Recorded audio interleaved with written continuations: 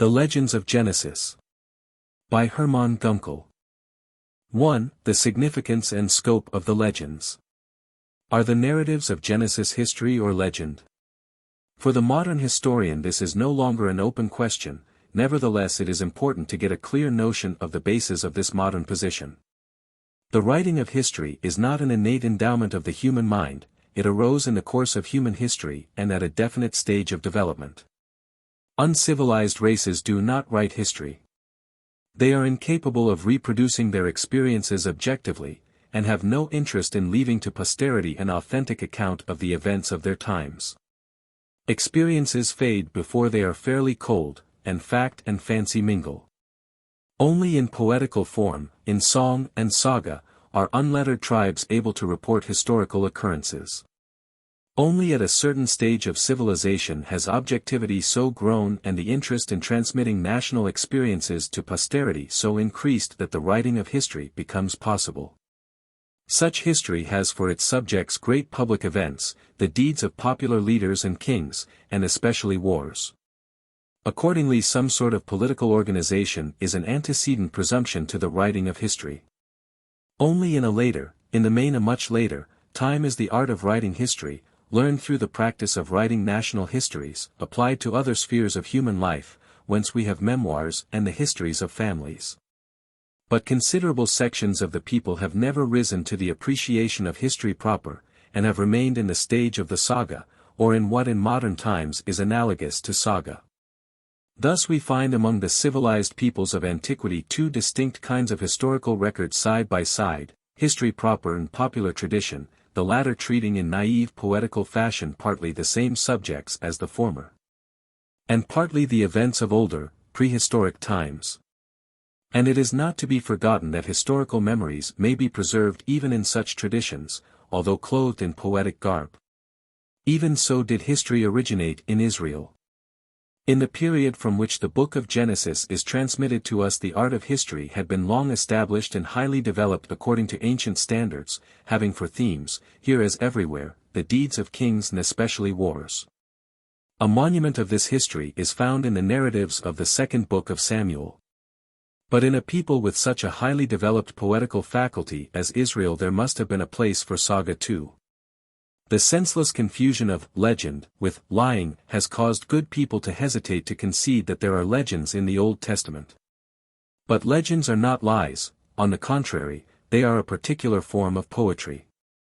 Why should not the lofty spirit of Old Testament religion, which employed so many varieties of poetry, indulge in this form also?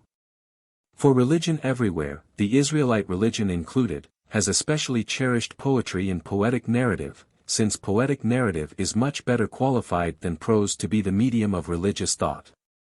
Genesis is a more intensely religious book than the Book of Kings. There is no denying that there are legends in the Old Testament. Consider for instance the stories of Samson and of Jonah. Accordingly, it is not a matter of belief or skepticism, but merely a matter of obtaining better knowledge, to examine whether the narratives of Genesis are history or legend. The objection is raised that Jesus and the apostles clearly considered these accounts to be fact and not poetry. Suppose they did. The men of the New Testament are not presumed to have been exceptional men in such matters, but shared the point of view of their time. Hence we are not warranted in looking to the New Testament for a solution of questions in the literary history of the Old Testament. Criteria for legend and history. Now, since legend and history are very different in both origin and nature, there are many criteria by which they may be distinguished. One of the chief points of difference is that legend is originally oral tradition, while history is usually found in written form. This is inherent in the nature of the two species, legend being the tradition of those who are not in the habit of writing, while history, which is a sort of scientific activity, presupposes practice in writing. At the same time, the writing down of an historical tradition serves to fix it, whereas oral tradition cannot remain uncorrupted for any length of time and is therefore inadequate to be the vehicle of history. Now it is evident that Genesis contains the final sublimation into writing of a body of oral traditions. The tales of the patriarchs do not have the air of having been written down by the patriarchs themselves. On the contrary, many passages reveal clearly the great interval of time that lies between the period of the patriarchs and that of the narrators. We read frequently the expression, even to this day, as in Genesis 19:38. The kings of Edom are enumerated down to the time of David, 36:31 ff. The sentence, in those days the Canaanites dwelt in the land, must have been written at a time when this race had long since passed away. But the whole style of the narrative, as is to be shown hereafter, can be understood only on the supposition of its having been oral tradition. This state of the case can be realized especially through the many variants, to be treated in the following pages. But if the contents of Genesis is oral tradition, it is, as the preceding considerations show, legend also. Different spheres of interest. Another distinguishing feature of legend and history is their different spheres of interest. History treats great public occurrences, while legend deals with things that interest the common people, with personal and private matters, and is fond of presenting even political affairs and personages so that they will attract popular attention. History would be expected to tell how and for what reasons David succeeded in delivering Israel from the Philistines. Legend prefers to tell how the boy David once slew a Philistine giant. How does the material of Genesis stand in the light of this distinction? With the exception of a single chapter, chapter 14, it contains no accounts of great political events, but treats rather the history of a family. We hear a quantity of details, which certainly have for the greater part no value for political history, whether they are attested or not, that Abraham was pious and magnanimous, and that he once put away his concubine to please his wife. That Jacob deceived his brother. That Rachel and Leah were jealous. Unimportant anecdotes of country life, stories of springs, of watering troughs, and such as are told in the bedchamber, attractive enough to read, yet everything but historical occurrences. Such minor incidents aroused no public interest when they took place. The historian does not report them, but popular tradition and legend delight in such details. Eyewitness and reporter.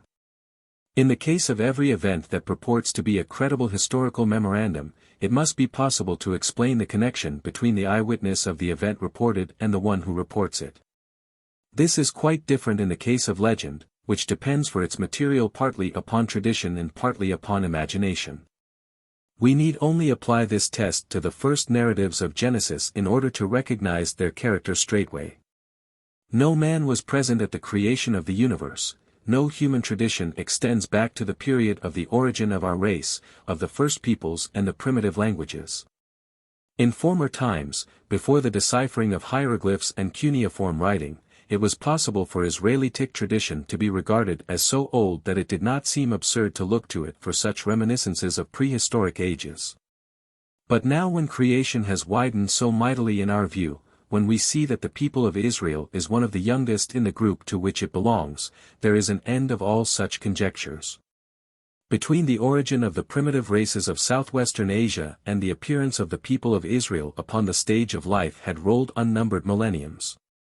Hence there is no room for serious discussion over historical traditions said to be possessed by Israel regarding those primitive times. The accounts of the patriarchs also give rise to the most serious doubts. According to the tradition, the period of the patriarchs is followed by the 400 years during which Israel lived in Egypt. Nothing is reported from this latter period. Historical recollection seems to have been utterly blotted out. And yet we have an abundance of unimportant details regarding the period of the patriarchs. How is it conceivable that a people should preserve a great quantity of the very minutest details from the history of its primitive ancestors and at the same time forget its own national history for a long period following? It is not possible for oral tradition to preserve an authentic record of such details so vividly and for so long a time. And then, consider these narratives in detail. The question how the reporter could know of the things which he relates cannot be raised in most cases without exciting laughter. How does the reporter of the deluge pretend to know the depth of the water? Are we to suppose that Noah took soundings? How is anyone supposed to know what God said or thought alone or in the councils of heaven? Cp. Genesis I, 2, 18, 6. 3-6 ff. 11. 6 ff.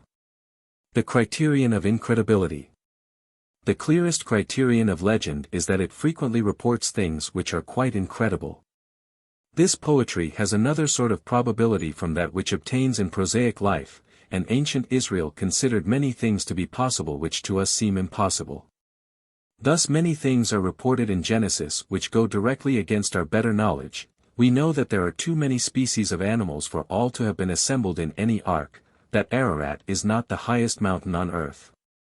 That the firmament of heaven, of which Genesis 6:ff speaks, is not a reality, but an optical illusion, that the stars cannot have come into existence after plants, as Genesis 2:10-14 reports. That the rivers of the earth do not come chiefly from four principal streams, as Genesis 2 thinks, that the Tigris and the Euphrates have not a common source, that the Dead Sea had been in existence long before human beings came to live in Palestine, instead of originating in historical times, and so on. Of the many etymologies in Genesis, the majority are to be rejected according to the investigations of modern philology. The theory on which the legends of the patriarchs are based, that the nations of the earth originated from the expansion of a single family, in each case from a single ancestor, is quite infantile. Any other conclusion is impossible from the point of view of our modern historical science, which is not a figment of imagination but is based upon the observation of facts. And however cautious the modern historian may be in declaring anything impossible, he may declare with all confidence that animal serpents and she-asses, for instance, do not speak and never have spoken. That there is no tree whose fruit confers immortality or knowledge, that angels and men do not have carnal connection, and that a world-conquering army cannot be defeated as Genesis 14 declares with 318 men. Waning anthropomorphism. The narratives of Genesis, being mostly of a religious nature, are constantly speaking of God. Now the manner in which narratives speak of God is one of the surest means of determining whether they are historical or poetic. Here too the historian cannot avoid having a universal point of view. We believe that God works in the universe in the silent and secret background of all things. Sometimes his influence seems almost tangible, as in the case of exceptionally great and impressive events and personalities. We divine his control in the marvelous interdependence of things, but nowhere does he appear as an operative factor beside others, but always as the last and ultimate cause of everything. Very different is the point of view of many of the narratives in Genesis. We find God walking about in the Garden of Eden, with his own hands he fashions man and closes the door of the ark. He even breathes his own breath into man's nostrils, and makes unsuccessful experiments with animals. He scents the sacrifice of Noah, he appears to Abraham and Lot in the guise of a wayfarer, or, as an angel, calls directly out of heaven. Once, indeed, God appears to Abraham in his proper form, having the appearance of a burning torch and of a smoking baking pot. The Revised Version in English has here, furnace. The speeches of God in Genesis are remarkable for the fact that his words are not heard in the obscure moments of intensest human excitement, in the state of ecstasy, as was the case with the prophets when they heard the voice of God. But that God speaks in all respects as does one man to another. We are able to comprehend this as the naive conception of the men of old, but we cannot regard belief in the literal truth of such accounts as an essential of religious conviction. And these arguments are immensely strengthened and we compare the narratives which on inner evidence we regard as poetry with the specimens which we know of strict Israelitish history. For these violations of probability and even of possibility are not found throughout the Old Testament, but only in certain definite portions possessing a uniform tone. Whereas they are not to be found in other portions which for other reasons we regard as more strictly historical. Consider especially the central portion of the second book of Samuel, the history of the rebellion of Absalom, the most exquisite piece of early historical writing in Israel. The world that is there portrayed is the world that we know. In this world iron does not float and serpents do not speak, no god or angel appears like a person among other persons, but everything happens as we are used to seeing things happen. In a word, the distinction between legend and history is not injected into the Old Testament, but is to be found by any attentive reader already present in the Old Testament. Moreover, it should not be forgotten that many of the legends of the Old Testament are not only similar to those of other nations, but are actually related to them by origin and nature. Now we cannot regard the story of the deluge in Genesis as history and that of the Babylonians as legend. In fact, the account of the deluge in Genesis is a younger version of the Babylonian legend. Neither can we reject all other cosmogonies as fiction and defend that of Genesis as history. On the contrary, the account of Genesis greatly as it differs in its religious spirit from other cosmogonies, is by its literary method closely related to them. Legend is poetry. But the important point is and will remain the poetic tone of the narratives. History, which claims to inform us of what has actually happened, is in its very nature prose, while legend is by nature poetry, its aim being to please, to elevate, to inspire and to move. He who wishes to do justice to such narratives must have some aesthetic faculty, to catch in the telling of a story what it is and what it purports to be. And in doing so he is not expressing a hostile or even skeptical judgment, but simply studying lovingly the nature of his material. Whoever possesses heart and feeling must perceive, for instance in the case of the sacrifice of Isaac, that the important matter is not to establish certain historical facts, but to impart to the hearer the heartrending grief of the father who is commanded to sacrifice his child with his own hand, and then his boundless gratitude and joy when God's mercy releases him from this grievous trial. And everyone who perceives the peculiar poetic charm of these old legends must feel irritated by the barbarian, for there are pious barbarians who thinks he is putting the true value upon these narratives only when he treats them as prose and history. The conclusion, then, that one of these narratives is legend is by no means intended to detract from the value of the narrative. It only means that the one who pronounces it has perceived somewhat of the poetic beauty of the narrative and thinks that he has thus arrived at an understanding of the story. Only ignorance can regard such a conclusion as irreverent, for it is the judgment of reverence and love. These poetic narratives are the most beautiful possession which a people brings down through the course of its history, and the legends of Israel, especially those of Genesis, are perhaps the most beautiful and most profound ever known on earth. A child, indeed, unable to distinguish between reality and poetry, loses something when it is told that its dearest stories are not true. But the modern theologian should be further developed. The evangelical churches and their chosen representatives would do well not to dispute the fact that Genesis contains legends as has been done too frequently, but to recognize that the knowledge of this fact is the indispensable condition to an historical understanding of Genesis. This knowledge is already too widely diffused among those trained in historical study ever again to be suppressed. It will surely spread among the masses of our people, for the process is irresistible. Shall not we evangelicals take care that it be presented to them in the right spirit? How do you find this book? Any thoughts about the book or the author? Any suggestion for improvement? Please take a moment to share your thoughts in a comment. If you like it, share it with your friends who might enjoy it as well. Subscribe to keep in touch. Visit CompleteAudiobooks.com for more quality content. 2. The varieties of legends in Genesis. In the great mass of our materials, two groups are distinctly recognizable. 1. The legends of the origin of the world and of the progenitors of the human race, the stories down to the Tower of Babel, their locality being remote and their sphere of interest the whole world. 2. The legends of the patriarchs of Israel, Abraham, Isaac and Jacob, and the latter's sons, the locality and the sphere of interest being Canaan and adjacent lands. Even in their character the two groups are most plainly distinguished. The narratives of the first group speak of God in a way different from that of the legends of the patriarchs. In the latter the divinity appears always enveloped in mystery, unrecognized or speaking out of heaven, or perhaps only in a dream. In the earlier legends, on the contrary, God walks intimately among men and no one marvels at it.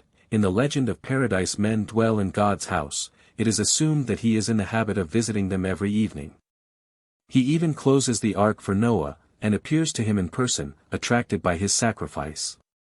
Furthermore, in the legends of the patriarchs the real actors are always men. If the divinity appears, it is regarded as an exception. But in the primitive legends the divinity is the leading actor, as in the creation, or at least among those chiefly concerned, as in the story of paradise, of the union of men and of angels, of the deluge and the Tower of Babel. This distinction is, to be sure, only relative, for some of the legends of the patriarchs, notably those connected with Hebron and Penuel, represent the divinity as appearing in the same way. On the other hand, the story of Cain and Abel and that of the cursing of Canaan, in which human beings are the chief actors, are among the primitive legends. However, the distinction applies on the whole to the two groups.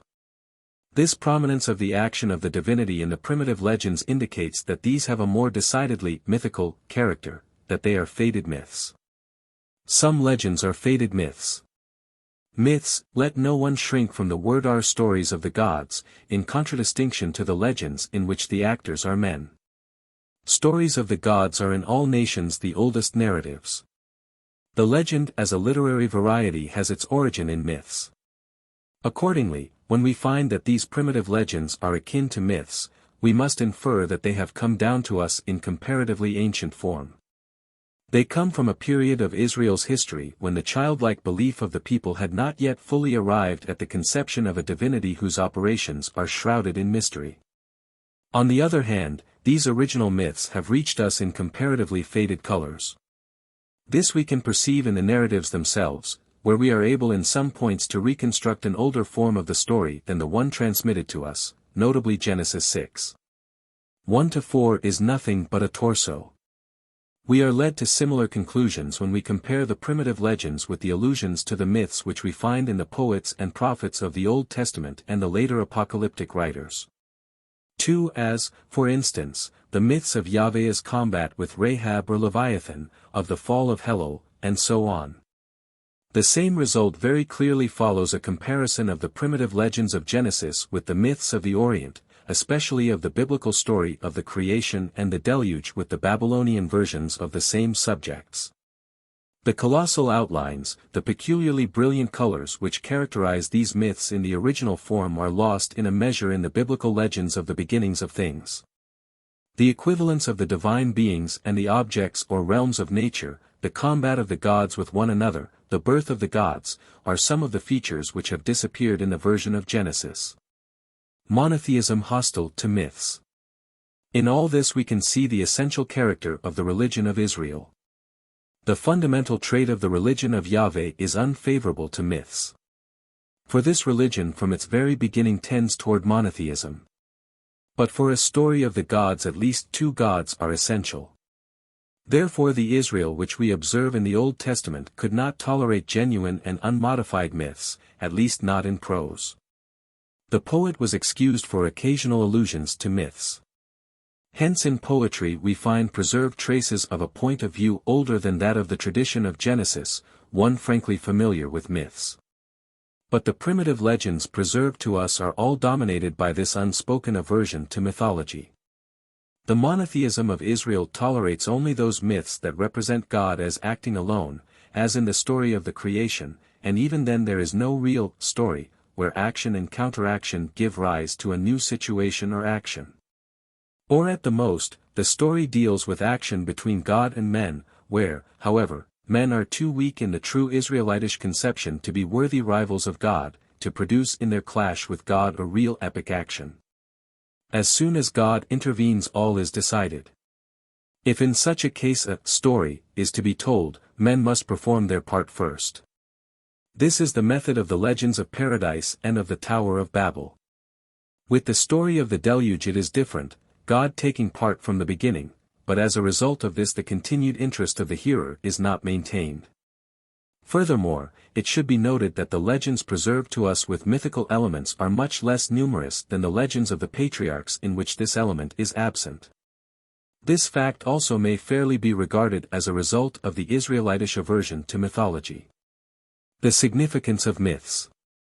It is not proposed to present here a theory of the origin and primitive significance of myths. Only a few observations may be permitted. A certain series of myths may be interpreted on the assumption that some natural phenomenon that is wont to occur frequently or regularly in the actual world has furnished the colors for the painting of one similar but gigantic phenomenon in primitive times.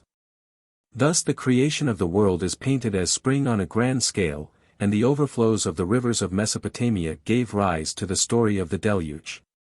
Many myths attempt to answer questions, being intended to give instruction.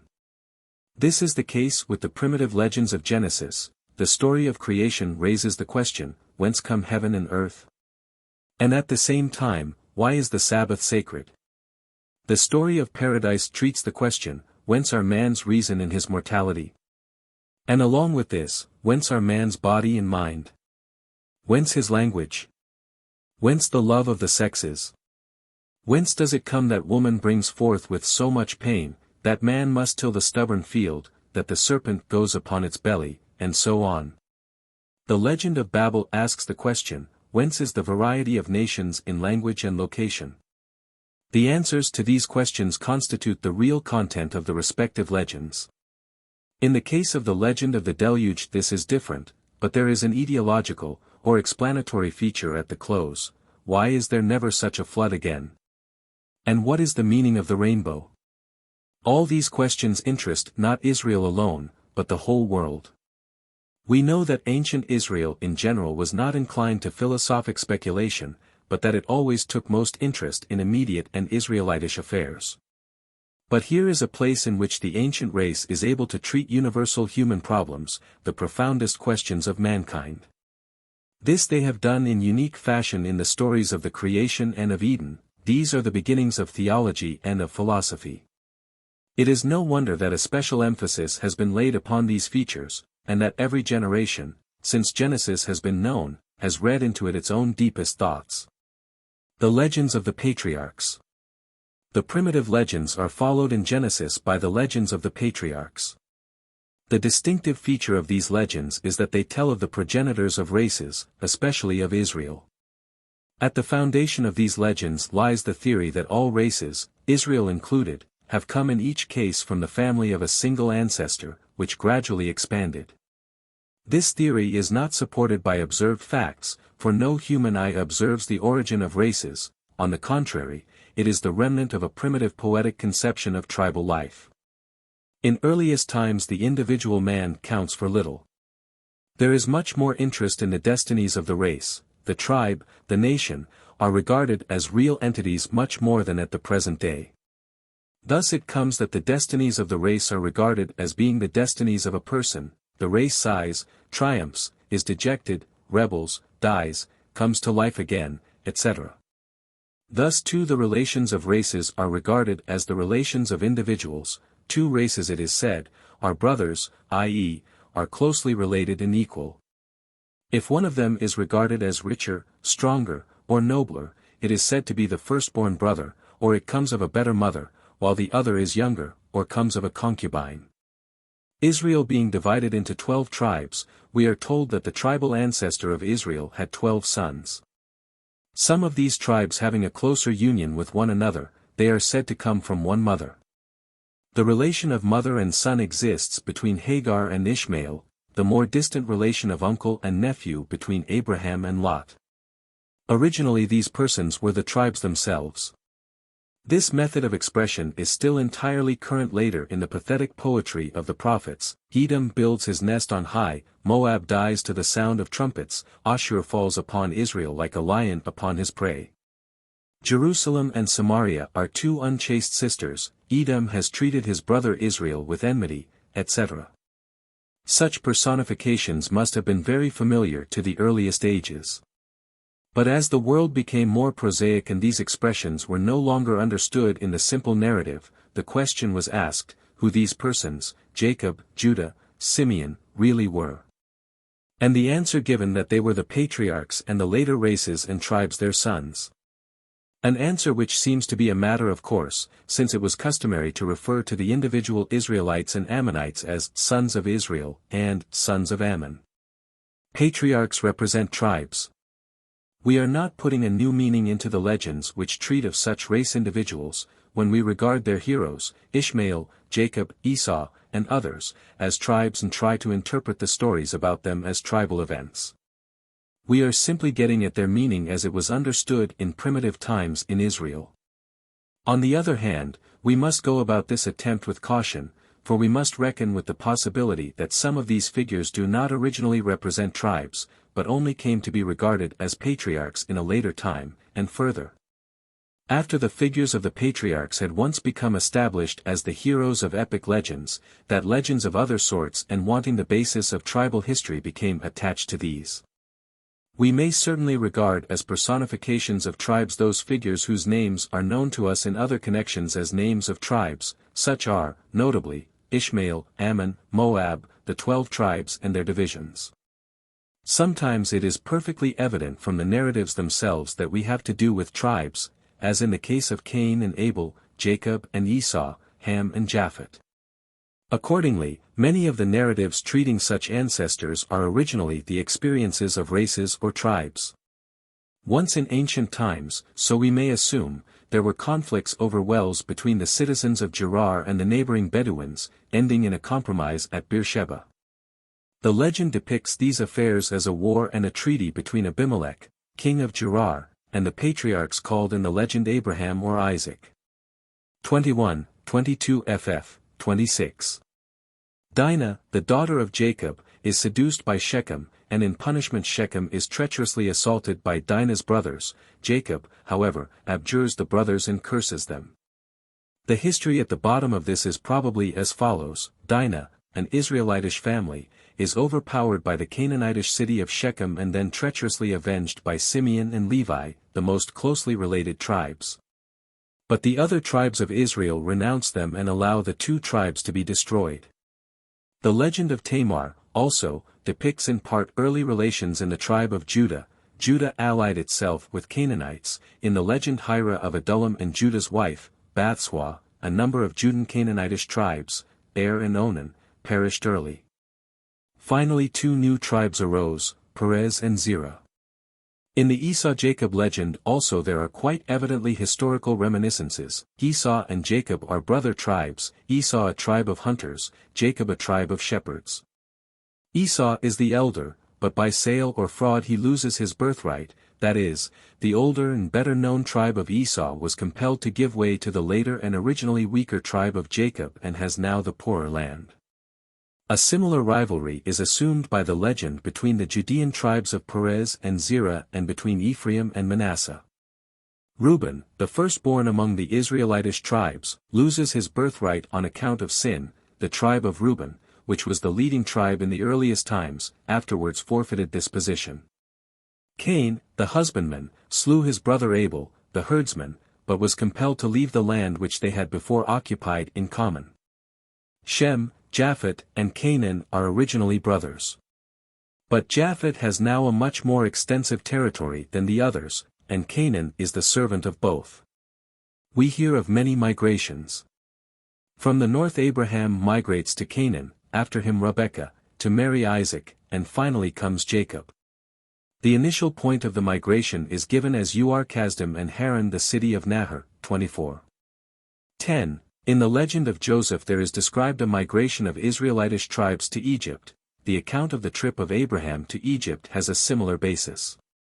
Now it is in the nature of legend that we do not catch sight of these old occurrences clearly by its means, but only as through a mist. Legend has woven a poetic veil about the historical memories and hidden their outlines. In most cases the time of the event is not to be derived from the legend itself. Often even the place is not to be distinguished, and sometimes not even the personality of the actor. Who can tell what race it was that came to Canaan from Aram Naharaim? Where the real home of Jacob and Esau was, of Cain and Abel, of Shem and Japhet, the legend has forgotten.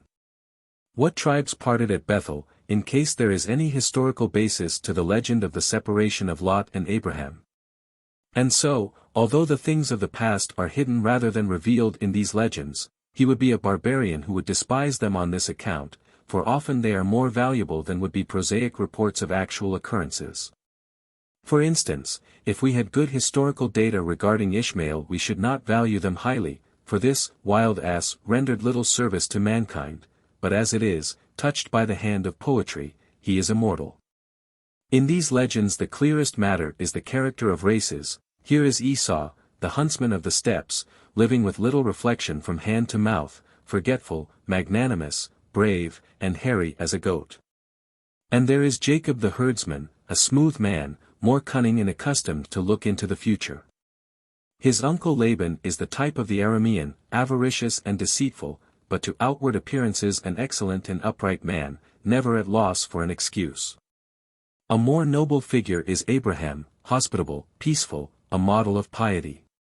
Moreover, it is clear to us in many cases in what spirit the incidents are regarded. We perceive most easily how the legend despises the unchastity of Canaan, how it mocks at Esau and Laban, how it rejoices that Lot, with all his avarice, obtained after all the worse land, etc.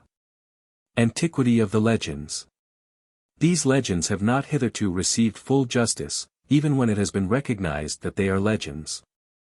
Even the most superficial reader can distinguish for himself the chief original sources in Genesis from which the present redaction was constructed, now commonly called the writings of the Elohist, of the Jahvist, and of the priestly code.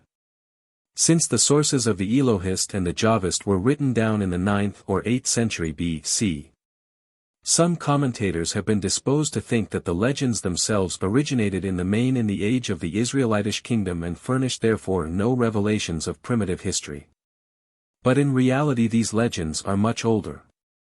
The tribal and race names which they preserve are almost all forgotten in other records. We know nothing of Shem, Ham, and Japhet, of Abel and Cain, of Esau and Jacob, nothing of Hagar and scarcely anything of Ishmael.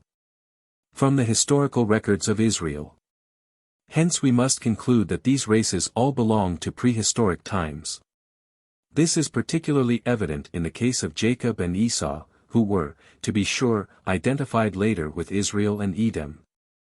But this very lapping of names, as well as many features of the legend which are not applicable to Israel and Edom, as, for instance, the treaties between the city of Gerar and the sons of Abraham, or Isaac, concerning the possession of certain wells, especially that of Beersheba, show us that the old narrative originally had in mind entirely different races. In the legend Jacob is not disposed to war, in history Israel conquered Edom in war, in the legend Esau is stupid, in history he is famous for his wisdom. Another proof of the age of these tribal legends may be found in the history of the legend in Israel. The legends in the book of Judges have ceased to speak of tribes as persons, excepting Judges I. But they tell of heroes, of individual leaders of the tribes.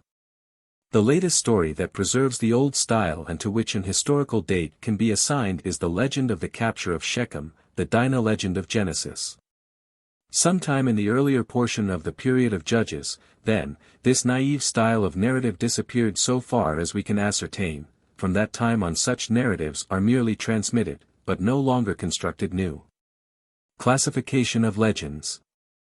We call these legends historical, when they reflect historical occurrences, ethnographic, when they contain chiefly descriptions of race and tribal relations. Thus we characterize the legend of the Treaty of Beersheba and the various legends of migrations as historical, but those of Jacob and Esau as ethnographic. Etiological legends.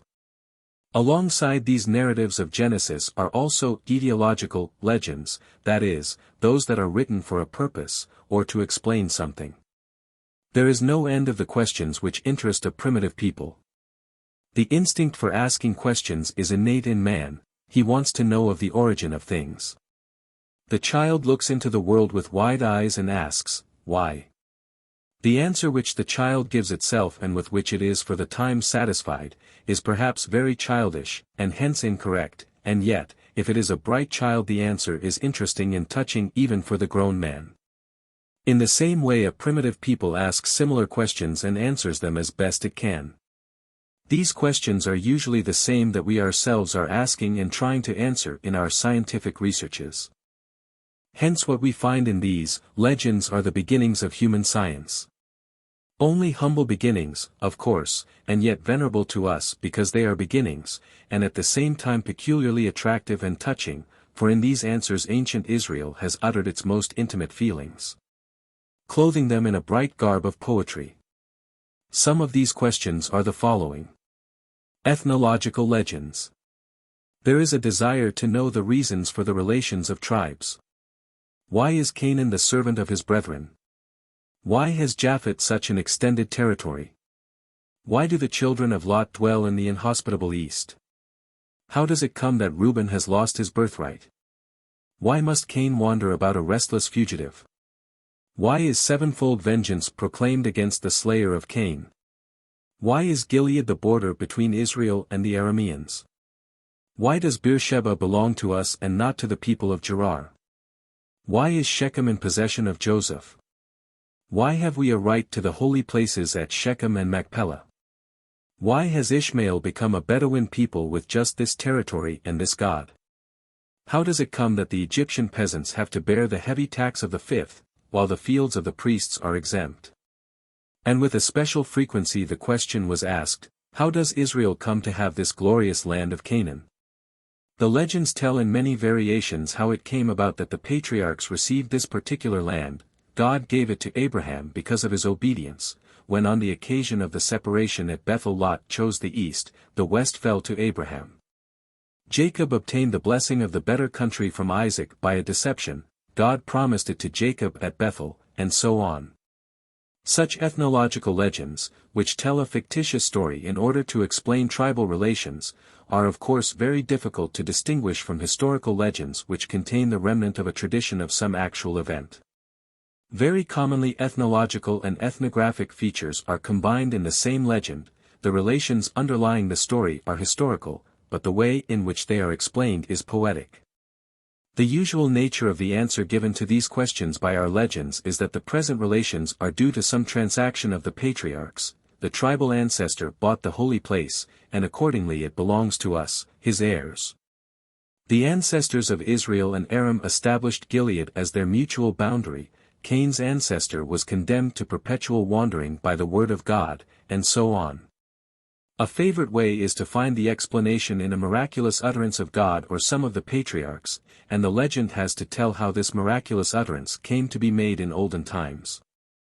And this sort of explanation was regarded as completely satisfactory, so that there came to be later a distinct literary variety of charm or blessing. 3.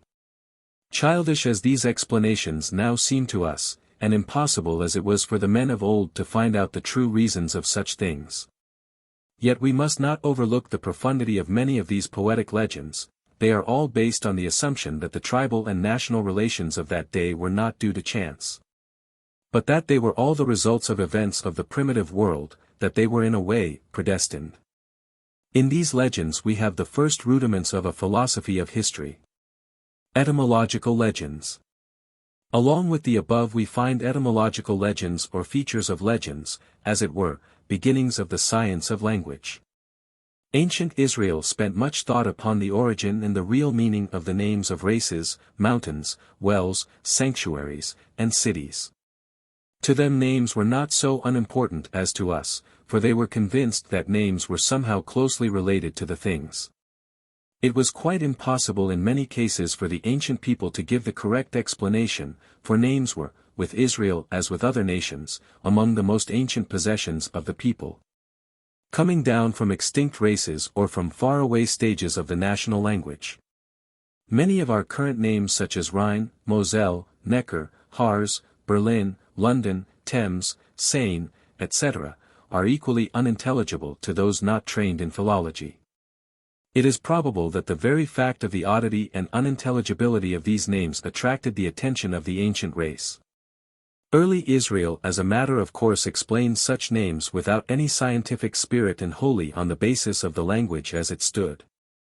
It identifies the old name with a modern one which sounds more or less like it, and proceeds to tell a little story explaining why this particular word was uttered under these circumstances and was adopted as the name. We too have our popular etymologies. How many there are who believe that the noble river which runs down between New Hampshire and Vermont and across Massachusetts and Connecticut is so named because it connects the first two and cuts the latter two states. Manhattan Island, it is said, was named from the exclamation of a savage who was struck by the size of a Dutch hat worn by an early burgher, "Man hat on." Many are the stories told to explain why a famous London highway is called Rotten Row, Root and Roy. The Lombards, we are told by another legend, were originally called Winnerly. But on an occasion the women of the tribe put on beards as a disguise, and Woden looking out of his window in the morning exclaimed, "What are those long beards, Langobarden?" Grimm, German Legends, number 390. The famous Thuringian castle, the Wartburg, is said to have derived its name from the fact that the Landgrave, having strayed thither during a hunt, exclaimed, "Wart, Berg, du sollst mir ein Berg werden, wait, mountain. Thou shalt become my fortress." Similar legends are numerous in Genesis and in later works. The city of Babel is named from the fact that God there confused human tongues, Balal, 11. 9. Jacob is interpreted as heel-holder, because at birth he held his brother, whom he robbed of the birthright, by the heel, 25. 26. Zor means trifle, because Lot said appealingly, "It is only a trifle," 19. 20, 22. Beersheba is the well of 7, because Abraham there gave Abimelech 7 lambs, 21. 28 ff. Isaac, Jishak, is said to have his name from the fact that his mother laughed, Sahak, when his birth was foretold to her, 18. 12, and so forth. In order to realize the utter naivete of most of these interpretations, consider that the Hebrew legend calmly explains the Babylonian name Babel from the Hebrew vocabulary. And that the writers are often satisfied with merely approximate similarities of sounds, for instance Cain, more exactly Kajim, from Kanidi, I have acquired. 4. Reuben from Ra Bianji, he hath regarded my misery, 29. 32, etc. Every student of Hebrew knows that these are not satisfactory etymologies. Investigators have not always fully perceived the naive character of this theory of etymology, but have allowed themselves to be misled into patching up some very unsatisfactory etymologies with modern appliances. In one case many theologians even are wont to declare one of these explanations, a very ingenious one indeed, Yahweh equals, I am that I am, x3. 14, as an established etymology. But etymologies are not acquired by revelation. The etymological legends are especially valuable to us because they are especially clear illustrations of the etiological variety of legend. Ceremonial legends. More important than these etymological legends are those whose purpose is to explain the regulations of religious ceremonials. Such ceremonial regulations play a great part in the life of primitive races, but many of these customs had become in part or altogether unintelligible to the one who observed them in the earliest times of which we have authentic record. For customs are far more persistent than opinions, and religious customs are particularly conservative. And even we, whose religious service has undergone a vigorous purging in the Reformation and again at the hands of rationalism, see and hear in our churches many things which we understand only in part or not at all. Ancient Israel reflected deeply upon the origin of these religious practices. And if the grown people became too blunted by custom to be able to perceive the strange and unintelligible features of the custom, they were roused from their indifference by the questions of the children. When the children see their father perform all sorts of curious customs during the feast of the Passover, they will ask, thus it is expressly told, X 12. 26, 13. 14, what does this mean? And then the story of the Passover is to be told them. A similar direction is given with relation to the 12 stones in the Jordan, Josh 4. 6, which the father is to explain to the children as memorials of the passage of the Jordan. In these examples, then, we see clearly how such a legend is the answer to a question. Similarly, questions are asked with regard to the origin of circumcision, and of the Sabbath. Why do we not eat the muscle of the thigh? Why do they anoint the holy stone of Bethel and deliver the tithes there? Why do we not sacrifice a child at Jeruel as Yahweh commands, but in its stead a ram, Gen 22? Why do our people limp, that is, perform a certain dance, at the festival in Penuel, 32? 32. No Israelite could have given the real reason for all these things, for they were too old. But to relieve this embarrassment myth and legend step in. They tell a story and explain the sacred custom. Long ago an event occurred from which this ceremony very naturally sprang, and we perform the ceremony representing the event in commemoration of it. But this story that explains the custom is always laid in primitive times. Thus the ancient race gives the entirely correct impression that the customs of their religious service originated in the immemorial past. The trees of Shechem and Hebron are older than Abraham. We perform the rite of circumcision in memory of Moses, whose firstborn was circumcised as a redemption for Moses, whose blood God demanded, Ex 4:24 ff. We rest on the seventh day because God at the creation of the world rested on the seventh day, a myth. Because God himself is the actor in it.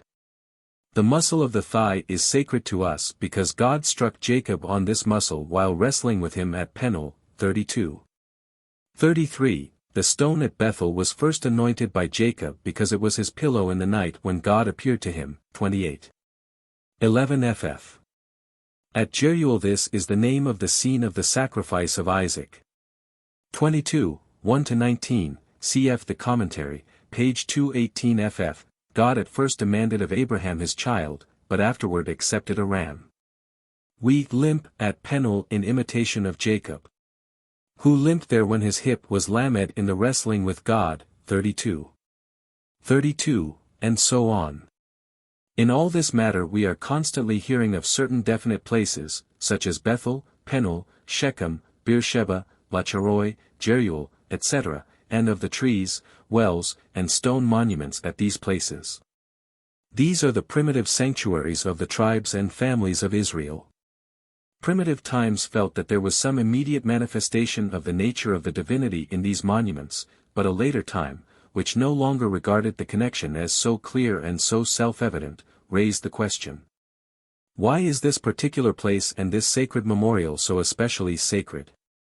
The regular answer to this question was, because in this place the divinity appeared to our ancestor. In commemoration of this theophany we worship God in this place.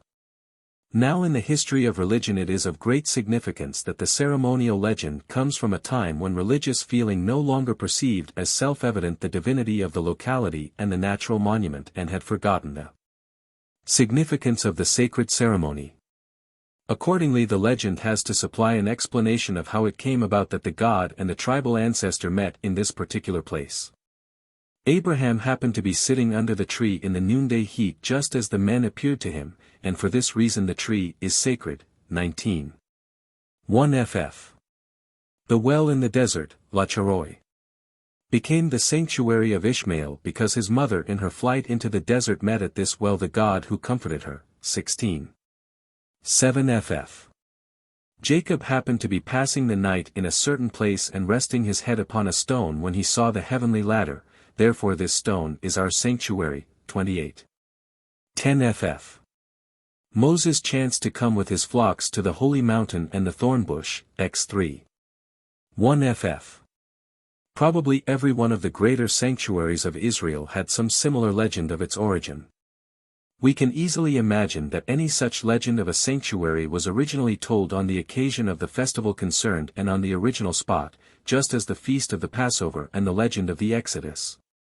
The feast of Purim and the legend of Esther, the Babylonian Easter festival and the Babylonian hymn of the creation, belong together, and as with us Christmas and Easter are not to be thought of without their stories. These ceremonial legends are so valuable to us because we discover from them what were the sacred places and customs of Israel, and at the same time they give us a very vivid realization of ancient religious feeling. They are our chief sources of information regarding the oldest religion of Israel. Genesis is full of them, and but few are found in the later books. Almost everywhere in Genesis where a certain place is named, and at least wherever God appears at a definite place, it is based on such a legend. In these legends we have the beginning of the history of religion. Geological and other legends.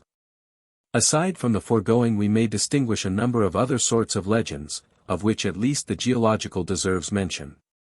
Such geological legends undertake to explain the origin of a locality. Whence comes the Dead Sea with its dreadful desert? The region was cursed by God on account of the terrible sin of its inhabitants. Whence comes the pillar of salt yonder with its resemblance to a woman? That is a woman, Lot's wife, turned into a pillar of salt in punishment for attempting to spy out the mystery of God. 19:26. But whence does it come that the bit of territory about Zor is an exception to the general desolation? Because Yahweh spared it as a refuge for Lot, 19. 17-22. All these etiological legends, then, are remote from the standards of the modern sciences to which they correspond. We regard them with the emotion with which a man looks back upon his childhood. But even for our science they have a great value, for they furnish us in their descriptions or implications of definite conditions the most important material for the knowledge of the ancient world. Mixed legends. Very frequently various types of legend are combined in one. The flight of Hagar, 16, is to be called ethnographic because it depicts the life of Ishmael, ethnologic, because it undertakes to explain these conditions. In one feature it is allied to the ceremonial legends, its explanation of the sacredness of Lacharoi. Furthermore it has etymological elements in its interpretation of the names Lacharoi and Ishmael. The legend of Paradise treats all at once a number of questions. The legend of Bethel explains at once the worship at Bethel and the name of the place. The legends of Beersheba, 21, 22. ff. 26. Contain remnants of history, telling of a tribal treaty established there, and at the same time certain religious features, as the explanation of the sanctity of the place, and finally some etymological elements. The legend of Penuel explains the sanctity of the place, the ceremony of limping, and the names Penuel and Israel. And so on. Etymological elements, it may be noted, never appear alone in Genesis, but always in connection with other features. Origin of the legends. In many cases the origin of the legends will have been revealed with what has already been considered. Thus, in most etymological legends it can be shown quite clearly that those features in the legend which explain the name were invented for this very purpose. The incident of Abraham's giving Abimelech 7, Sheba, lambs at Beersheba, 21, 28 ff. was surely invented to explain this name, also the laughing, Sahak, of Isaac's mother, 18. 12-15, etc. The narrative of Judah, Onan, 38. And the others is plainly nothing but a history of the Israelite families, just as the legend of Dinah, 34, is merely a reflection of the attack upon Shechem. But, on the other hand, the investigator is to be warned not to be too quick to jump at the conclusion that he always has the origin of the legend in this oldest interpretation attainable by us. On the contrary, we have to reckon with the possibility that the features of the story which are intelligible to us were injected into it later, and that the legend itself is older than any meaning we can see in it. Finally, there are legends which cannot be classified under any of the heads given above. Of such are large portions of the legend of Joseph, also the chief feature of the story of Jacob and Laban. The deceits and tricks cannot be understood from the standpoint of either history or etiology. The preceding classification of legends is based of course upon the chief or dominant features. Along with these go the purely ornamental or aesthetic features, twining about the others like vines over their trellises. The art of these legends is revealed especially in this portrayal of the subject matter given. 3. The literary form of the legends. The beauty of the legends of Genesis has always been a source of delight to readers of refined taste, and it is not mere chance that painters have been so fond of choosing the subjects of their works from Genesis. Scholars have more rarely expressed appreciation of the beauty of these narratives, often perhaps for personal reasons, and perhaps often because the aesthetic point of view seemed to them incompatible with the dignity of science. However, we do not share this prejudice, but, on the contrary, are of the opinion that one who ignores the artistic form of these legends not only deprives himself of a great pleasure, but is unable properly to satisfy the scientific demands of the understanding of Genesis. Nay, more, it is no insignificant question for science to answer, in what the peculiar beauty of the legends consists, a problem whose solution requires a thorough investigation of the contents and the religion of Genesis. Genesis is prose. The first question is, whether the form of the diction is prose or poetry. Aside from Genesis 49, which is a poem and not a narrative, and on that ground alone is out of place in Genesis, all that the book contains is prose in form. Detailed investigations of the nature of this prose have not been carried on. Meanwhile, at least this may be said, that this prose is not the common colloquial language of everyday life, but is more artistic in its composition and has some sort of rhythmical construction. Hebrew prosody is still a sealed book to us, but in reading Genesis aloud one feels an agreeable harmony of rhythmically balanced members. The translator of Genesis is constrained to imitate this balancing of sentences. Since the legends were already very old when they were written down, as will be shown hereafter, it is a matter of course that the language of Genesis is somewhat archaic. This too must be reproduced in the translation. In certain passages, the climaxes of the stories, the language rises into poetry, as is the case with the German Märchen where the spells and charms are in poetic form. In the case of some of the legends we know variants both biblical and extra-biblical, notably of the stories of creation, of the Garden of Eden and of the flood, which are in strictly metrical form. Inasmuch as these poetical variants are known to be older than the prose versions transmitted in Genesis, we are warranted in the conjecture that the poetic form of these legends is older than any prose form whatever. The older and strictly rhythmical form, which we must suppose to have been sung, would differ from the later prose form, which was recited, as does the ancient German epic from the later Volksbuch, book of popular legends. Or as do the Arthurian poems of Christian of Troyes from the prose versions of Malory's Morte d'Arthur or the Welsh Mabinogion. Genesis a folk book. A second question is, whether these poetic versions are popular traditions or the productions of individual poets.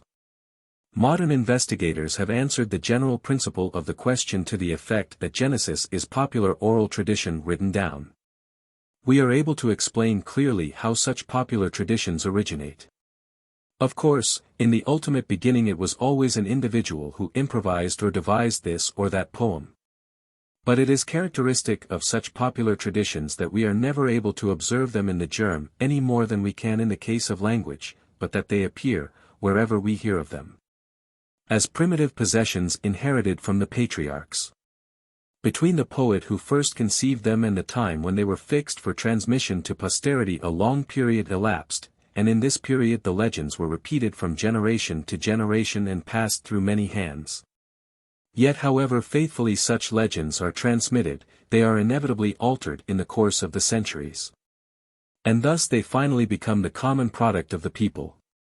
This transformation of the legends was unconscious, at least in its earlier stages.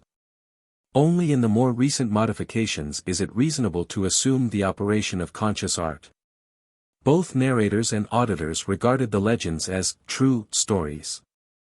That this is true of the legends of the Old Testament is shown in the historical books of the Bible, where the narrators proceed by almost imperceptible degrees from legends to genuine historical narratives.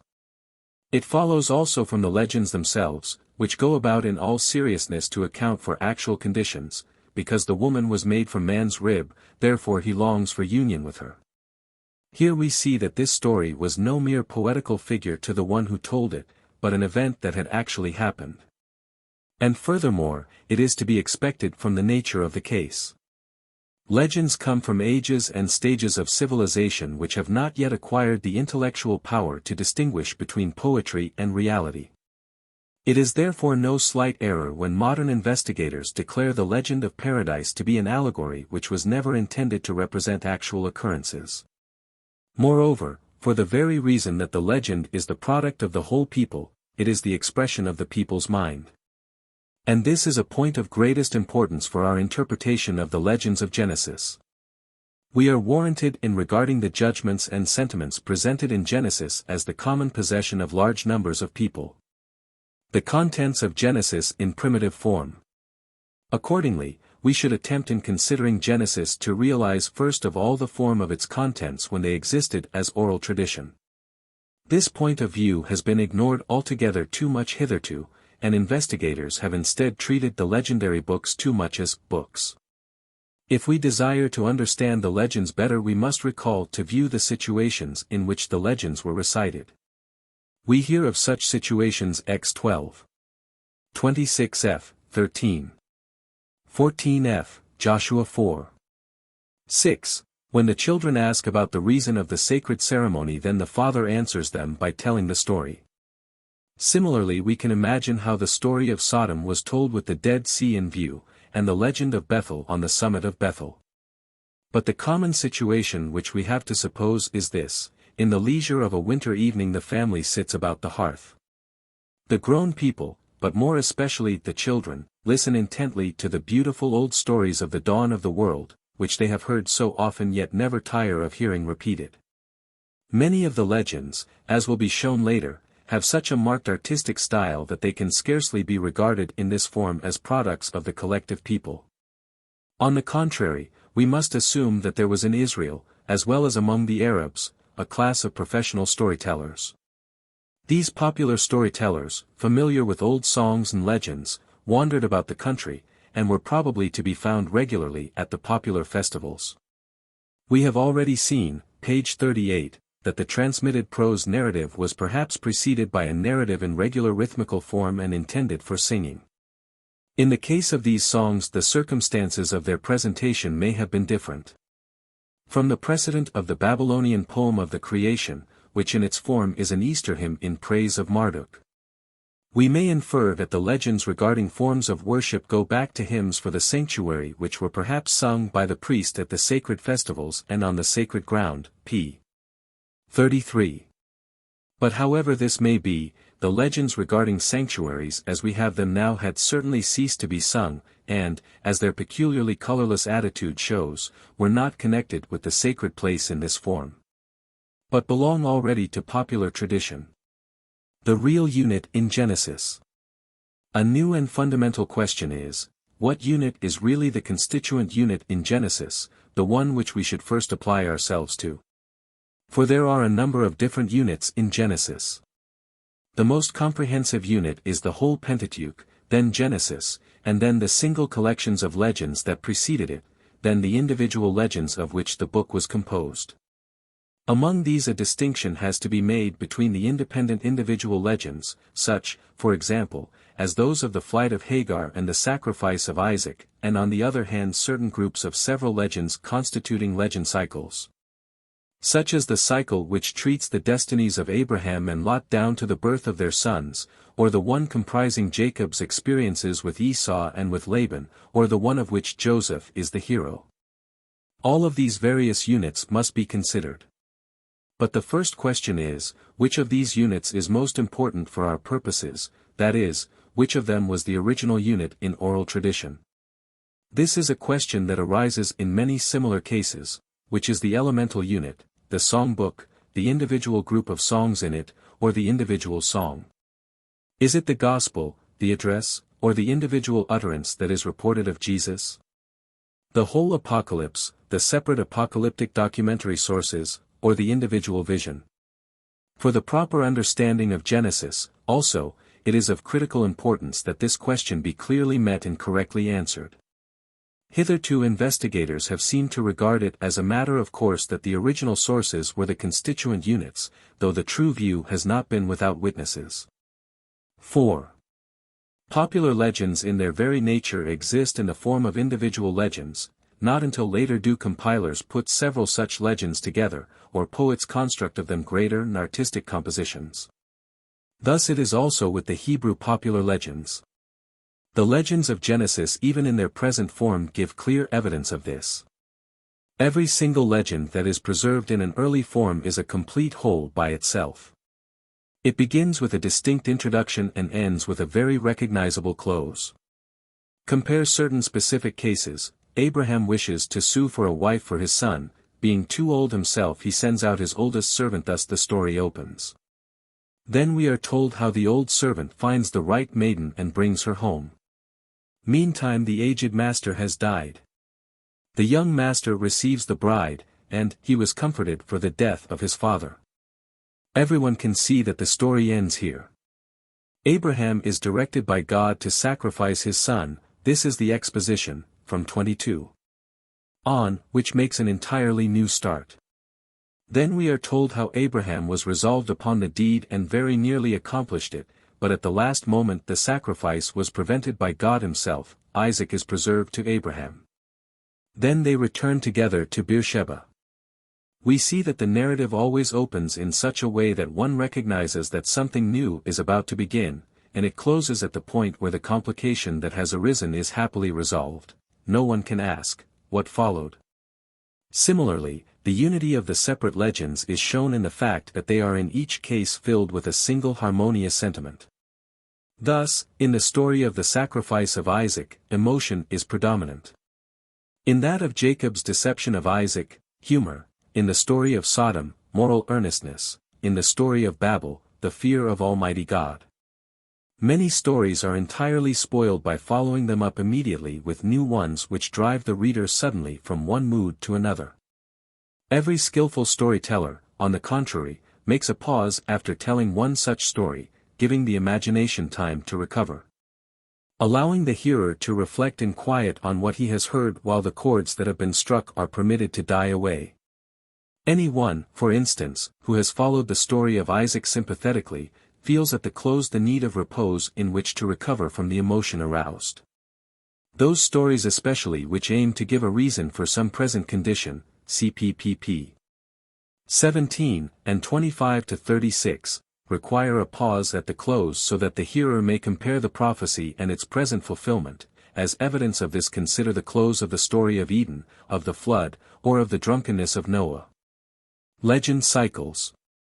In later times there were formed of these individual legends greater units, called legend cycles, in which the separate legends are more or less artistically combined.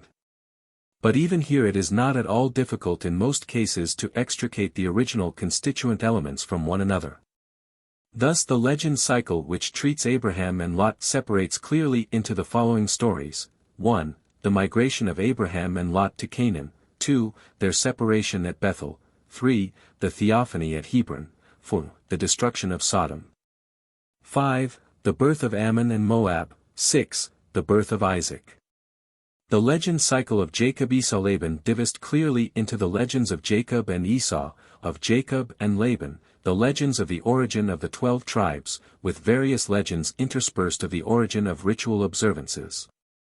In the stories connected with Joseph, also, those of Joseph's intercourse with his brothers are clearly distinguished from those of Potiphar's wife, of Pharaoh's dreams, and those of the agricultural conditions of Egypt, Gen 47. 13-26. This leads to the practical conclusion for the exegete that each individual legend must be interpreted first of all from within. The more independent a story is, the more sure we may be that it is preserved in its original form. And the connection between individual legends is of later origin in many cases, if it be not simply an hallucination of the exegete.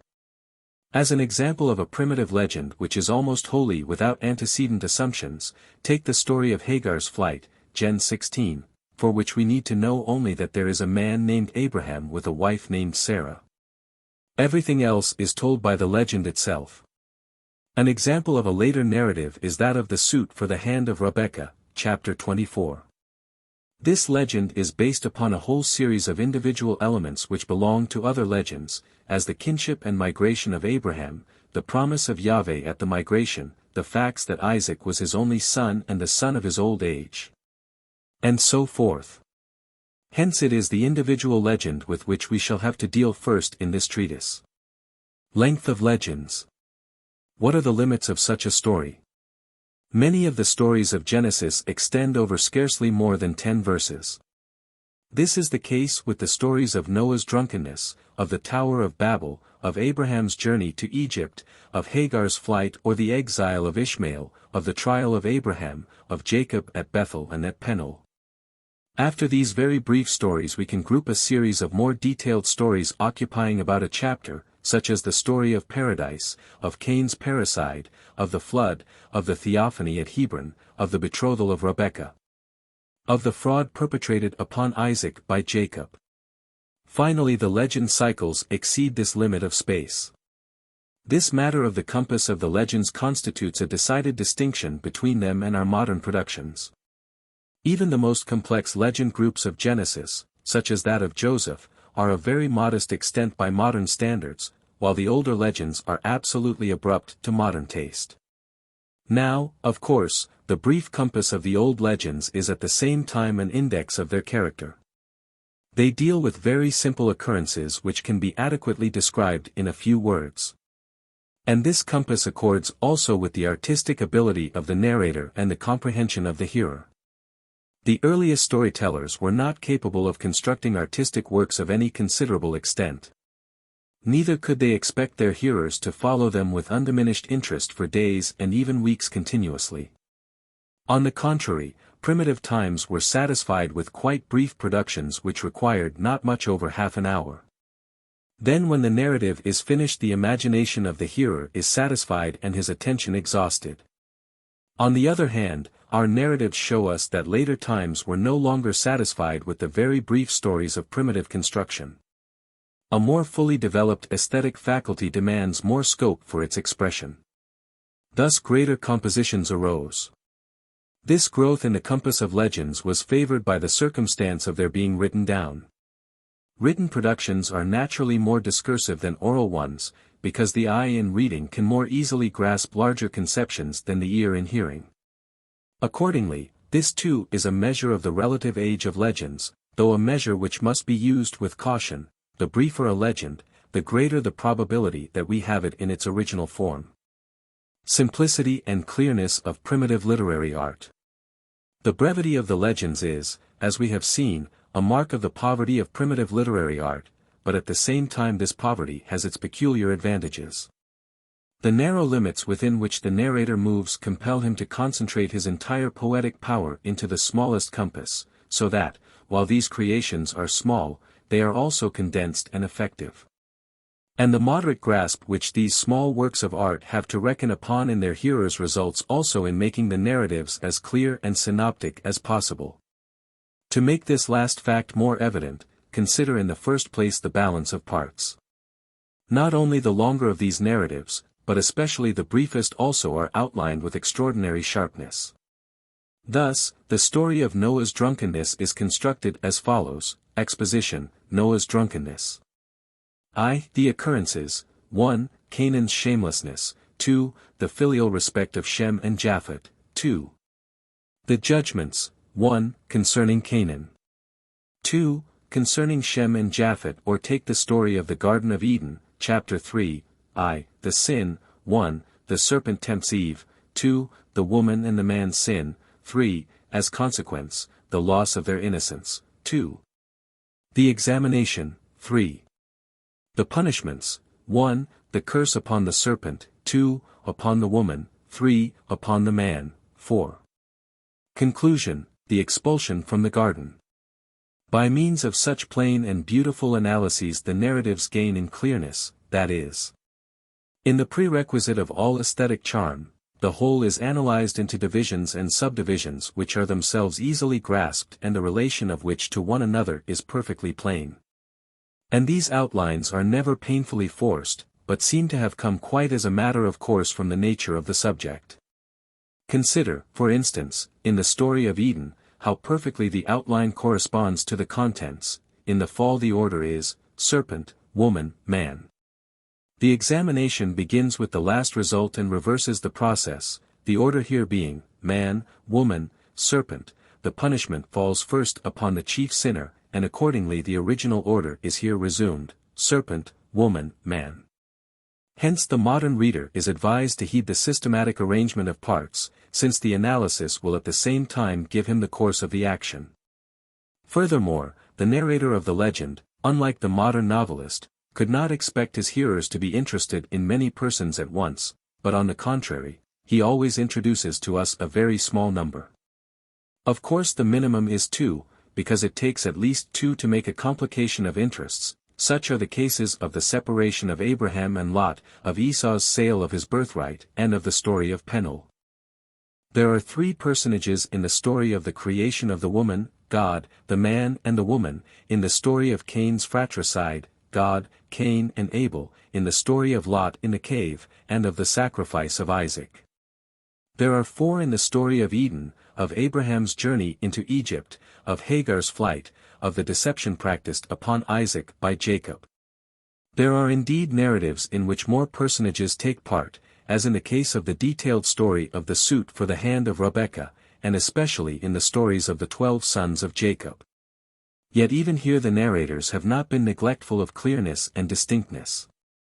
In very many cases where a number of persons appear, the many are treated as one, they think and wish the same things and act all alike. Thus in the story of the flood and of the Tower of Babel all mankind are treated as one person.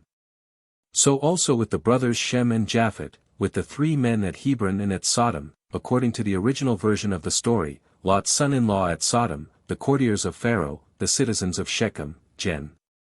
34, 24, the brothers of Dinah, 34. 25, the citizens of Timnah, 38. 24, and in many other cases. This is in accord with the conditions of antiquity, in which the individual was much less sharply distinguished from the mass of the people than in modern times.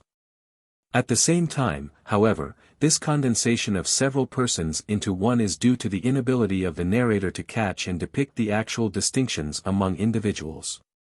How limited in those days the capacity of even an artistically developed narrator to depict character is shown in the conspicuous instance of the story of Joseph. The narrative presents Joseph and the 11 in conflict. Among the others the story distinguishes Joseph's full brother, Benjamin, the youngest, of the remaining 10 Reuben, Judah, is recognized separately. But this is the extent of the narrator's power to characterize. The remaining 9 lack all individuality, they are simply the brothers. Further simplicity is attained by means of the arrangement of parts, which, as we have noted, resolves the story into a number of little scenes. And in these scenes it is rare that all the persons of the story appear at once, but only a few, usually only 2, are shown us at once. Compare the scenes of the story of the suit for Rebekah. The first scene shows Abraham and his servant, the second shows the servant alone on the journey and at the well, the third the servant and the maiden, the fourth the maiden and her family, the fifth, and principal scene shows the servant together with the maiden in her home, the sixth the servant returning home with the maiden, the last their arrival at the tent of Isaac. Or, another instance, the story of the exile of Ishmael, 24. For FF, shows in succession, Sarah hearing the daughter of Ishmael, and persuading Abraham, Abraham expelling Hagar. Then Hagar alone in the wilderness with the child, and finally her rescue by the angel. The story of Jacob's deception, 27. Treats first of Isaac and Esau, then of Rebekah and Jacob, next of Jacob before Isaac, and of Esau before Isaac, of Esau's hatred of Jacob, and finally of Rebekah's advice to Jacob. The narrative takes especial pains to motivate this succession of scenes, and yet it does not hesitate to simply drop a personage on occasion, as in the case of the serpent after the temptation, or of Rebekah after the death of Isaac. By means of this analysis the narrative gains great clearness. The hearer is not constrained to keep a confusing group of people in view, but he sees them in succession. Thus he has time to inspect them at leisure and to familiarize himself with them. Only once, at the climax of the action, do all the persons appear together, thus in the story of Eden, in that of Noah's drunkenness, and in the story of Joseph at the close. But even here the narrators considered grouping necessary. They would not have been able to conduct a conversation between a number of persons at once. Thus at the end of the story of Eden God does not reprove all the participants in one common address. But he turns first to the serpent, then to the woman, then to the man. And elsewhere also it is the nature of the style to divide up the conversation into so many dialogues. Chief and subordinate personages. The survey of the various personages is further facilitated by a very distinct separation of leading and subordinate parts. The hearer does not have to ask many questions to learn which of the personages should receive his especial attention. The narrator makes this very plain to him simply by speaking most of the chief personage. Thus in most of the legends of the patriarchs themselves are as a matter of course the chief personages. In the following cases the personages of their respective stories are arranged in the order in which they interest the narrator: Cain, Abel, Abraham, Sarah, Pharaoh, Genesis 12. 10-20, Abraham, Lot, Hagar, Sarah, Abraham, chapter 16. The servant and Rebekah are the chief personages in chapter 24, the others being all of second rank, in chapter 27. The chief personages are Jacob and Esau. While the parents are secondary, in the story of Jacob and Laban these are the chief personages. The women secondary. In this classification sympathy and veneration are not to be confused with interest. The artistic interest of the narrator is greater in Cain than in Abel, in Hagar than in Sarah, in chapter 24.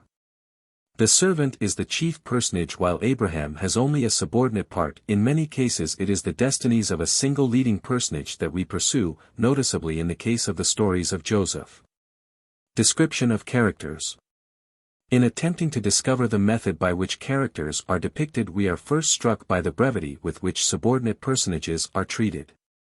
Modern literary creations have accustomed us to expect that every personage introduced be characterized if possible with at least a few touches as an independent individual.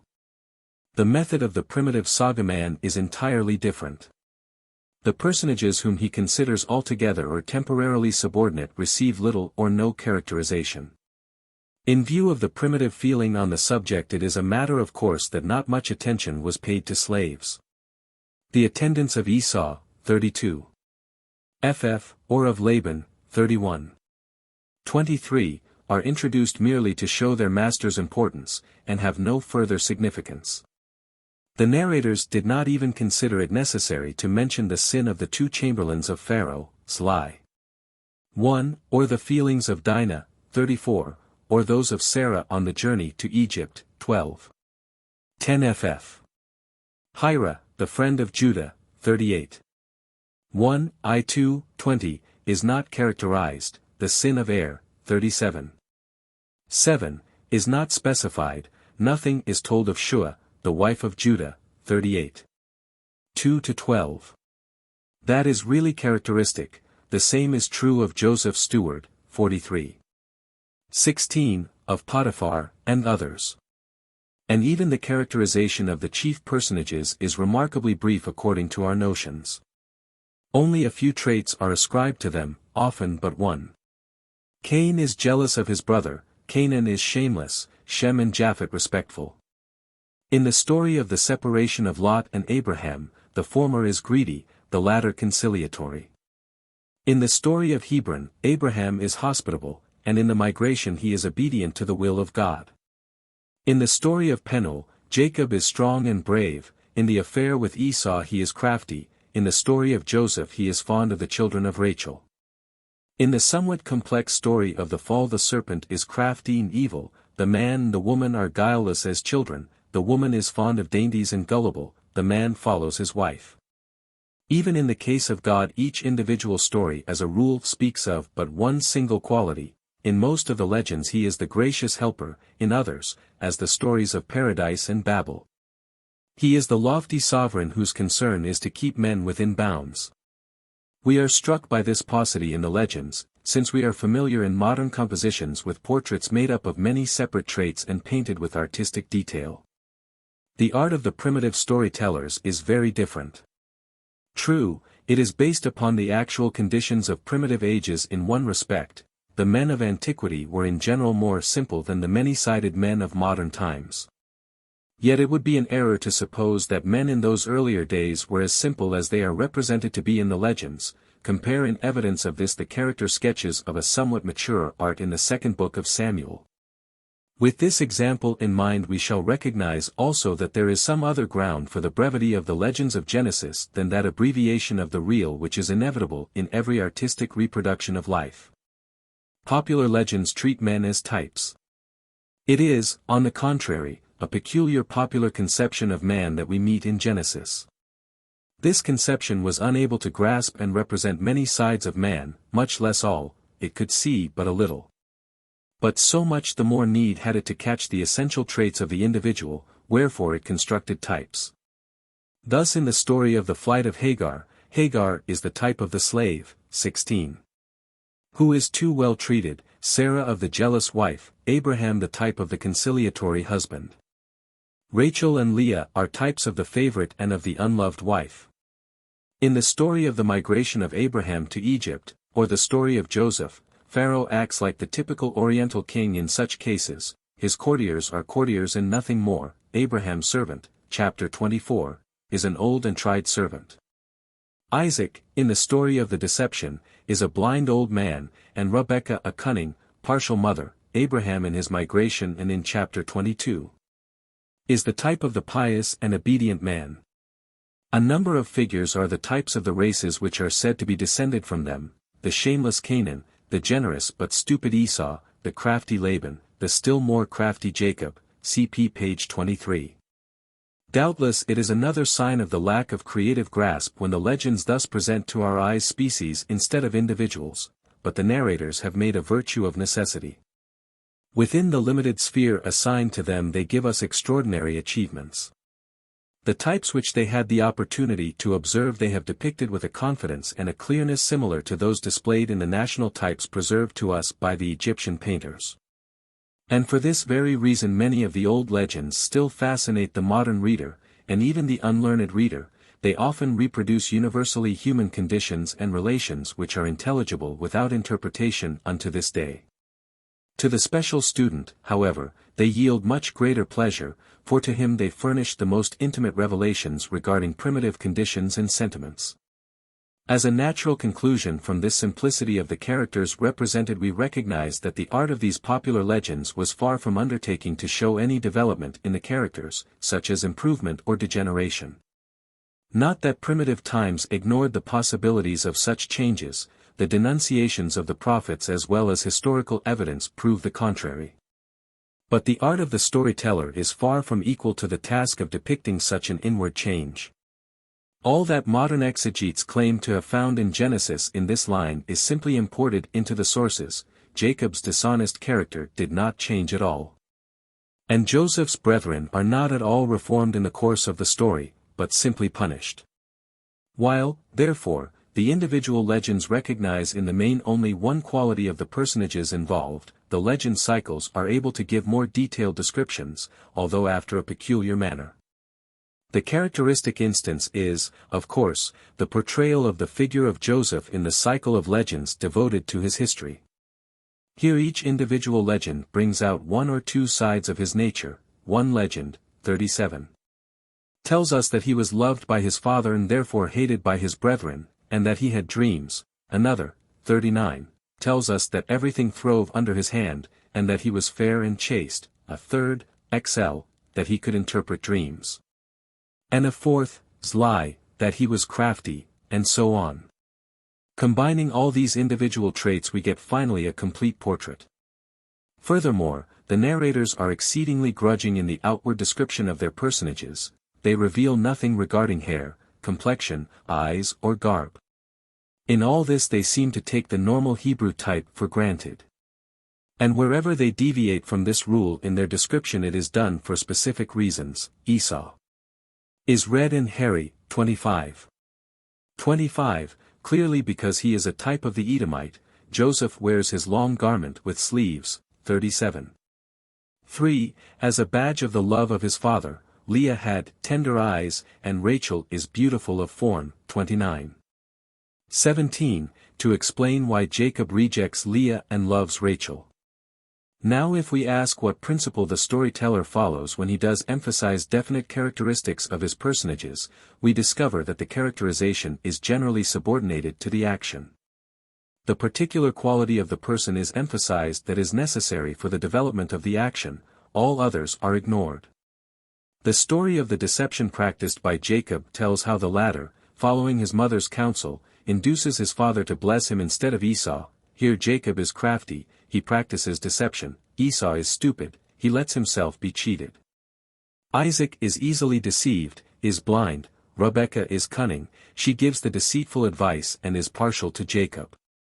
This is further portrayed in a more detailed narrative. Jacob is a shepherd who dwells at home with his mother, Esau a hunter whose venison the father is fond of. The modern storyteller would add a quantity of further traits to give color and life to the figures, but the primitive storyteller rejected all such details. It is very easy to see what the aesthetic interest of the narrator was. He cared above all things for the action. The portrayal of figures was for him only a secondary matter. Methods of the narrators. What means do the narrators use for the representation of the character of their heroes? The modern artist is very apt to explain in extended descriptions the thoughts and feelings of his personages. When one turns from such a modern storyteller to the study of Genesis, one is astonished to find in it so few utterances regarding the inner life of the heroes. Only rarely are the thoughts of even a leading personage expressly told, as in the case of the woman when she was looking desirously at the tree of knowledge, or of Noah, when he sent forth the birds, to see whether the waters were dried up off the earth, or the thoughts of Lot's sons-in-law, who judged that their father-in-law was jesting. The thoughts of Isaac, who feared at Gerar that he might be robbed of his wife, 26. 7, or the cunning thoughts with which Jacob proposed to evade the revenge of his brother Esau, 32. 9, and so on. But how brief and unsatisfactory even this appears compared with the psychological descriptions of modern writers. And even such examples as these are not the rule in the legends of Genesis. On the contrary, the narrator is usually content with a very brief hint, such as, he grew wroth, 4. 5, XXX. 2, 31. 36, 34. 7, 39. 19, XL. 2, or, he was afraid, 26. 7, 28. 17, 32. 8, he was comforted, 24. 16, he loved her, 24. 67, 29. 18, XXX. 3, 37. 3, she became jealous, XXX.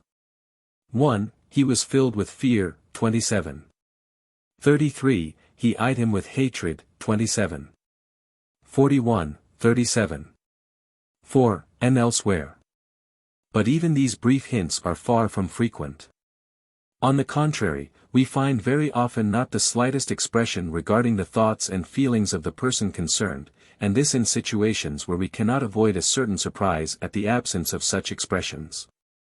The narrator tells us nothing of the reasons why God forbade man to partake of the fruit of the tree of knowledge, nor of the reasons of the serpent for wishing to seduce mankind. He says nothing of the feelings with which Abraham left his home, or Noah entered the ark. We do not learn that Noah was angry at Canaan's shamelessness, that Jacob was disappointed when Laban cheated him with Leah, that Hagar was glad when she received the promise that Ishmael should become a great nation. We are not even told that mothers rejoice when they hold their firstborn son in their arms. Particularly striking is the case of the story of the sacrifice of Isaac. What modern writer would fail under such circumstances to portray the spiritual state of Abraham when his religious devotion wins the hard victory over his parental love? And when his sadness is finally turned into rejoicing. Thought expressed by actions. Now what is the reason for this strange proceeding? We can find it in an instance like that of 19. 27 ff. In sight of the city of Sodom, Abraham had heard certain remarkable utterances from the three men. They had said that they were going down to Sodom to examine into the guilt of the city. This strange remark he let run in his head. In the morning of the following day he arose and went to the same place to see whether anything had happened in Sodom during the night. And in fact, he sees in the valley below a smoke, whence he must infer that something has taken place. But this smoke hides the region, and he cannot make out what has happened. For the storyteller this little scene is plainly not of interest because of the thing that happens, but because of the thoughts which Abraham must have thought, and yet he does not tell us what these thoughts were. He merely reports to us the outward incidents, and we are obliged to supply the really important point ourselves. This storyteller, then, has an eye for the soul life of his hero, but he cannot conceive these inward processes with sufficient clearness to express them in definite words. This is a typical instance for Genesis. In very many situations where the modern writer would expect a psychological analysis, the primitive storyteller simply presents an action. The spiritual state of the man and woman in paradise and after the fall is not analyzed, but a single objective touch is given by which we may recognize it. The narrator says nothing of the thoughts of Adam when the woman handed him the forbidden fruit, but merely, that he ate it. He does not discourse to us on Abraham's hospitable disposition, but he tells us how he entertained the three men. He does not say that Shem and Japheth felt chastely and respectfully, but he has them act chastely and respectfully, not that Joseph had compassion upon his brethren, but that he turned away and wept. 42. 24, 43. 30. Not that Hagar, when mistreated by Sarah, felt offended in the depths of her maternal pride, but that she ran away from her mistress. 16. 6. Not that Laban was dazzled by the gold of the stranger, but that he made haste to invite him. 24. 30. Not that obedience to God triumphed in Abraham over parental love, but that he arose straightway. 22. 3. Not that Tamar remained faithful to her husband even beyond the grave, but that she took measures to rear up children from his seed. 38. From all this we see on what the storyteller laid the chief emphasis. He does not share the modern point of view that the most interesting and worthy theme for art is the soul life of man. His childlike taste is fondest of the outward, objective facts. And in this line his achievements are excellent. He has an extraordinary faculty for selecting just the action which is most characteristic for the state of feeling of his hero. How could filial piety be better represented than in the story of Shem and Japheth? Or mother love better than by the behavior of Hagar? She gave her son to drink. We are not told that she herself drank. How could hospitality be better depicted than in the actions of Abraham at Hebron? And there is nothing less than genius in the simple manner in which the innocence and the consciousness of the first men is illustrated by their nakedness and their clothing. These simple artists had not learned how to reflect. But they were masters of observation. It is chiefly this admirable art of indirectly depicting men through their actions which makes the legends so vivid. Little as these primitive men could talk about their soul life, we gain the impression that they are letting us look into the very hearts of their heroes. These figures live before our eyes, and hence the modern reader, charmed by the luminous clearness of these old legends, is quite willing to forget their defects. Soul life not ignored. But even when the storyteller said nothing of the soul life of his heroes, his hearer did not entirely fail to catch an impression of it. We must recall at this point that we are dealing with orally recited stories. Between narrator and hearer there is another link than that of words. The tone of the voice talks, the expression of the face or the gestures of the narrator. Joy and grief, love, anger, jealousy, hatred, emotion, and all the other moods of his heroes, shared by the narrator, were thus imparted to his hearers without the utterance of a word. Modern exegesis is called to the task of reading between the lines the spiritual life which the narrator did not expressly utter. This is not always such a simple matter. We have in some cases got out of touch with the emotions of older times and the expressions for them. Why, for instance, did Rebekah veil herself when she caught sight of Isaac? 24, 25. Why did the daughters of Lot go in unto him? Why did Tamar desire offspring of Judah? 37. What is the connection of the awakening modesty of the first men and their sin? In such cases exegesis has often gone far astray by taking modern motives and points of view for granted. A further medium of expression for the spiritual life of the personages is articulate speech. Words are not, it is true, so vivid as actions, but to make up for this they can the better reveal the inner life of the personages. The early storytellers were masters in the art of finding words that suit the mood of the speakers. Thus the malice of the cunning serpent is expressed in words, as well as the guilelessness of the childlike woman. Sarah's jealousy of her slave as well as the conciliatoriness of Abraham. 16. 6. The righteous wrath of Abimelech. XX. 9. The caution of the shrewd Jacob. 32. 9. And the bitter lament of Esau. 27. 36. And of Laban. 31. 43. When deceived by Jacob. Notable masterpieces of the portrayal of character in words are the temptation of the first couple and the conversation between Abraham and Isaac on the way to the Mount of Sacrifice. Laconism of the legend writers. But even in this connection we find many things to surprise us. First of all, that the personages of Genesis often fail to speak where the modern writer would surely have them do so, and where the very nature of the case seems to require it. We may well imagine that Joseph complained aloud when he was cast into the pit and carried away to Egypt, cp. also 42. 21, that the murder of Abel was preceded by a dispute, that Hagar left Abraham's house weeping and complaining that Abraham had put her away, 21. 14, but there is nothing of the kind.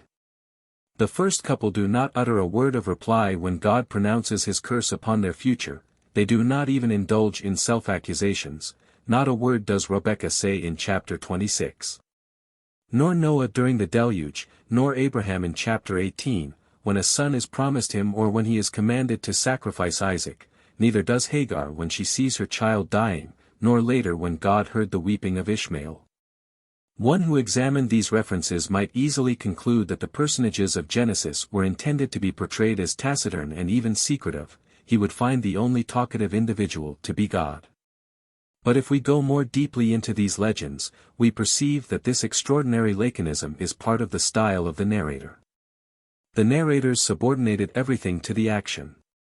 They introduced only such speeches as really advanced the action. Hence especially they avoided giving utterance to the feelings of the merely passive personages. Whether Joseph complains or keeps silence, when his brethren sell him, makes no difference with his destiny. What words were spoken by Abraham and Noah when they received the commands of God makes no difference, suffice it, they obeyed. The destiny of the first family is fixed when God has cursed them, no self-reproaches will help the matter. Or, what do we care about the dispute that preceded the murder of Abel, since we know the reason which prompted Cain's deed? And it appears perfectly natural that men should make no reply to the promises of God, as is usually the case. For what can man add when God has spoken? The other side of this strangely laconic method is that the remarks which the narrator does introduce are an essential part of the narrative. The conversation between the serpent and the woman is to show how it came about that the forbidden fruit was eaten. Cain pours forth his guilt-laden heart before God, and as a result modifies his sentence. Abraham begs his wife to declare herself his sister, and thus it comes about that she was taken into the harem of Pharaoh, Sly. 11 ff. Abraham gave Lot the choice of going to the east or to the west, hence Lot chose the plain of the Jordan. At Sarah's request Abraham takes Hagar as concubine and at her request he gives her up again. In these cases the words are not idle, on the contrary they are necessary to suggest an inner motive for the action to follow. Especially necessary are the words of cursing and of promise, they are the very climax of the story, up to which all the rest leads. This explains why God is so often represented as speaking in Genesis, for speech is really the chief medium through which God influences the action in these legends. In some places the narrators have introduced monologues, the most unconcrete of all forms of speech, when the situation showed that there was no one present to whom the person could have spoken. This is quite commonly the case with God. For to whom should God reveal his most hidden decrees?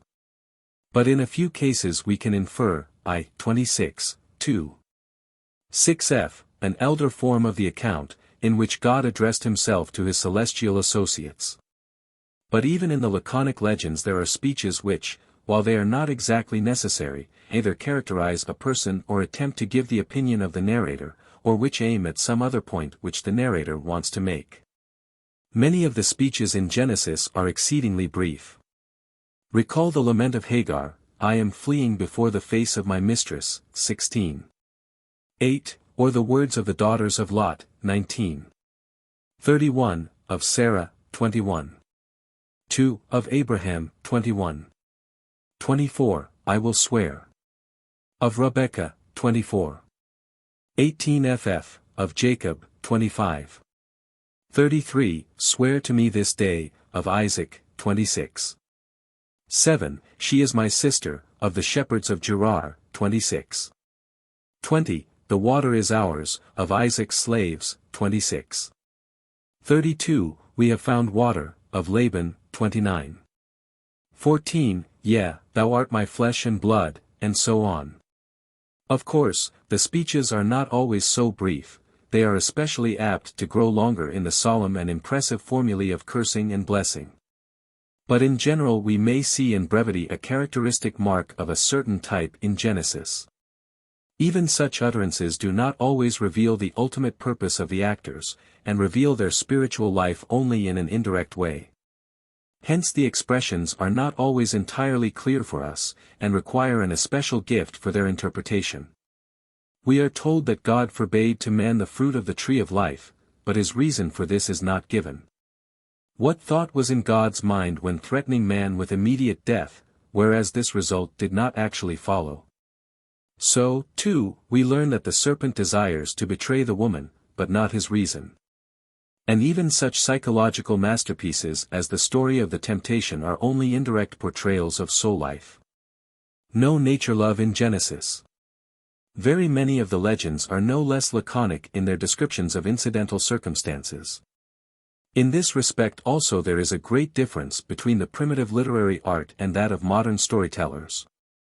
Of course, the ancients have no touch of the intimate feeling for the landscape, there is no trace of nature love in Genesis. The facts that the story of Eden is set among green trees, the story of Hagar in the barren desolation of the wilderness, the story of Joseph in the land of the Nile, affect the course of the story in certain respects, indeed.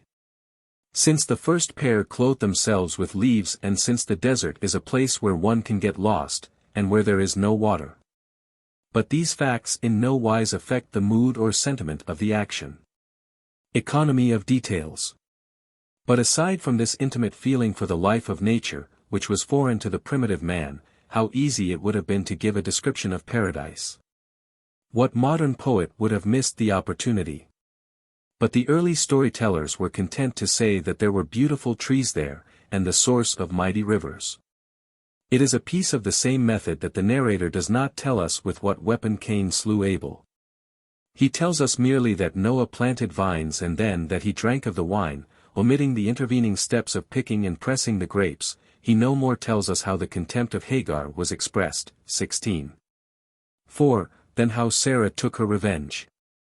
We are wont to admire the circumstantiality of the narratives, and justly, but this by no means implies that the legends abound in striking and highly concrete touches. On the contrary, they present on the whole not an abundance, but a paucity, of concrete elements. But the little that we have is so judiciously selected that we are warranted in seeking for a purpose in almost every minute feature. This economy of circumstantial details is the more striking because alongside such lightly sketched features, and especially in the more detailed narratives, there are often very minute descriptions. Thus, for instance, the meal that Abraham serves to the 3 men is described in detail, while the meal of Lot is but briefly sketched. For the purpose of exegesis it is very suggestive to keep this question constantly in mind, to observe the brief and detailed treatments, and to consider everywhere the interest of the narrator. In general this will warrant the conclusion that the narrator portrays the principal events concretely, while merely hinting at or omitting those which are incidental to the action. Thus, for instance, in the story of the sacrifice of Isaac the 3 days' journey is covered at a bound, while the short passage to the place of sacrifice is described in all detail. The narrator is quite arbitrary in the matter. Similarly, the experiences of Abraham's servant on the day when he sued for the hand of Rebekah are reported very minutely, while all the days consumed in the journey to the city of Nahor are disposed of in a breath. This emphasis laid upon the action is seen also in the manner of the conclusion of the narrative. The legends stop promptly when they have attained the desired object, not with a gradual cadence, but with a sudden jolt. This observation also is important for exegesis. The point just before the close is recognized as the climax by the narrator. Yet there are here 2 varieties of conclusion. The customary sort follows the climax with a short sentence, the type is the sacrifice of Isaac. The less common, and plainly more impressive, closes with a pathetic address, the curse of Noah is here the type. Unity and coherence of parts. From the above observations we conclude that in the primitive legends everything is subordinated to the action. In other literatures there are narratives in which the action is merely a garb or a thread, while the chief concern is the psychologic study, the brilliant conversation, or the idea, but not so with the primitive Hebrew legend. The primitive man demanded from his storyteller first of all action, he demands that something shall happen in the story to please his eye. But the first essential in such a story is to him its inner unity. The narrator must furnish him a connected series of events each necessarily dependent on the preceding. One of the chief charms of the early legend is just this, to show how one thing resulted from another. The more plausible and necessary this connection appears, the more attractive seems the whole story. A famine forces Abraham to go to Egypt, but he is afraid of being killed there on account of his beautiful wife. Therefore he reports his wife to be his sister. Deceived by this, Pharaoh takes Sarah and makes presents to Abraham. Therefore God punishes Pharaoh. In consequence of this, Pharaoh releases Sarah but permits Abraham to retain the presents. Sarah has no children, but desires them. Therefore she gives her maid to Abraham as concubine. Thus Hagar conceives by Abraham. Hence Hagar despises her mistress. This offends the proud Sarah most deeply. Therefore she causes Abraham to restore Hagar to her, and mistreats her. As a result, Hagar flees into the desert. Here God has compassion on her and promises her a son. Observe how in such cases each successive member is linked to the preceding one, how each preceding member appears as the natural cause or at least the antecedent of the succeeding one. We are in the habit, following a sort of tradition, of calling this kind of narrative childish, but in so doing we are only partially right. These narratives, then, are exceedingly tense in their connection. The narrators do not like digressions, but press with all their energy toward the mark. Hence they avoid, if possible, the introduction of new features in a given story, but seek an uninterrupted connection. Rarely indeed are new assumptions introduced, but good style demands the announcement of all assumptions as near the beginning as possible. In pursuit of this method it is considered permissible to skip over the necessary consequences of what has been told, provided only that those features stand forth which are essential to the continuation of the action. There must be nothing too much, and nothing too little. The narrator does not spring aside, but the hearer also must not be allowed to spring aside. The narrator holds fast to him so that he can think only what the narrator wants to have him think. Variations on a given theme. Many of the legends are fond of varying a given motive. Consider how the story of Eden makes everything dependent on the nakedness and the clothing of man, and how the relation of field and field-tiller, this is the etymology of the Hebrew word here used for man, pervades this whole legend. How the story of Joseph's sail into Egypt treats the coat sleeve, coat of many colors, and the dreams, how the story of Jacob's last testament, 47. 29 ff. Constantly connects his actions with his bed, in praying he bows at the head of the bed, 47. 31, in blessing he rises up in bed, 48. 2, in dying he stretches himself out upon his bed, 49. 33, English version, gathered up his feet in his bed, and so on. In this the rule is, quite in opposition to our sense of style, to repeat the expression every time the thing is referred to, so that one and the same word often runs through the story like a red thread. Undoubtedly this custom originated in the poverty of the language, but the narrators of our legends follow it in order to produce an impression of unity and simplicity. Precisely because of this inward connection in the story it is possible in many places where our received text shows gaps or distortions to recognize the original form of the legend. The text criticism is in this point very much more positive than in the case of the prophets. The laws and the songs, which lack this connected condensation.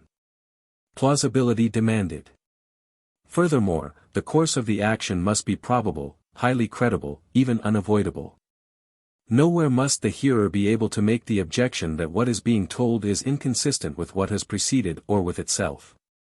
Hagar, when elevated to too high station, could not fail to grow haughty, and Sarah could not help feeling offended. True, the probability aimed at by these old storytellers was different from that of which we speak. Their understanding of nature was different from ours. For instance, they regarded it as entirely credible that all the kinds of animals could get into the ark.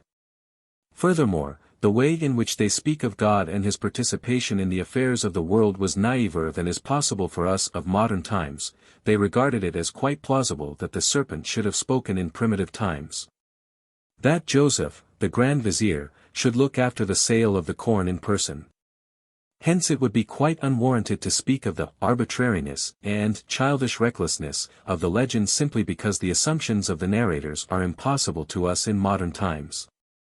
Only in a very few places can the eye of the modern reader, even though trained for criticism, detect improbabilities. In this line we may ask why Joseph, who was so much attached to his father, failed to communicate with him all the long years. Even after Hagar and her son were once rescued, were not the dangers of the desert sure to recur every day? But the auditor of ancient times doubtless did not ask such questions. He was more willing to surrender to the narrator, and was more easily charmed. He was also more credulous than we are. Compare for instance, 43. 23. Sustained interest. On the other hand, in a well-told legend the incidents are not so simple that one can guess the whole course of events from the first few words. If it were so, the legend would lose its interest. No one cares to hear of things that are self-evident. On the contrary, our storytellers are dealing with what they regard as a complicated situation, whose final outcome cannot be surveyed in advance by the hearer. This leads him to listen the more intently. Jacob wrestles with a supernatural being. Which of the two will conquer? Jacob and Laban are equally gifted in cunning, which will succeed in deceiving the other? The shrewd but unwarlike Jacob has to meet the dull but physically superior Esau. How will he manage him? Abraham has to go down into Egypt, and how will he fare there? Thus all these stories are more or less exciting. The childlike listener holds his breath, and rejoices when the hero finally escapes all the threatening dangers. The narrators are very fond of contrasts. The child cast out into the desert becomes a mighty people. A poor slave, languishing in prison, becomes the ruler of Egypt with all her abundance. They try if possible to focus these contrasts into a single point. At the moment when Hagar is in utter despair, God takes compassion on her. The very instant when Abraham raises his arm to slay Isaac, he is checked by God. Lot lingers, and Jacob holds the divinity fast until the dawn is at hand. The next moment will surely bring the decision. And where this intense interest is wholly lacking, where there is no complication of interests, there we have no real legend. Thus the account of creation in Genesis I is scarcely to be called a story, and yet, from v. 2 and 26, as well as from the poetic versions referred to on pages 10 to 12 and 25 to 26, we can conjecture a form of the account in which more personages appear and in which the world is created after a conflict of God with chaos. In like manner, the accounts of Abraham's migration and of his league with Abimelech are not real legends, but only legendary traditions which have originated probably from the decay of earlier and fuller legends. Legends not pure invention. As we have seen in the second division of this treatise, the legends are not free inventions of the imagination. On the contrary, a legend adopts and works over certain data which come from reflection, tradition or observation. These fundamental data have been treated in the preceding pages. Our present task is to consider the part taken by the imagination in the development of the legends. With this subject we have reached the very heart of our investigations. As has been shown above, many of the legends seem intended to answer definite questions. That is, these legends are not the thoughtless play of an imagination acting without other purpose than the search for the beautiful, but they have a specific purpose, a point, which is to instruct. Accordingly, if these narratives are to attain their object they must make this point very clear. They do this in a decided way, so decidedly that even we late-born moderns can see the point clearly, and can infer from it the question answered. The sympathetic reader who has followed the unhappy Hagar on her way through the desert will find no word in the whole story more touching than the one which puts an end to all her distress: God hears. But this word contains at the same time the point aimed at, for upon this the narrator wished to build the interpretation of the name Ishmael, God hears.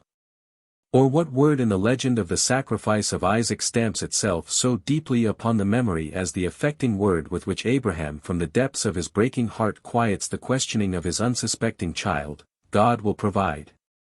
This word, which made God himself a reality, is so emphasized because it answers the question after the etymology of the place, Jeruel.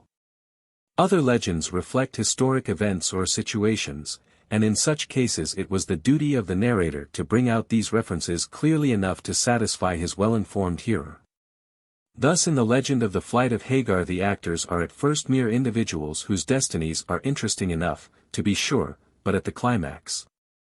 With the words of God regarding Ishmael the narrator shows that in Ishmael he is treating of a race and its destinies. Hebrew taste is especially fond of playing about the names of leading heroes and places. Even when no etymology is involved, many of the legends are quite filled with such references to names. Thus the legend of the deluge plays with the name of Noah, cp 8. 4, 9, 21, the story of the sacrifice of Isaac with Jeruel, 22. 8, 12, 13, the story of the meeting of Jacob and Esau with Mahanaim and Penuel, cpp. 321 in my commentary, and so on. Thus these legends are rich in points and allusions. They are so to speak transparent, even the one who reads them naively and simply as beautiful stories finds pleasure in them, but only the one who holds them up against the light of the primitive understanding can catch all their beautiful colors. To him they appear as small but flashing and brilliant works of art. The characteristic feature of the Hebrew popular legends as contrasted with other legends, if we understand the matter, consists in the flashing of these points. The art of the storytellers consists in avoiding every suspicion of deliberate purpose at the same time that they give great prominence to their point. With marvelous elegance, with fascinating grace, they manage to reach the goal they have set. They tell a little story so charmingly and with such fidelity to nature that we listen to them all unsuspecting, and all at once, before we expect it, they are at their goal. For instance, the story of Hagar's flight, 16. wishes to explain how Ishmael, although the child of our Abraham, was born in the wilderness. To this end it draws a picture of Abraham's household. It shows how, by an entirely credible series of events, Ishmael's mother while with child was brought to desperation and fled into the wilderness. Thence it came that Ishmael is a child of the desert. In many cases the task of the narrator was very complex. He had to answer a whole series of different questions, or to assimilate a quantity of antecedent presumptions. Thus, one variant of the legend of Babel asks the origin of the difference of languages and of the city of Babel, the other wants to know the source of the distribution of races and also of a certain ancient structure. Or again, the story of Abraham at Hebron undertakes to tell not only the origin of the worship at Hebron, but also to explain the birth of Isaac and the choice of his name. Here then the task was, to unite the differing elements into unity. And it is just here that the storytellers show their art. The prime motive furnishes the leading thread of the story, the subordinate motives they spin into a single scene which they introduce into the body of the story with easy grace. Etymology's subordinate features. The etymologies usually constitute such subordinate motives. Thus in the story of the worship at Jeruel a scene is interjected which is to explain the name of the place, God sees. But this little scene, the dialogue between Abraham and Isaac, 22. 7f, expresses so completely the tone and sentiment of the whole story that we should not be willing to dispense with it even if it had no particular point of its own. In other cases the artists have joined together two leading motives. Then they invented a very simple and plausible transition from one to the other. Thus the first part of the legend of Hebron presents the establishment of worship there under the guise of the story that Abraham entertained the three divine visitors there. The second portion, which is to account for the birth of Isaac, simply proceeds with the given situation, having the three guests enter into a conversation at table and therein promise Isaac to Abraham. It is the most charming portion of the task of the interpreter of Genesis to search for these matters, and not only, so far as this is possible, to discover what is for us the oldest meaning of the legends, but also to observe the refinements of artistic composition in the stories. Summary. We have to do, then, even in the oldest legends of Genesis, not with aimless, rude stories, tossed off without reflection, but on the contrary, there is revealed in them a mature, perfected, and very forcible art. The narratives have a very decided style. Finally, attention should be called to the fact that the narrators scarcely ever express a distinct opinion about persons or facts. This constitutes a clear distinction between them and the later legends and histories worked over under the influence of the prophets. Of course, the narrators of the early legends had their opinions. They are by no means objective, but rather intensely subjective, and often the real comprehension of the legend lies in our obtaining an impression of this opinion of the narrator. But they almost never gave expression to this opinion, they were not able to reflect clearly on psychological processes. Wherever we do get a more distinct view of such an opinion, it is by means of the speeches of the actors which throw some light on what has happened. Consider particularly the utterances of Abraham and Abimelech, chapter 20. Or the final scene of the story of Laban and Jacob, 31. 26 ff. At the same time, this suppression of opinions shows most clearly that the narrators, especially the earlier ones, did not care to proclaim general truths. It is true, there are at the basis of many of the legends and more or less distinctly recognizable, certain general truths, as, in the case of the story of the migration of Abraham, a thought of the value of faith, and in the story of Hebron, the thought of the reward of hospitality. But we must not imagine that these narratives aimed primarily at these truths, they do not aim to teach moral truths.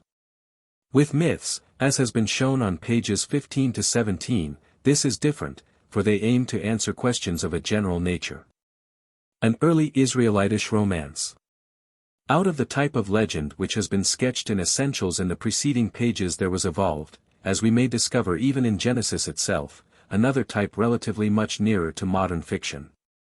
While the story of Hagar's flight is a classic instance of the former sort, the most conspicuous example of the second is the story of Joseph.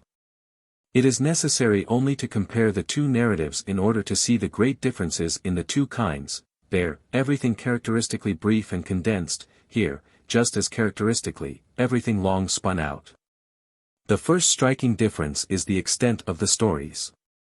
Since the earlier form was in vogue, we see that men have learned to construct more considerable works of art and are fond of doing so. The second is, that people are no longer satisfied to tell a single legend by itself, but have the gift of combining several legends into a whole.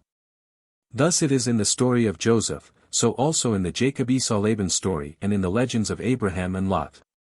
Let us inquire how these combinations came about. In the first place, related legends attracted one another. For instance, it was to be expected that legends treating the same individual would constitute themselves into a small epic, as in the stories of Joseph and of Jacob. Or the similar, and yet characteristically different, legends of Abraham at Hebron and Lot at Sodom have become united. Similarly in J, a story of the creation and a story of paradise are interwoven, both of them treat the beginnings of the race. In P, the primitive legends of the creation and of the deluge originally constituted a connected whole. In many cases that we can observe, the nature of the union is identical, the more important legend is split in two and the less important one put into the gap. We call this device in composition, which is very common in the history of literature, instance the Arabian Nights, the Decameron, Gil Blas, and Hoff's tales and framed stories. Thus, the story of Esau and Jacob is the frame for the story of Jacob and Laban. The experiences of Joseph in Egypt are fitted into the story of Joseph and his brethren. Similarly, the story of Abraham at Hebron is united with that of Lot at Sodom. Devices for uniting several stories. In order to judge of the artistic quality of these compositions, we must first of all examine the joints or edges of the elder stories. Usually the narrators make the transition by means of very simple devices from one of the stories to the other. The transition par excellence is the journey. When the first portion of the Jacob-Esau legend is finished, Jacob sets out for Aram. There he has his experiences with Laban, and then returns to Esau. In the story of Joseph, the carrying off of Joseph to Egypt, and later the journey of his brethren thither, are the connecting links of the separate stories. Similarly, in the story of Abraham and Lot, we are first told that the three men visited Abraham and went afterwards to Sodom. Now we must examine how these various journeys are motivated. The sale of Joseph into Egypt is the goal at which everything that precedes has aimed.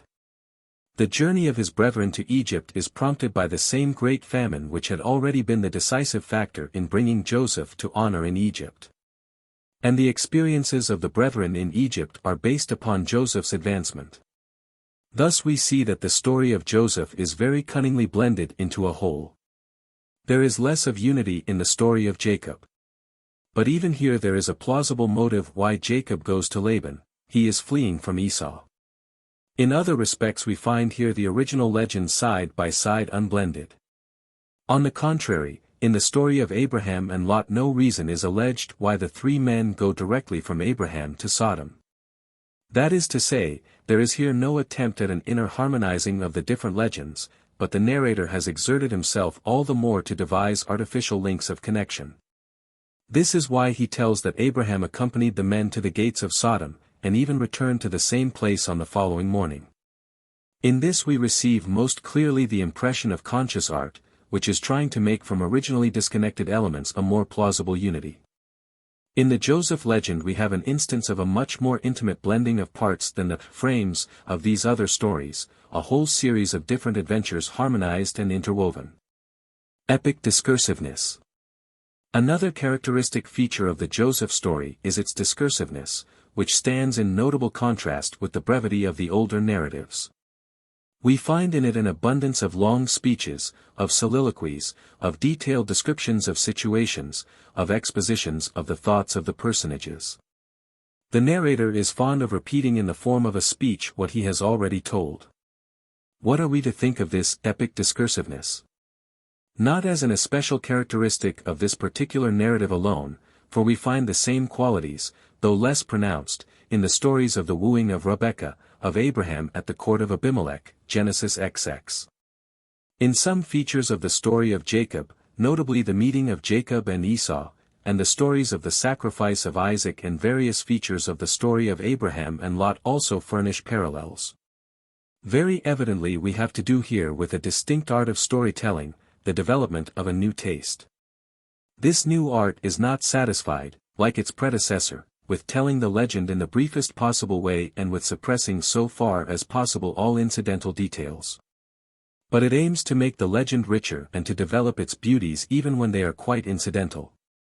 It endeavors to keep situations that are felt to be attractive and interesting before the eye of the hearers as long as possible. Thus, for instance, the distress of Joseph's brethren as they stand before their brother is portrayed at length.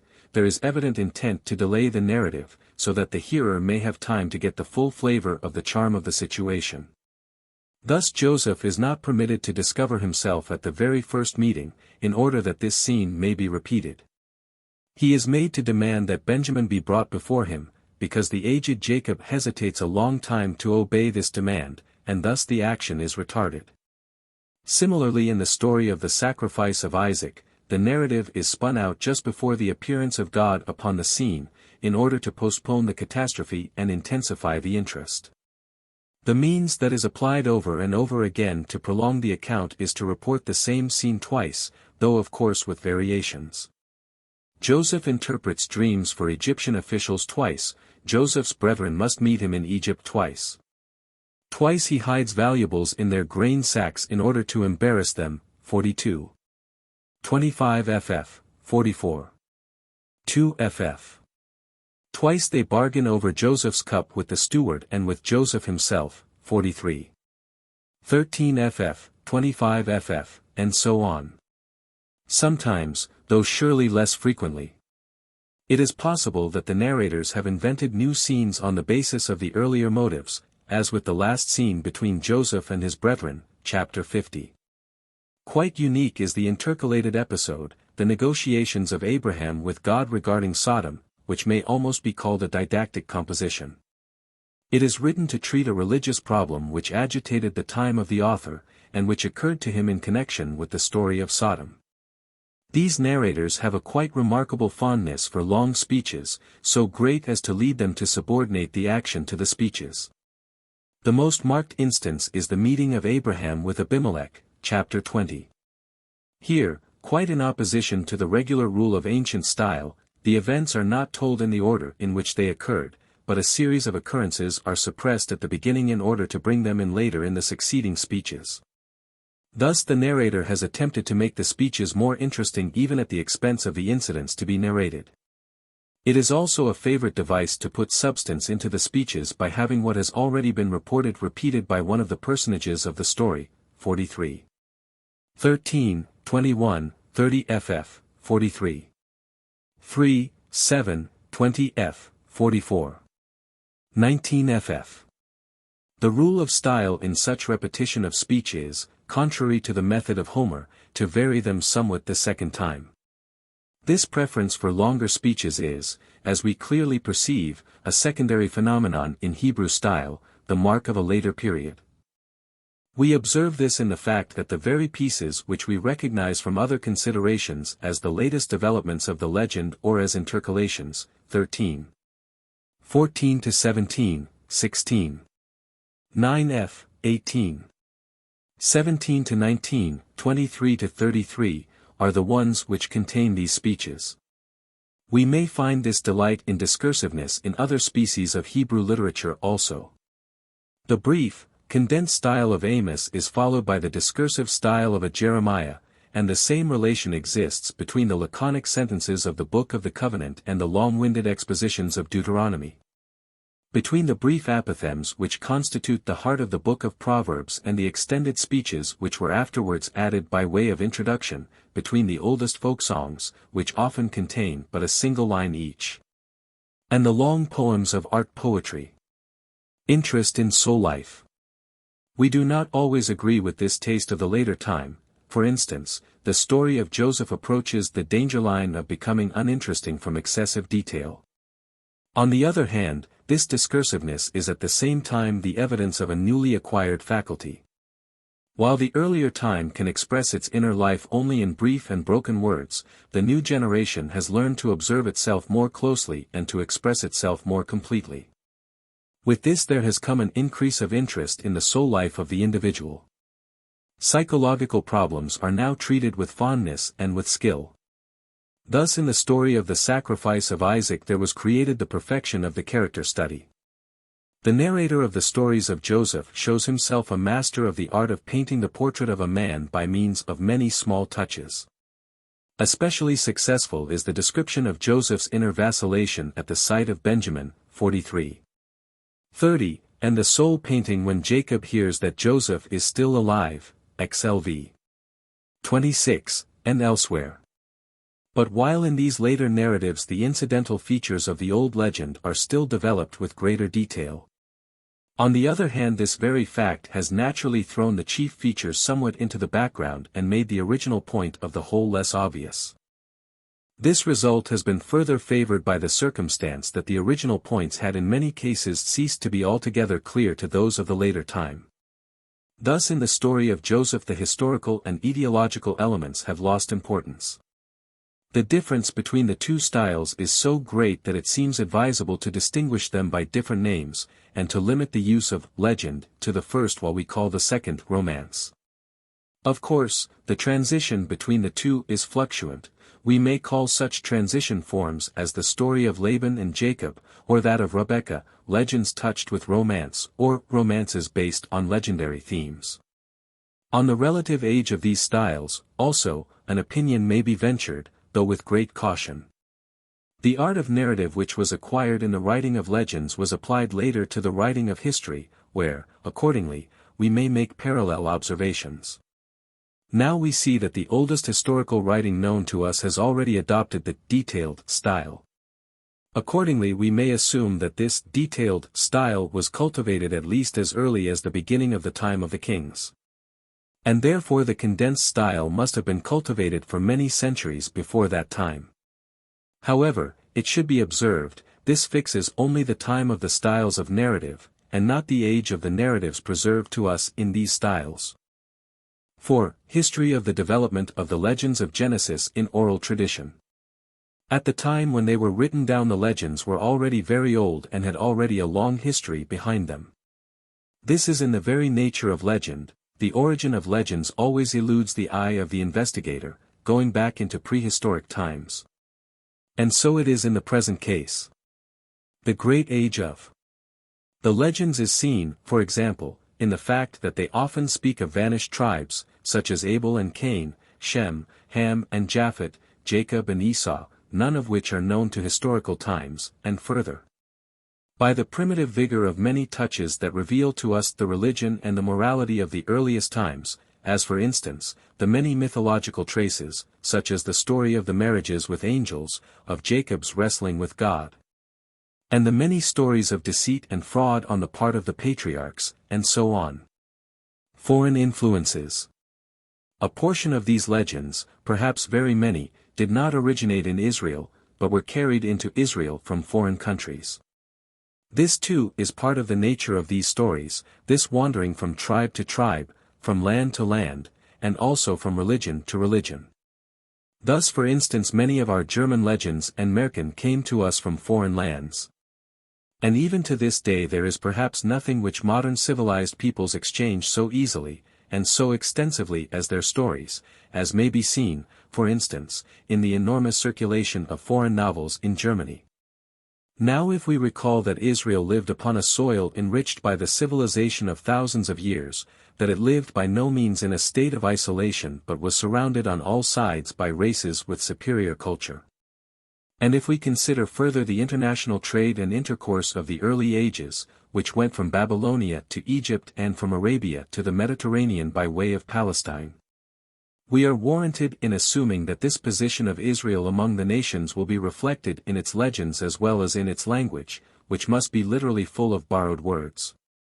Investigators hitherto, especially Wellhausen and his school, have erred frequently in assuming that the history of Israel could be interpreted almost exclusively from within, and in ignoring altogether too much the lines which connect Israel with the rest of the world.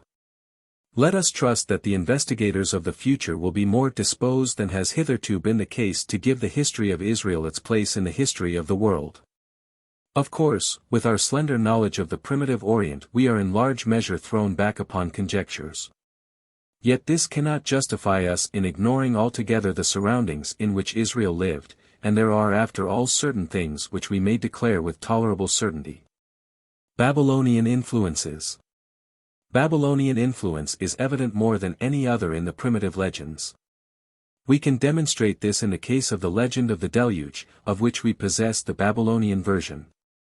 And we have strong reasons for accepting it in the case of the story of creation, which agrees with the Babylonian story in the characteristic point of the division of the primeval sea into two portions. Also in the legend of Nimrod, and in the traditions of the patriarchs, the 10 patriarchs of the race as given by P being ultimately the same as the 10 primitive kings of the Babylonians. The legend of the Tower of Babel, too, deals with Babylonia and must have its origin in that region. The Iranian parallels to the legend of Paradise show that this, too, came from further east, but whether from Babylonia specifically is an open question, since the Babylonians located Paradise not at the source of the streams, so far as we know, but rather at their mouth. We have besides a Buddhistic parallel to the story of Sodom. C.P.T. Castle, Missal Sinbad. As to the time when these legends entered Israel the opinions of investigators are divided. To us it seems probable from interior evidence that these legends wandering from race to race reached Canaan as early as sometime in the 2nd millennium B.C. and were adopted by Israel just as it was assimilating the civilization of Canaan. We know from the Tel El-Amarna correspondence that Babylonian influence was working upon Canaan even in this early period. And on the other hand, a later time, when Israel's self-consciousness had awakened, would scarcely have accepted these foreign myths. Egyptian and Phoenician influences. Egyptian influence is recognizable in the romance of Joseph, which has its scene partly in Egypt and very likely goes back to Egyptian legends. This is particularly evident in the legend of Joseph's agrarian policy, 47. 13 ff. We may well wonder that we find so few Egyptian elements in Genesis, but so far as we can see the same observation is to be made for the civilization of Israel in general. Egypt was already a decadent nation and had but slight influence upon Canaan. We shall find also Phoenician and Aramaic elements in the legends. The second is proven by the importance of the city of Haran to the patriarchs. The probable home of the Ishmael legend is Ishmael, and that of Lot the mountains of Moab, where Lot's cave was shown. 19:30. The Jacob-Esau stories and the Jacob-Laban stories were originally told in Jacob. The Shem-Japhet-Canaan legend in Shem, as it would seem, the Abel-Cain legend neither in Abel, which perished according to the legend, nor in Cain, which was cursed and exiled, accordingly in some unnamed people. Religious legends not Israelitic. The legends of worship in Genesis we may assume with the greatest certainty to have originated in the places of which they treat. The same may be said of other legends which ascribe names to definite places. Accordingly it is probable that most of the legends of the patriarchs were known before Israel came into Canaan. This assumption is supported by the character of many of the legends of Genesis. The complaisance and peacefulness of the figures of the patriarchs are by no means Israelitish characteristics. The connection of man and fruitland, cp. The commentary, page 5, in the story of paradise is conceivable only among a people of peasants. According to the Cain and Abel legend also, the field is God's property, 4:14. But especially the religion of Genesis hints of a non-Israelitish origin for most of the legends. Two of our sources, E and P, avoid calling the God of the patriarchs Yahweh. In which we may see a last relic of the feeling that these stories really have nothing to do with Yahweh, the God of Israel, as furthermore the book of Job, which also treats a foreign theme, does not use the name Yahweh. But even in the third source, J, which speaks of Yahweh, the name Yahweh Zebaoth is not found. On a few occasions we are able to catch the name of the pre-Javistic god of the legend. We hear of El Lahai Roi at Lahai Roi, 16:30, of El Olam at Beersheba, 21:33 ff, of El Bethel at Bethel, 31:13. El Shaddai and El Eljon are probably also such primitive names. In the legend of Abraham at Hebron there are assumed at the start three gods. Polytheism is also to be traced in the legend of the heavenly ladder at Bethel and in the fragment of the Mahanaim legend, 32:2, where mention is made of many divine beings.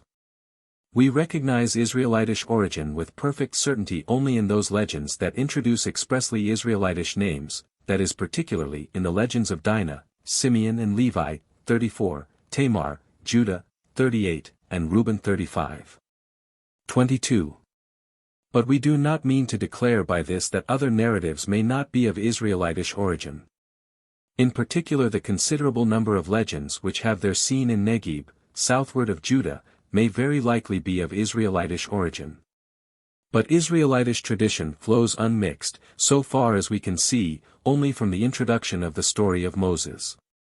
The general view of the legendary traditions of Israel gives us, then, so far as we are able to make it out, the following main features. The legends of the beginnings in the main are Babylonian. The legends of the patriarchs are essentially Canaanitish, and after these come the specifically Israelitish traditions. This picture corresponds to the history of the development of civilization. In Canaan the native civilization grows up on a foundation essentially Babylonian, and after this comes the Israelitish national life. It is a matter of course that the sequence of periods in the themes for storytelling and in the epochs of civilization should correspond. Thus among modern peoples the children make the acquaintance first of the Israelitish stories, next of the Greco-Roman, and finally the modern subjects, quite in accordance with the influences in the history of our civilization. Greek parallels. A particularly interesting problem is offered by the correspondence of certain legends to Greek subjects. For instance, the story of the three men who visit Abraham is told among the Greeks by Hyrieus at Tanagra, Ovid, Fast, v. 495 ff. The story of Potiphar's wife contains the same fictional motive as that of Hippolytus and Phaedra and is found in other forms. There are also Greek parallels for the story of the curse upon Reuben, Homer, Iliad, 9:447 f. And for the story of the quarrel of the brothers Esau and Jacob, Apollodor, Bibliath, 2. 2/1, the legend of Lot at Sodom suggests that of Philemon and Baucis. In the legends of the beginnings also there are related features, the declaration that man and woman were originally one body, Plato, SYMP, page 189 ff. And the myth of the Elysian happiness of the primeval time are also familiar to the Greeks. The solution of this problem will surely be found in the assumption that both these currents of tradition are branches of one great oriental stream. Accordingly we infer that the legends of Genesis are of very varied origin, which is altogether confirmed by more careful examination. For the narratives themselves are far from consistent, some conceive of the patriarchs as peasants, others as shepherds, but never as city dwellers. Some have their scene in Babylonia, some in Egypt, some in Aram, and others in North and South Canaan. Some assume an original polytheism, others speak of the guardian genius, El, of the place, some think of God as the severe Lord of mankind, others praise the mercy of God, and so on. The adaptation of the legends. Naturally these foreign themes were vigorously adapted in Israel to the nationality and the religion of the people, a process to be recognized most clearly in the case of the Babylonian Hebrew legend of the deluge. Here the polytheism has disappeared, the many gods have been dropped in favor of the one, the myth of creation, or have been reduced to servants of the one, the legend of Hebron. The local divinities have been identified with Yahweh and their names regarded as epithets of Yahweh in the particular locality involved, 16. 13, 21. 33, 31. 13. The amalgamation of these legends and their infilling with the spirit of a higher religion is one of the most brilliant achievements of the people of Israel. But quite apart from the religion, in this Israeliticing of the legends it is very certain that a quantity of changes took place of which we can survey only a small portion. Foreign personages were displaced by native ones, as for instance the Hebrew Enoch took the place of the Babylonian magician Enmegeranki, while the more familiar Noah took the place of the hero in the Babylonian account of the deluge. Thus also the Egyptian stories found in the last of Genesis were transferred to the Israelite figure of Joseph. And thus in many cases the stories which are now connected with definite personages may not have belonged to them originally. Or again, native personages were associated with the foreign ones, thus Esau's Seir was identified with Edom, and Jacob with Israel, and Abraham, Isaac and Jacob made to be ancestors of the people of Israel. Or foreign legends were localized in the places of Canaan, thus the story of the three visitors of Abraham, which is known also to the Greeks, is localized at Hebron. The legend of the vanished cities, which even in the form preserved knows nothing of the Salt Lake, beside the Dead Sea. And in the process various specifically Israelitish features have been introduced into the legends, for instance, the prophecies that Esau, Edom, would sometimes separate from Jacob, Israel, 27. 40, that Joseph would receive Shechem, 48. 22. That Manasseh would dwindle as compared with Ephraim. In the legend of Jacob and Laban the motive of the boundary treaty at Gilead is a later interpolation, a piece about the preservation of Zor has been added to the legend of Sodom. The legends of worship which were originally intended to explain the sanctity of the place were transferred to Yahweh and to the patriarch Jared and received the new point that they were to explain why Jared had the right to worship Yahweh at this place. Mode of amalgamation. Further alterations came about by exchange or combination of local traditions. We can imagine that such things happen very frequently in connection with travel, especially perhaps on the occasion of the great pilgrimages to the tribal sanctuaries, and by means of the class of traveling storytellers. Thus the legends traveled from place to place and are told in our present form of the tradition regarding various places. The story of Sodom and Gomorrah was localized, as it seems, by another tradition at Admah and Seboim, cp. my commentary, p. 195. According to another tradition a similar legend was told in connection with Gibeah in Benjamin, Judges 19. The rescue of Ishmael was localized both in Lahai Roi and in Beersheba, 21. 14.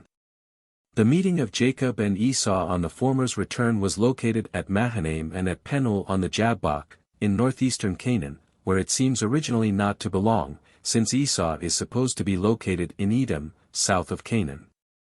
The names of the patriarchs are given in connection with the most various places, all claiming to have been founded by them, Abraham particularly in Hebron, but also in Beersheba and elsewhere, Isaac not only in Beersheba, but also in Mizpah, 31. 53, Jacob in Penuel, Bethel and Shechem. In which of the places the figures were originally located we are unable to say, nor whether Abraham or Isaac was the original personage in the legend of Gerar. These transformations are too old to be traced out in detail. Wellhausen's conjecture, Prolegomena, page 323, that Abraham is probably the latest personage among the patriarchs, is untenable. Then again, various legends have been combined, cpp. 45 and 56, for instance, the stories of paradise and of the creation as told by J, and the myth of the creation and of the Elysian period as told by P. Or again, various different personages have grown together, thus the figure of Noah in Genesis consists of three originally different personages, the builder of the ark, the vintager, and the father of Shem, Ham and Japheth. In Cain we have combined the different personages, 1. Cain, the son of the first human couple, 2. Cain, the brother of Abel, 3. Cain, the founder of cities. Jacob, according to the legend of Penuel, is a giant who wrestles with God himself.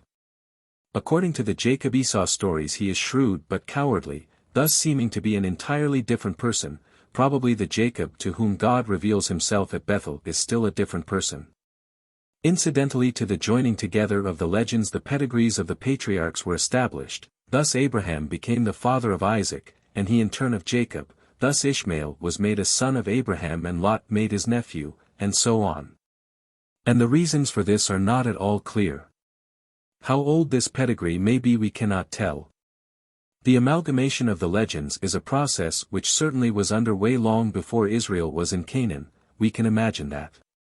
It proceeded with a special rapidity and thoroughness at the time when Israel was again gathering itself together as a nation under the first kings. Fidelity of transmission. And not only from place to place, but also from age to age, do our legends wander. In general they are simply repeated, and often with what is to us an incredible fidelity, perhaps only half understood or grown entirely unintelligible, and yet transmitted further. How faithfully the legends have been told we can learn by comparing the different variants of the same story, which, in spite of more or less deviation, agree nevertheless in the general plan and often even in the very words. Compare, for instance, the two variants of the legend of Rebekah. And yet even these faithfully told legends are subject to the universal law of change. When a new generation has come, when the outward conditions have changed or the thoughts of men have altered, whether it be in religion or ethical ideals or aesthetic taste, the popular legend cannot permanently remain the same. Slowly and hesitatingly, always at a certain distance behind, the legends follow the general changes in conditions, some more, others less. And here, consequently, the legends furnish us a very important basis for judging of changes in the people. A whole history of the religious, ethical, and aesthetic ideas of ancient Israel can be derived from Genesis. Value of the variants. If anyone proposes to study this history he will do well to begin with the variants. It is the characteristic of legend as well as of oral tradition that it exists in the form of variants. Each one, however faithful it may be, and especially every particular group and every new age, tells somewhat differently the story transmitted to it. The most important variants in Genesis are the two stories of Ishmael, 16:21. 8ff. And next the legend of the danger to the patriarch's wife, which is handed down to us in three versions, 12. 13ff 26. 7ff, and then the associated legend of the treaty at Beersheba, likewise in three versions. In the case of these stories the variants are told with almost entire independence of one another.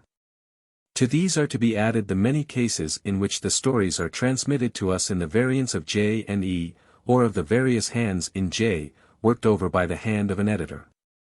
The chief illustrations of this method being the stories of Jacob and of Joseph. Sometimes, furthermore, variants of portions of Genesis are transmitted to us in other biblical books. Thus the idyllic account of the way in which Jacob became acquainted with Rachel at the fountain is told also of Moses and Zipporah. The renunciation of the old gods under the oak at Shechem is told of Jacob and also of Joshua, Joshua 24. The interpretation of the dream of the foreign king is told of both Joseph and Daniel. Let the investigator make his first observations on these twice-told tales. When he has thus acquired the keen eye and found certain lines of development, then let him compare also the legends which are told but once. Then he will begin to see how extraordinarily varied these legends are. Among them are the coarsest and the most delicate, the most offensive and the most noble, those showing a naive, polytheistic religion, and others in which is expressed the most ideal form of faith. Judgment of individual narratives. Moreover, the history of the legends is to be derived from the individual narratives themselves. If we look sharply we shall see revisions in the taste of a later time, slight or extensive additions bringing in a thought which was foreign to the old narrator. In certain rare cases we may even assume that a whole story has been added to the tradition, chapter 15. And such additions are recognized by the fact that they are out of place in an otherwise harmonious story, and usually also by the fact that they are relatively unconcrete, the art of storytelling, which in olden times was in such high perfection, degenerated in later times, and the latest, in particular, care more for the thought than for the narrative. Hence such editions usually contain speeches. Sometimes also short narrative notes are added to the legend cycles, as for instance. We are told briefly of Jacob that he bought a field in Shechem, 33. 18-20, or that Deborah died and was buried at Bethel, 35. 8, and so on. But with these faithful narrators more significant than the additions are certainly the omissions which are intended to remove features that have become objectionable, for we find gaps in the narratives at every step. Indeed, to those of a later time often so much had become objectionable or had lost its interest that some legends have become mere torsos, such is the case with the marriages with angels, with the story of Reuben, 35. 21-22a, of Mahanaim, 33. 2 ff. In other cases only the names of the figures of the legend have come down to us without their legends, thus of the patriarchs Nahor, Iscah, Milcah, 11. 29, Fickle. Ahuzzath, 26.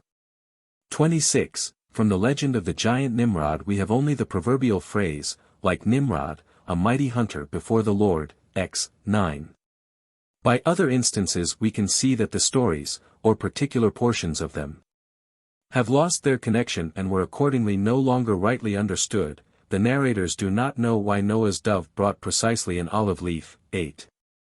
11. Why Judah was afraid to give to Tamar his youngest son also, 38. 11. Why Isaac had but one blessing to give, 27. 36, and why he had to partake of good things before the blessing, 27. 4. Why it was originally told that Jacob limped at Peniel, 32. 32, and so forth. Hence there is spread over many legends something like a blue haze which veils the colors of the landscape. We often have a feeling that we indeed are still able to recall the moods of the ancient legends, but that the last narrators had ceased to have a true appreciation of those moods. We must pursue all these observations, find the reasons that led to the transformations, and thus describe the inner history of the legends. But here we give only a short sketch. Changes wrought by time in the legends. The most important element in the history of the legends is probably this: in older times as the outward circumstances in which they arose were shifted, the legends also incurred certain alterations. Thus it was forgotten who the king of Gerar really was, XX. 26, and the king of Egypt was put in instead, 12. 10 ff. Incidentally it seems, according to Winkler, that a confusion arose between Mizraim, Egypt, and the North Arabian tribe of the Muzrim, to whom Gerar belonged, and Hagar also has been changed from a Muzritish Arabian woman to a woman of Mizraim. That is, an Egyptian. Or, at a time when the Philistines had possession of Gerar, this people also was brought into the legend of Gerar, whereas the oldest version of the story, 21. 22ff, 26, knows as yet nothing of this fact. The figure of Hagar. Once the type of a tempestuous Bedouin woman, 16, has lost this characteristic color in the later tradition, which was not familiar with the desert. The stories of Jacob's breeding devices while in Laban's employ. Once the delight of the professional hearers and therefore quite detailed, were later much abbreviated for hearers or readers who had no interest in the subject. See commentary. Page 307. Of the theories regarding the gradual origin of human arts and trades, 4. 17ff, only fragments have been preserved. Very often the characteristic elements of the legend, when far from the places where they were understood, grew colorless or were replaced by others. This is particularly clear in the legends of sanctuaries, of which we shall speak later. Still other legends were probably entirely forgotten because the interest in them had died out. And in addition to this, the imagination, which is mightily stirred by such narratives, develops them almost involuntarily. We can here and there recognize such continuations and developments due to the free play of the imagination. Light on the history of religion. The most important feature of this study is the history of religion. In very many legends of Genesis a monotheistic tendency is to be observed, an avoidance of mythology to which we have referred, cpp. 15 and 95. This feeling continued to grow in Israel and was the cause for the fading out of a number of legends. In the case of the myth of creation, of which we have older variants of a different attitude, the history of this elimination of the mythological elements is still to be observed. The narrative of the deluge, too, has lost much of its color in the oldest Hebrew account, that of J, and doubtless from this very reason. Others, like the legend of the marriage with angels, 6. 1-4, and of Mahanaim, 35. 21-22a, which were once in existence in older Israelitish tradition, are in their present form entirely mutilated. Of the Nephilim, the Hebrew Titans, which are said to have been very famous once, 6. 4, we have nothing but the name. Modification of the theophany. Furthermore, we may observe how naively the older legends speak of Yahweh's appearance on earth, but how the later time objected to this and made the revelation of the divinity even more intangible. While according to the oldest belief the divinity himself walked without reserve among men as in the present form of the legends of paradise and of the deluge the later time decked the theophany in the veil of mystery, God appeared only in the darkness of night and vanished with the rising of the sun, 19. Or he appeared to men without their recognizing him, 18, and in this way the divinity, though revealing himself, nevertheless did not wholly unveil his nature. Still later versions put some subordinate divine being in place of the divinity himself, J calling it, the angel of Yahweh, and E, the angel of God. Though this device was not observed consistently, passages enough have been left which presuppose the appearance of Yahweh himself, the older version peeping forth from behind the newer one. This same point of view has led to the change of God's appearance on earth to the apparition in a dream, or to the declaration that the angel remained in heaven and spoke to the patriarch from there. The mystery of the dream life left a veil for the divinity who revealed himself, or in the other case he was not seen at all, but only heard. The last stage in this development is represented by those legends in which the divinity no longer appears at a definite point in the story, but dominates the whole from the ultimate hidden background, as in the stories of Rebekah and of Joseph. Thus we progress in Genesis by many stages from crass mythology to a belief in providence which seems to us altogether modern. It is a marvel indeed that the legend of Penuel, 32. 25ff, is transmitted to us in such primitive form. In this the device has been to leave it undefined who the God really was that attacked Jacob. The divinity and the sanctuary.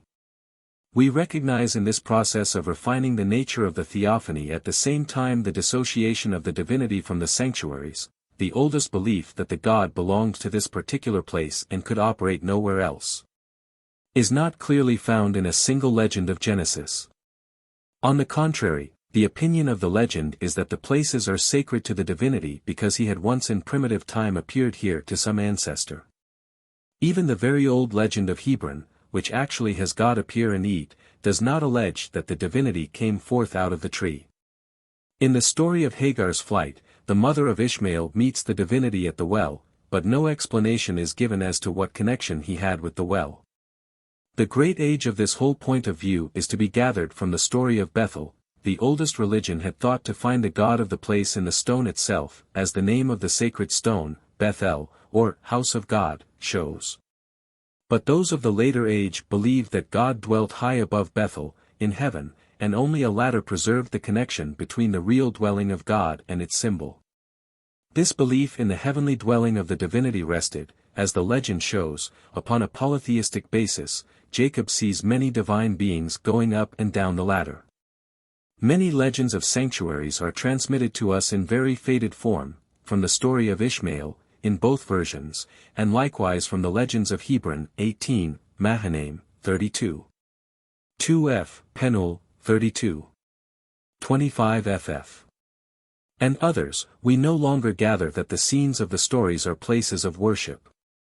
The legend of the sacrifice of Isaac, originally a legend of worship, has lost all its etiological purpose in the version transmitted to us and remains nothing but a character sketch.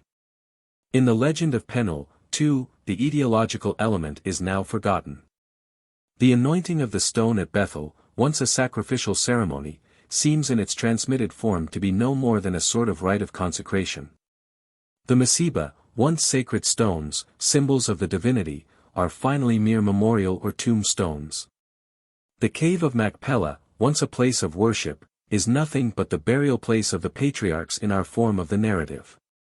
And so on.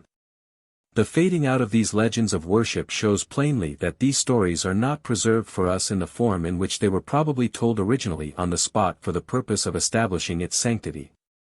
But as they circulated among the people in later times and far from the places concerned.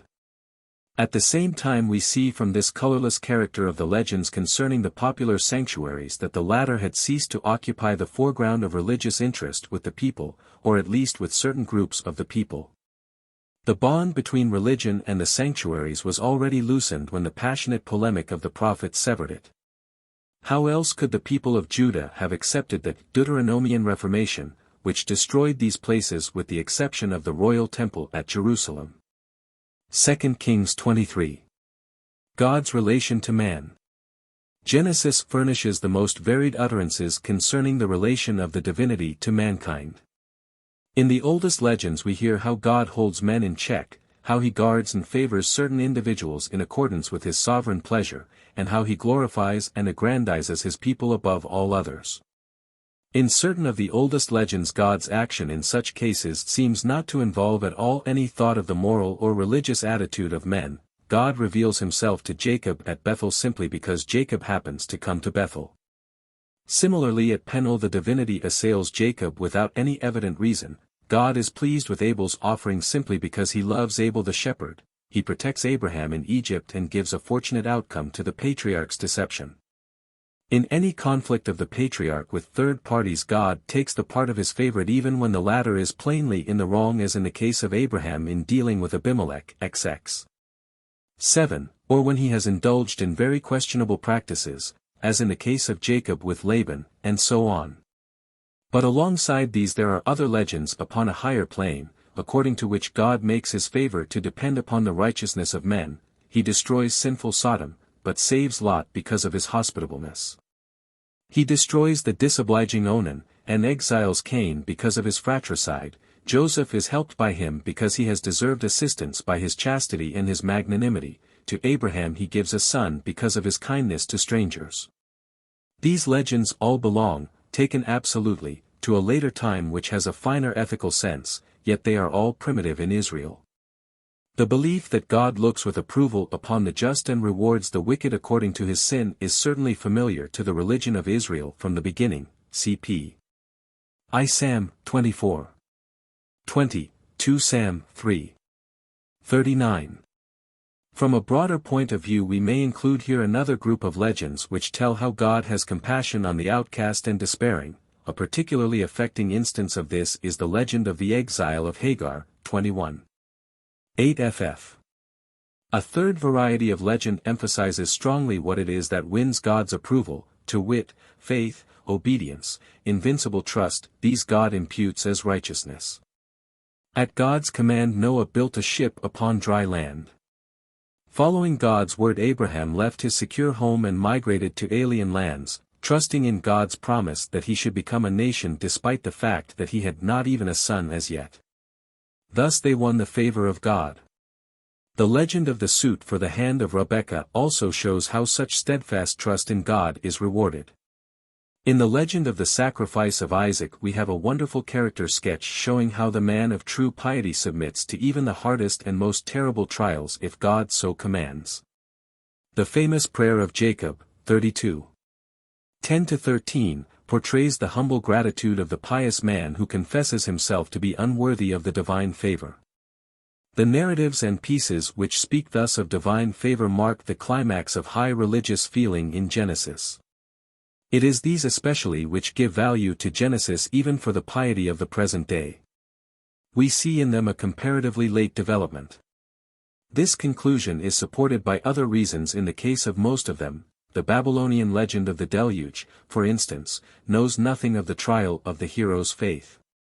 Jacob's prayer is quite secondary in its connection, and what a contrast this prayer and its deep feeling makes with the remaining conduct of the eel-like Jacob.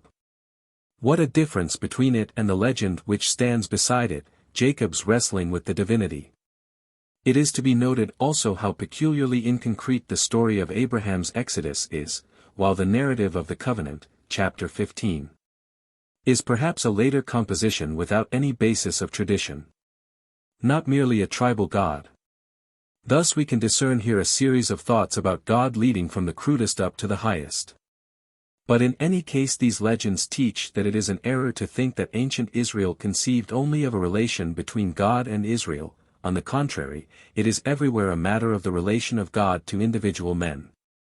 It is true that these persons are in part race types, but the legend looks upon them as persons and depicts God's relation to them in large measure just in the way in which the people of that time believed that God dealt with individuals. We should deprive many of these narratives of their whole charm if we fail to recognize this fact. The reason the legend of Hebron was heard so gladly by ancient listeners is that it tells how God rewards hospitality, thine and mine also. And the story of how God hears the voice of the weeping boy Ishmael in the wilderness is touching because it shows God having compassion on a child. This God will hear the cry of our children also. Religious and profane motives mingled. Another line of development is seen in the fact that the elder stories have a naive way of mingling profane and religious motives. And clearly without taking any offense at it, thus the legend of Abraham in Egypt celebrates the shrewdness of the patriarch, the beauty of his wife and the steadfastness of God. The legend of the deluge praises not only the piety, but also the shrewdness, of Noah, in the story of his sending out the birds. The legend of the flight of Hagar, 16. Gives quite a realistic picture of the condition of affairs in Abraham's household and then tells of God's assistance. These legends come, therefore, from a time when profane and sacred matters were still frankly united, when the men of Israel fought at the same time for God and the popular hero, a sword for Yahweh and Gideon. Judges 7:20, when lively humor was not inconsistent with piety, as, for instance, the merry butcher Samson who is at the same time God's Nazir, devotee, or the humor of the legend of Abraham in Egypt. Now we see by the variants especially of this last legend that later times no longer tolerated this mingling of profane and sacred motives, or at least that it offended by the attempt to glorify at the same time God and profane qualities of men. Accordingly this later time constructed stories which are specifically sacred, that is, which deal only with God and piety, and in which profane interests are relegated to the background. Such legends are those of Abraham's Exodus, of the covenant, of the sacrifice of Isaac, and so on. Here the formerly popular saga is on the point of becoming legend, that is, a characteristically sacred or priestly narrative. Whether this phenomenon was connected with the fact that the legends were at that time making their way into certain definite, sacred, or priestly circles, we are unable to say. The earlier times knew also legends of the patriarchs which were altogether of profane character, such as the legend of the separation of Abraham and Lot, or that of Jacob and Laban. In later tradition, religious elements made their way into even these legends and gave them a religious coloring. For instance, objection was taken to the notion that Canaan belonged to Abraham simply because Lot did not choose it, and an addition supplied to the effect that God himself after Lot's withdrawal personally promised the land to Abraham, 13:14-17. Similarly, later narrators hesitated to say that Jacob had run away from Laban and accordingly interpolated the explanation that God had revealed the plan to him, 31:3. Ethical notions in the legends.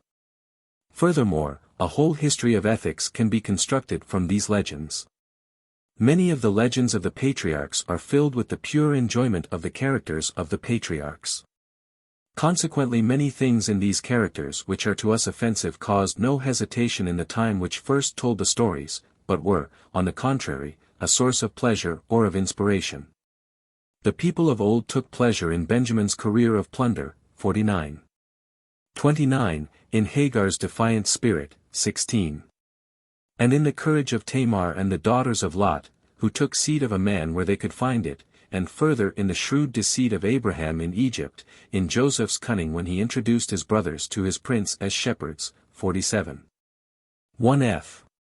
In Rachel's trick by which she deceived her father so perfectly, 31:34, and especially in the wiles and schemes of the arch-rogue Jacob. It is impossible to ignore the great role played by deceit and cunning in these legends of the patriarchs, and the amusement the people of old got out of it, and the character which they thus reveal to us. Then we see from many examples how the later tradition took offense at these stories, reinterpreted them or remodeled them and tried to eliminate the questionable features as far as this was possible. This is most evident in the variants of the legend of the danger of Sarah. Here the later narrators have remodeled the whole story, which plainly appeared highly questionable to them, changing, for instance, Abraham's lie into a mental reservation, XX. 12. The disgraceful presents which the patriarch receives for his wife into a testimonial of good repute, XX. 16, and even finally deriving Abraham's wealth from the blessing of God, 26. 12. Similarly, the deportation of Abraham, 12:20, has been changed into its opposite, XX. 15, and so on. The defiant Hagar of chapter 16 has been changed into a patient and unfortunate woman, in order that no offense might be taken with God's compassion upon her, 21:8ff. The attempt has been made to explain Abraham's treatment of Hagar by adding that God had commanded him to put her away, 21:11. Especial pains has been taken to clear Jacob of the charge of dishonesty in his relations with Laban. In several long speeches the narrator undertakes the demonstration that there is no shadow upon Jacob. Jacob's wives and finally Laban himself are obliged to recognize his uprightness, 31:4ff, 36ff. Here too the resort is to ascribe to the authority of God that which seems questionable to men. God always caused the herds to bring forth in Jacob's interest, 31:7. And God himself revealed to Jacob the color of the newborn for the coming year, 31:2ff. With somewhat less energy the narrators have taken hold of the story of Tamar, yet here too they have done their best to wash Judah white. Judah, they urge, did not go to Timnath until his wife was dead. And a similar endeavor has been made to give at least for Lot himself a somewhat more decent shape to the story of Lot's daughters, which was very offensive to those of the later age. They say that Lot was deceived by his daughters, the patriarchs not saints. The olden time undoubtedly took delight in the patriarchs. It did not consider them saints, but told of them quite frankly all sorts of things that were far from ideal. Some of the old stories are in this respect exceedingly true to nature. They portray the fathers as types of the Israelitish nationality just such as individual men in Israel are. Thus the story of the flight of Hagar, 16, sketches the people in Abraham's household, Sarah as the jealous wife, Hagar as the defiant slave, and Abraham as the peace-loving husband. The later time with its sacred or priestly feeling could not tolerate such things. On the contrary, This age always saw in the patriarchs models of piety, and of that intense and tender piety which belonged to this later age. Thus there has entered into the portraits of the patriarchs a peculiar dissonance, the very Abraham who thrust his son Ishmael into the wilderness, 21. 14, who does not hesitate to turn Sarah over to the foreign king and even to accept presents for her, 12. 16, we are asked to regard as the same who is the lofty model of faith for all ages. And the cunning Jacob is the same who speaks the wonderful prayer of gratitude. We resolve this dissonance and free these legends from the unpleasant suspicion of untruthfulness by recognizing that the different tones are the product of different periods. The earlier time did not hesitate to recognize here and there the rights of aliens when brought into conflict with the patriarchs, for instance, Pharaoh's right as opposed to Abraham's, 12. 18f, and Esau's as opposed to Jacob's, 27. 36. Indeed, some of the patriarchs have been simply abandoned. Simeon, Levi and Reuben were cursed by their great-grandfather, 49. 3-7. Israelitish patriotism was at that time so sound that it tolerated such views. But the later times, with their one-sided, excessive reverence for the people of God, could not endure the thought that the patriarchs had ever been wrong or done wrong. Thus we see how one of the narrators takes pains to show that Abraham was not altogether in the wrong in his relations with Abimelech, in the speech, 21. 11-13. From the same motive, in order to avoid saying anything bad about the patriarchs, only a fragment of the story of the curse of Reuben has been transmitted, 35. 21-22a, and the story of Simeon and Levi has been cast into several forms, 34. First, excuses for the brothers were sought. They were defending the honor of their sister, J, and finally they were even justified, and their betrayal of Shechem represented as quite the natural thing. Here, too, God is finally made to take their side, cp 35. 5. We do not always relish such modifications, and sometimes it seems to us as if they made the matter worse, rather than better. Thus, the lie of Abraham in introducing his wife as his sister, 12. 13, in which the earlier narrators take evident pleasure, is after all more tolerable than the mental reservation which is put in its place, which seems to us Jesuitical, XX. 12. But despite these instances we must not surrender our gratification at this gradual improvement in ethical judgment which we can see in Genesis. On the history of ethical taste which is to be found in these legends we have already treated in the preceding pages, see page 111, and have but a few points to add here. We gain a deep insight into the heart of the primitive people when we collect the chief motives in which the eye of the legends takes pleasure. This is not the place for such a summary. Attention may, however, be called to the fact of how little is said of murder and assassination, and on the contrary how much is said of peaceful occupations and household affairs, especially of the begetting of children. Eating and drinking, too, play quite a role. These narrators are thoroughly posted in the life of peasants and shepherds and are therefore a prime source for our archaeology. But they are not at home in political affairs, in this they are simple and natural.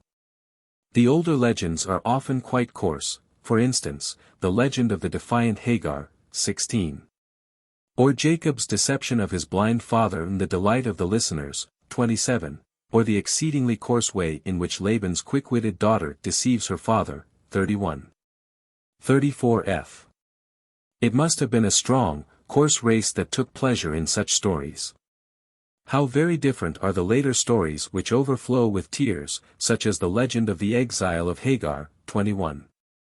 Of the sacrifice of Isaac, and especially the legends of Joseph.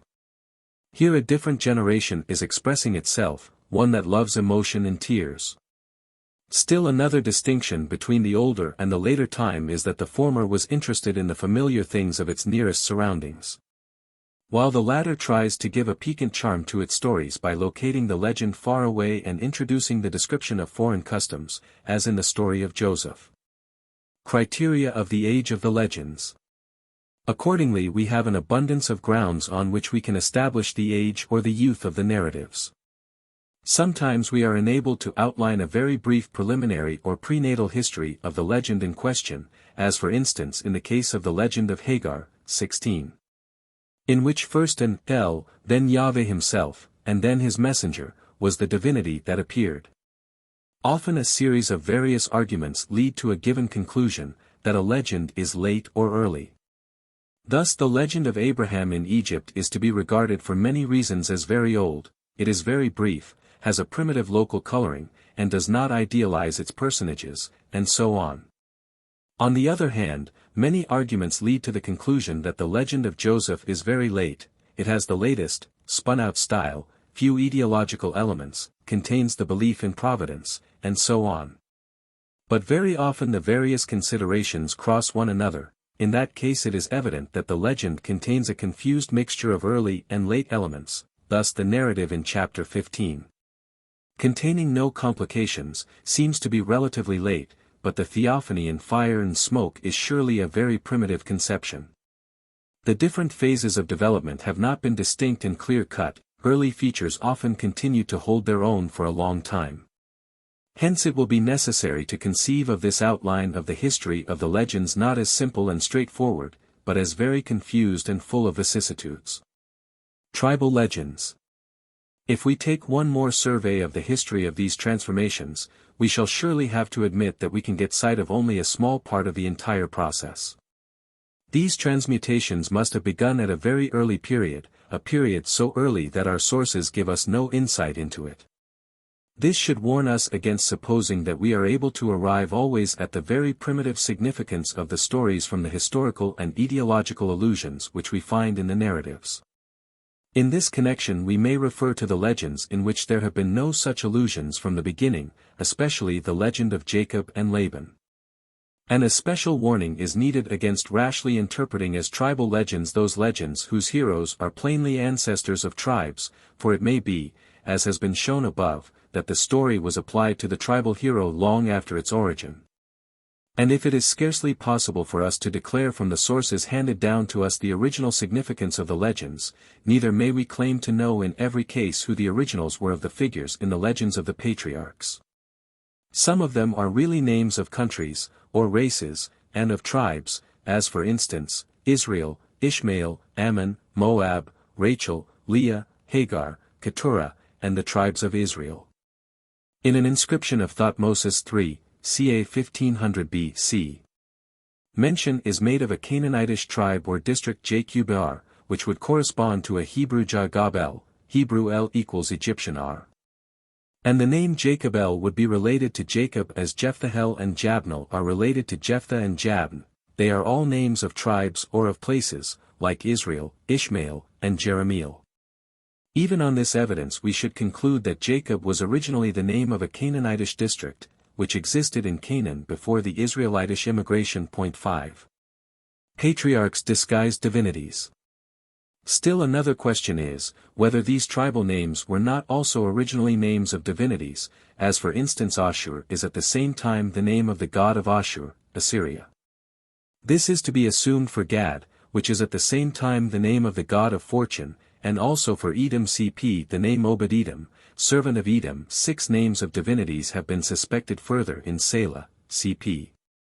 The name Methuselah equals man of Selah, Reu, cp the name Reuel, Nahor, cp the name Ebednahor equals servant of Nahor, Turah, perhaps the same as the North Syrian god Taru, Haran, cp the name Bethran equals temple of Haran.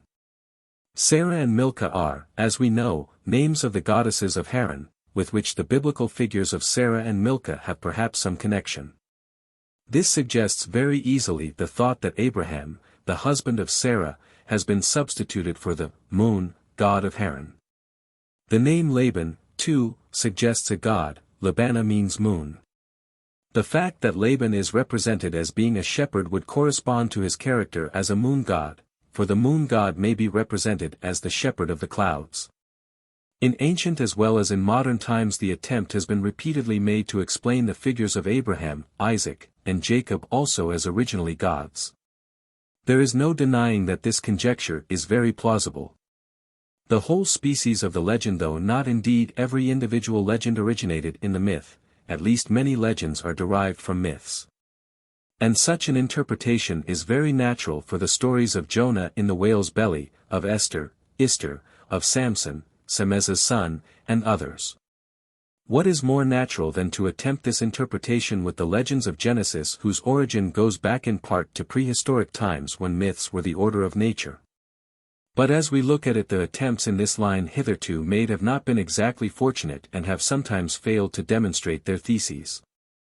Of such pieces as can be interpreted with reasonable certainty as remnants of mythical narratives there are not many among the tales of the patriarchs. We are not now speaking of the legends of the beginnings. The note that Abraham with 318 servants slew his enemies, 14 may, in Winkler's opinion, go back to a moon myth, the moon being visible 318 days in the year. Jacob's wrestling with God suggests that this Jacob was really a titan, and consequently we can scarcely avoid seeing here a faded-out myth. Joseph's dream that the sun, the moon, and 11 stars were compelled to bow down before him must have been originally an oracle referring to the Lord of heaven before whom the highest powers of heaven bow. Although it seems that this dream was introduced very late into the story of Joseph. Caution needed in interpretation.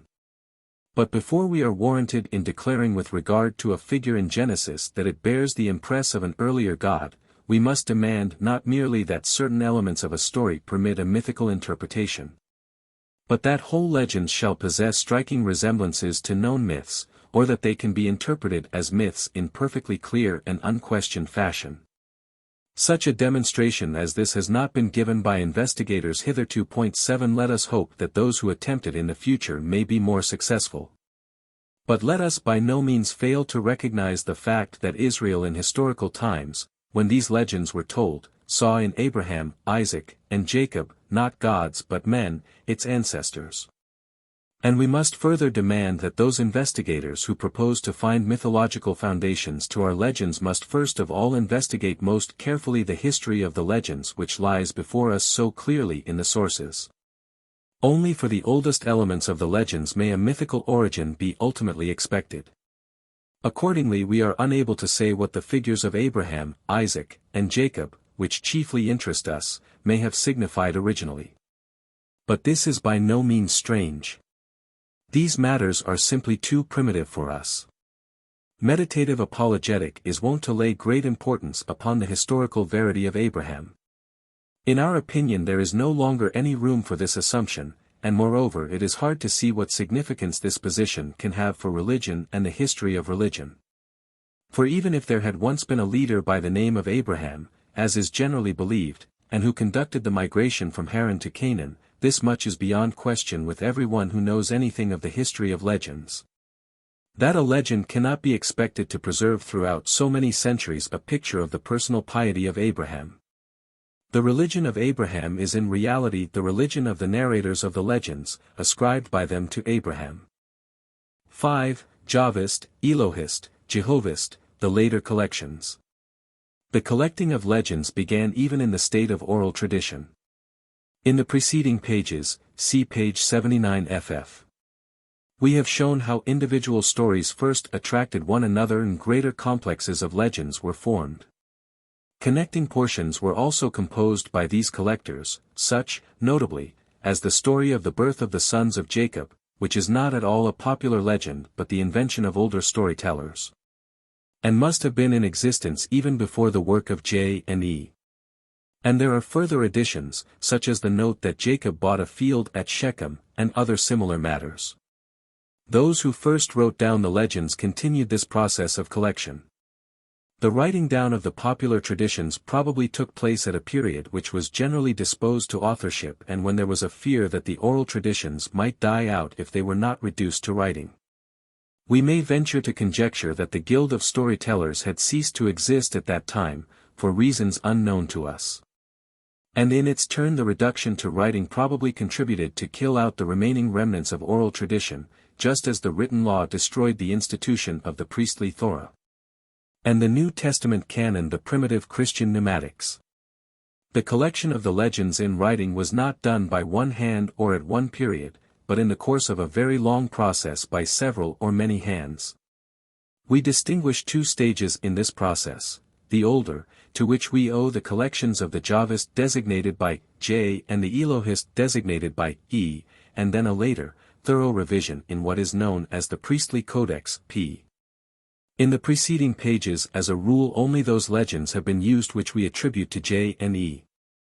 All these books of legends contain not only the primitive legends, of which we have been speaking, but also tell at the same time their additional stories. We may, with Wildeboer, characterize their theme as the choice of Israel to be the people of Yahweh. In the following remarks, however, they will be treated in general only so far as they have to do with Genesis. Jahvist and Elohist collectors, not authors.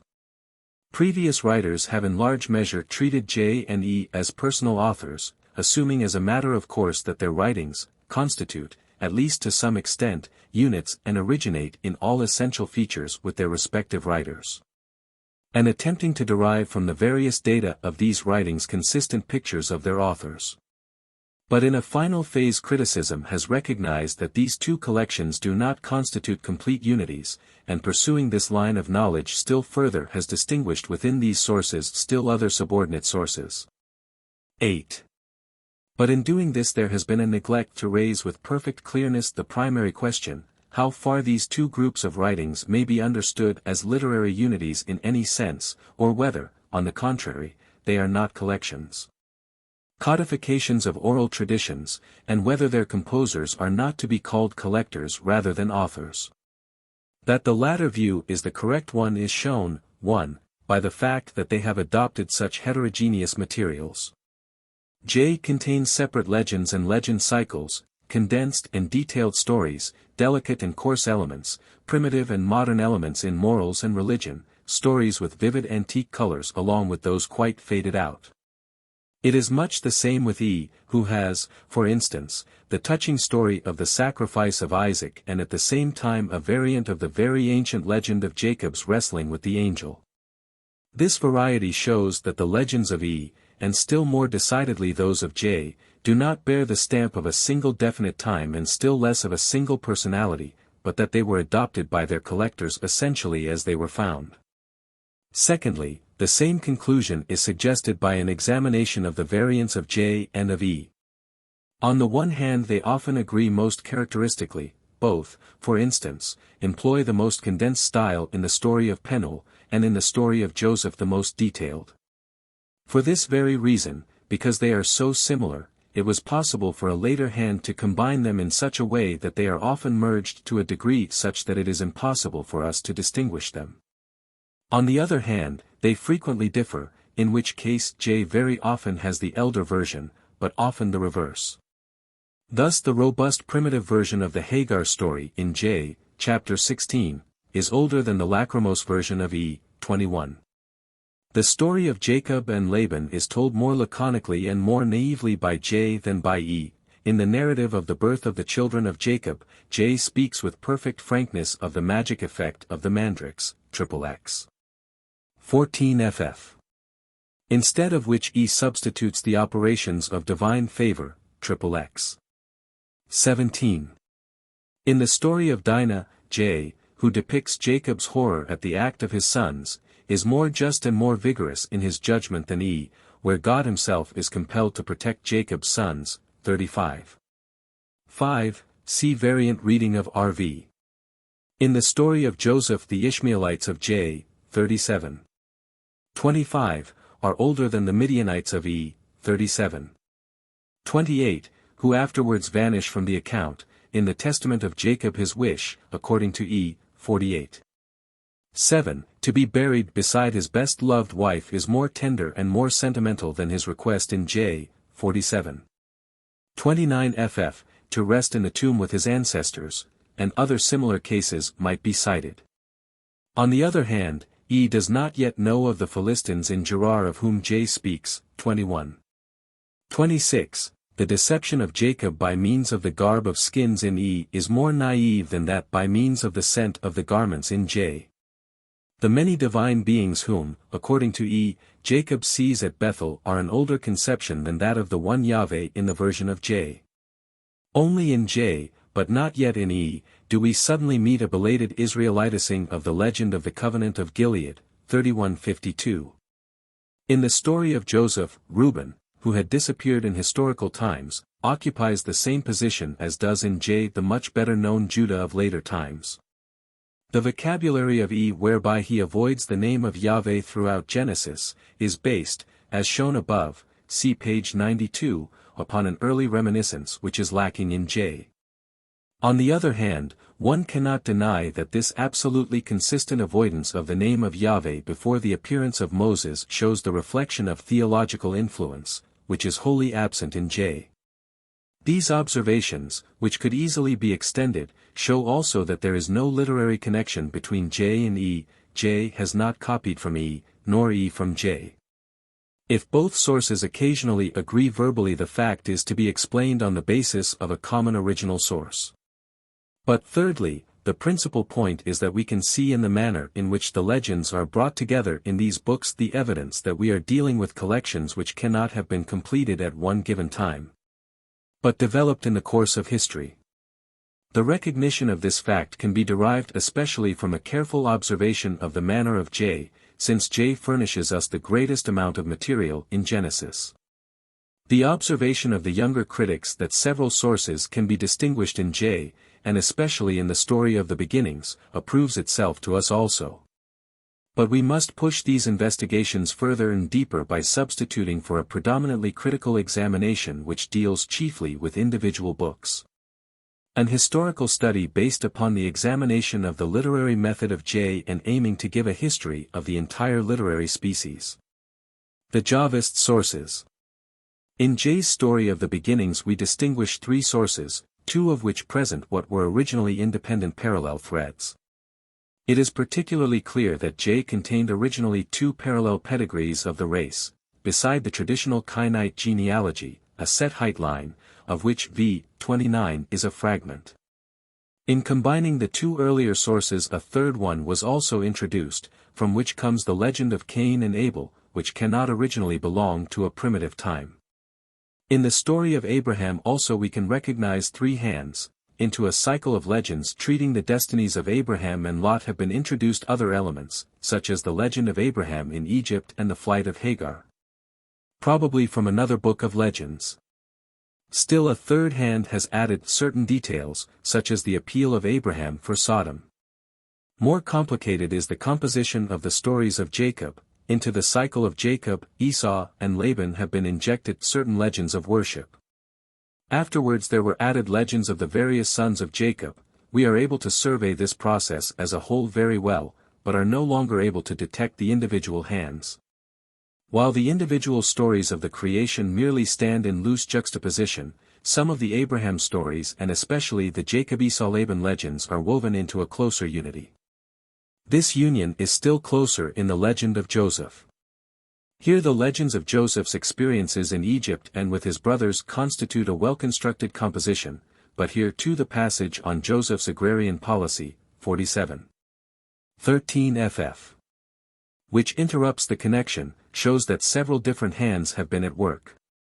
Furthermore, it is quite plain that the legend of Tamar, which has no connection with Joseph, and the blessing of Jacob, which is a poem, not a legend, were not introduced until later.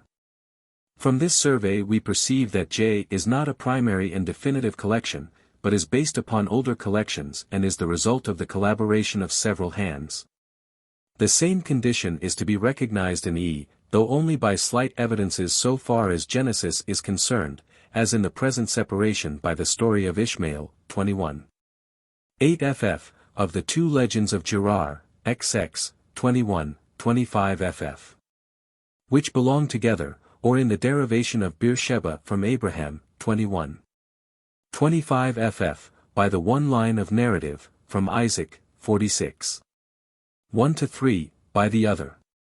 The process of collection. The history of the literary collection presents, then, a very complex picture, and we may be sure that we are able to take in but a small portion of it.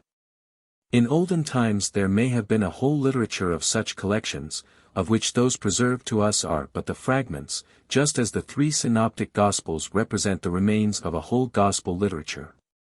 The correctness of this view is supported by a reconstruction of the source of P, which is related to J in many respects, both containing, for instance, a story of the beginnings, but also corresponds with at times, as in the name Paddan. Attached to the characterization of Laban as the Aramean. Cp. the commentary, page 349, and also contributes in details entirely new traditions, such as the item that Abraham set out from Ur-Kasdim, the narrative of the purchase of the cave of Machpelah, and other matters. But for the complete picture of the history of the formation of the collection, the most important observation is that with which this section began. The whole process began in the stage of oral tradition. The first hands which wrote down legends probably recorded such connected stories, others then added new legends, and thus the whole body of material gradually accumulated. And thus, along with others, our collections J and E arose. J and E, then, are not individual authors, nor are they editors of older and consistent single writings, but rather they are schools of narrators. From this point of view it is a matter of comparative indifference what the individual hands contributed to the whole, because they have very little distinction and individuality, and we shall probably never ascertain with certainty. Hence we feel constrained to abstain as a matter of principle from constructing a hypothesis on the subject.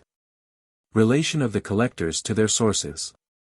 These collectors, then, are not masters, but rather servants of their subjects. We may imagine them, filled with reverence for the beautiful ancient stories and endeavoring to reproduce them as well and faithfully as they could. Fidelity was their prime quality. This explains why they accepted so many things which they but half understood and which were alien to their own taste and feeling. And why they faithfully preserved many peculiarities of individual narratives. Thus the narrative of the wooing of Rebekah does not give the name of the city of Haran, while other passages in J are familiar with it. 27. 43, 28. 2, 29. 4. On the other hand, we may imagine that they were secretly offended by many things in the tradition, here and there combined different versions. Commentary, page 428, smoothing away the contradictions between them a little. Commentary, p. 332, and leaving out some older feature in order to introduce something new and different, perhaps the piece of a variant familiar to them. Commentary, page 59. That they developed more clearly this motive and that, which happened to please them particularly, and even occasionally reshaped a sort of history by the combination of various traditions. Commentary, p. 343, and furthermore that they were influenced by the religious, ethical, and aesthetic opinions of their time to make changes here and there. The process of remodeling the legends, which had been underway for so long, went farther in their hands. As to details, it is difficult, and for the most part impossible, to say what portion of these alterations belongs to the period of oral tradition and what portion to the collectors or to a later time. In the preceding pages many alterations have been discussed which belong to the period of written tradition. In general we are disposed to say that the oral tradition is responsible for a certain artistic inner modification, and the collectors for a more superficial alteration consisting merely of omissions and additions. Moreover, the chief point of interest is not found in this question. It will always remain the capital matter to understand the inner reasons for the modifications. It is also probable that some portions of considerable size were omitted or severely altered under the hands of the collectors, thus the legend of Hebron, as the promise, 18. 2, clearly shows, presumes a continuation. Some portions have been omitted from the tradition as we have it, probably by a collector. Other considerable portions have been added after the whole was reduced to writing, for instance, those genealogies which are not remnants of legends, but mere outlines of ethnographic relationships.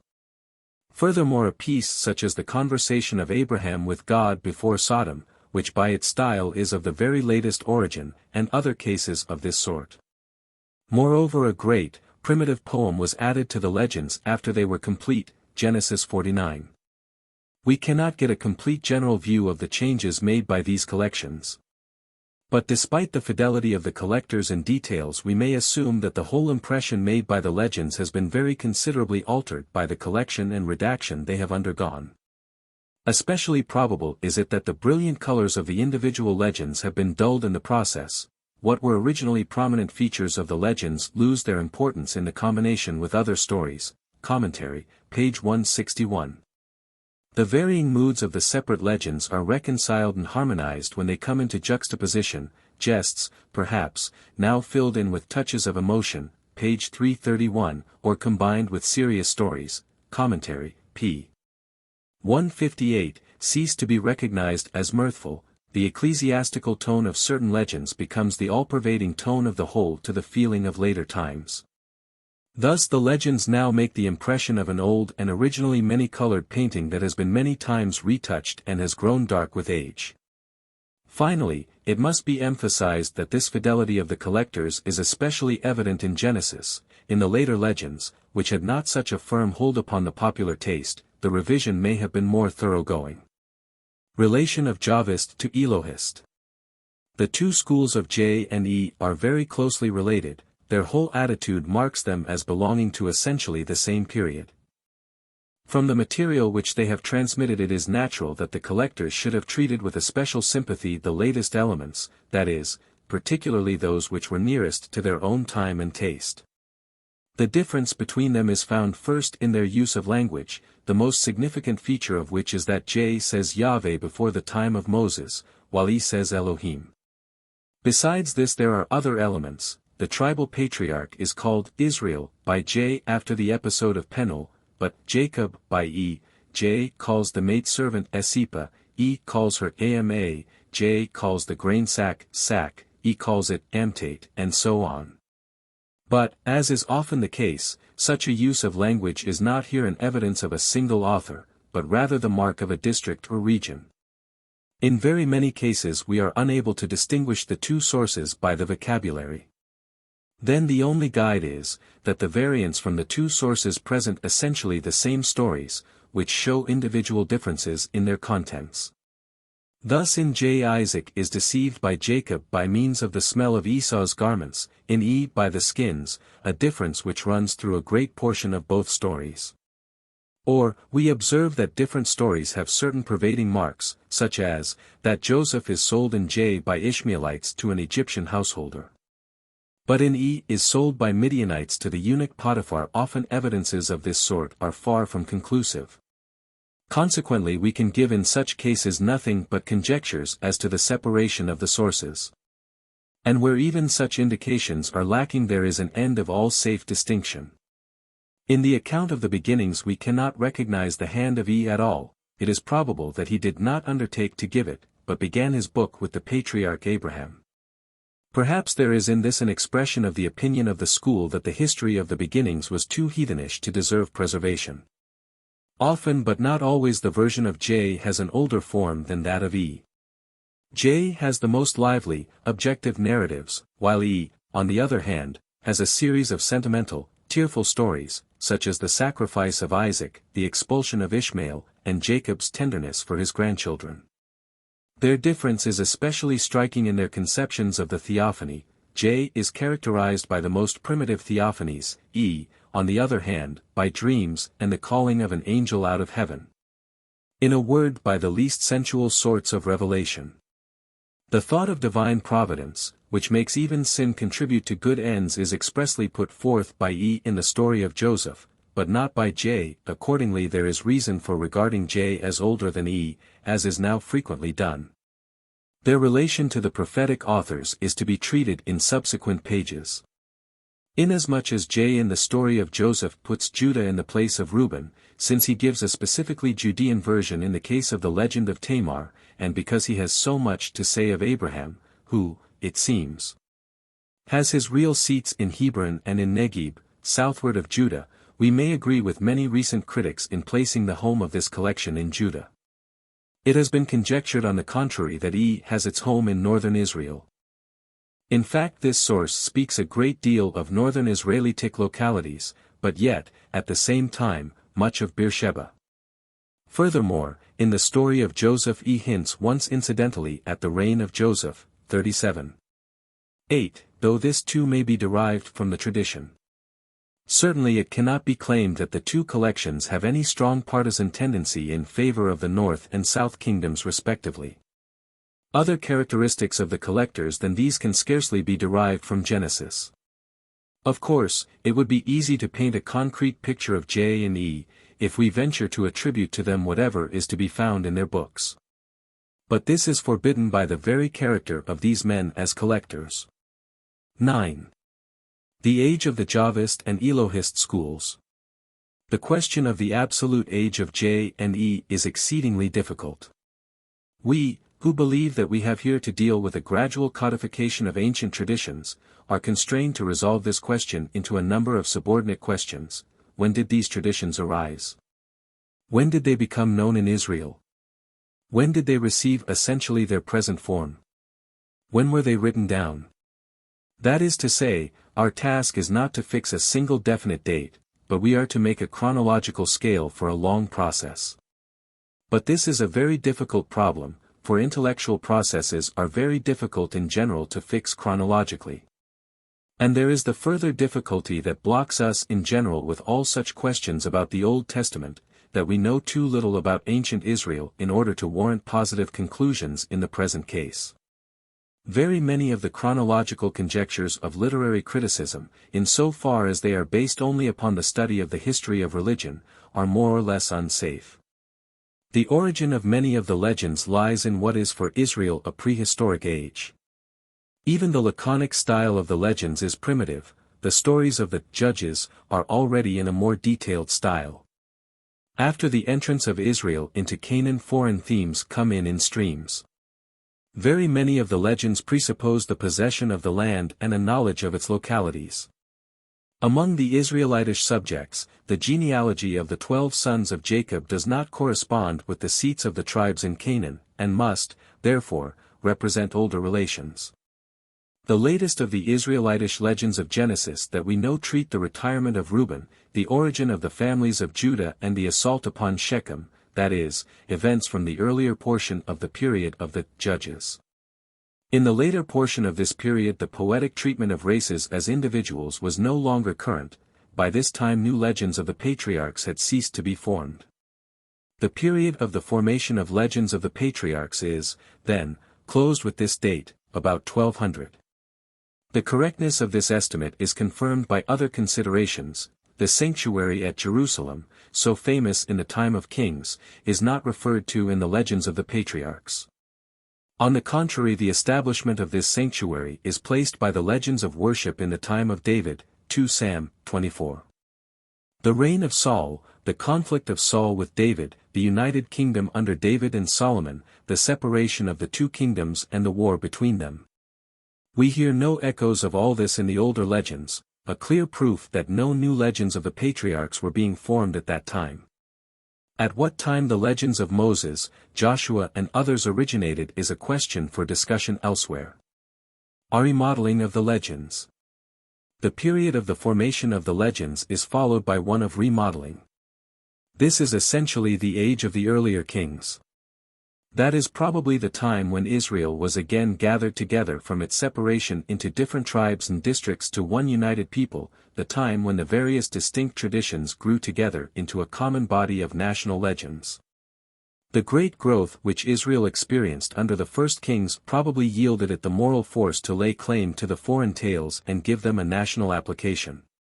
At this time the Jacob-Esau legend received its interpretation referring to Israel and Edom. Israel has in the meantime subjected Edom, the event occurring under David, and Judah retaining her possession until about 840.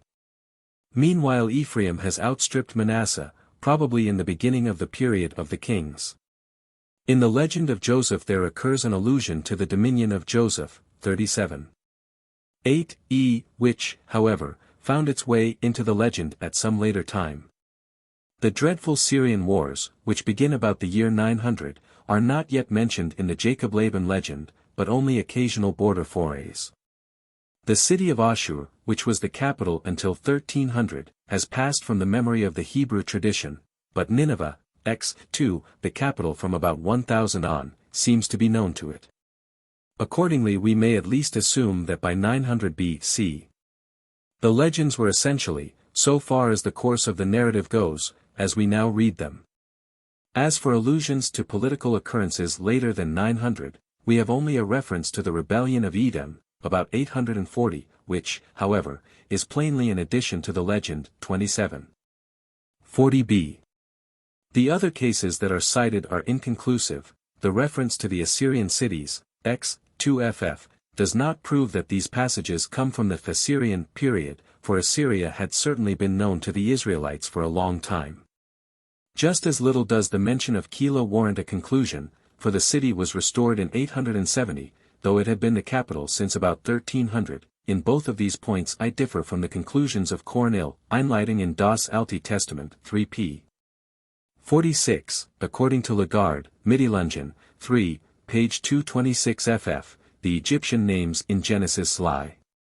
Bring us down into the 7th century. But this is by no means positive, for the names which were frequently heard at that time had certainly been known in earlier times. But even though no new political references crept into the legends after about 900, and though they have remained unchanged in their essentials from this time on, they may nevertheless have undergone many internal alterations. This suggests a comparison with a piece like Genesis 49. This piece, coming from the time of David, harmonizes in tone with the oldest legends. Hence we may assume another considerable period during which the religious and moral changes in the legends above mentioned were taking place. This period lasts over into that of the collection of the legends and is closed by it. Relation of the collections to the prophets. When did the collection of the legends take place? This question is particularly difficult, for we have only internal data for its solution, and we can establish these in their turn only after establishing the date of the sources. So unfortunately we are moving here in the familiar circle, and with no present prospect of getting out of it. Investigators must consider this before making unqualified declarations on the subject. Furthermore, it is to be borne in mind that not even these collections were completed all at once, but grew into shape through a process which lasted no one can say how many decades or centuries. The real question in fixing the date of the sources is the relation of the two to the authors of the prophets. Now there are, to be sure, many things in Genesis that suggest a relation with these prophets, but the assumption of many modern critics that this relation must be due to some direct influence of the prophetic writers is very doubtful in many cases. We do not know the religion of Israel sufficiently well to be able to declare that certain thoughts and sentiments were first brought to light by the very prophets whose writings we possess, all later than Amos. The earnestness with which the legend of the deluge speaks of the universal sinfulness of mankind, and the glorification of the faith of Abraham are not specifically prophetic. The hostility of the collectors to the images of Yahweh and to the Ashrim, sacred poles, of which they never speak, to the Masiba, obelisks, which J passes over but he still mentions. To the golden calf, which is regarded by the legend according to E. Exodus 32. as sinful, as well as to the teraphim, which the Jacob-Laban legend wittily ridicules, 31. 30f, all of this may easily be independent of prophetic influence. Sentiments of this nature may well have existed in Israel long before the prophets, indeed we must assume their existence in order to account for the appearance of the prophets. True, E calls Abraham a Nabi, prophet, XX. 7. That is to say, he lived at a time when prophet and man of God were identical, but the guild of the Nebiim was flourishing long before the time of Amos, and in Hosea also, 12. 14, Moses is called a prophet. Accordingly there is nothing in the way of regarding E and J both as on the whole, pre-prophetic. This conclusion is supported by a number of considerations. The prophetic authors are characterized by their predictions of the destruction of Israel, by their polemic against alien gods and against the high places of Israel, and by their rejection of sacrifices and ceremonials.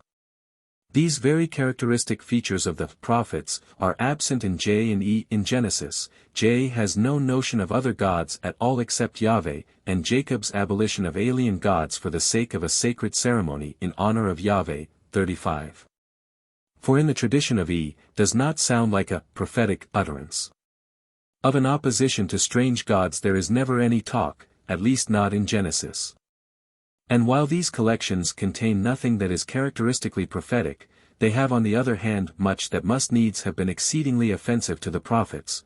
They have, for instance, an especially favorable attitude toward the sacred places which the prophets assail so bitterly. They maintain toward the primitive religion and morality a simple leniency which is the very opposite of the fearful accusations of the prophets.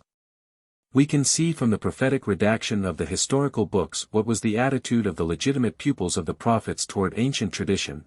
They would certainly not have cultivated the popular legends, which contained so much that was heathen, but rather have obliterated them.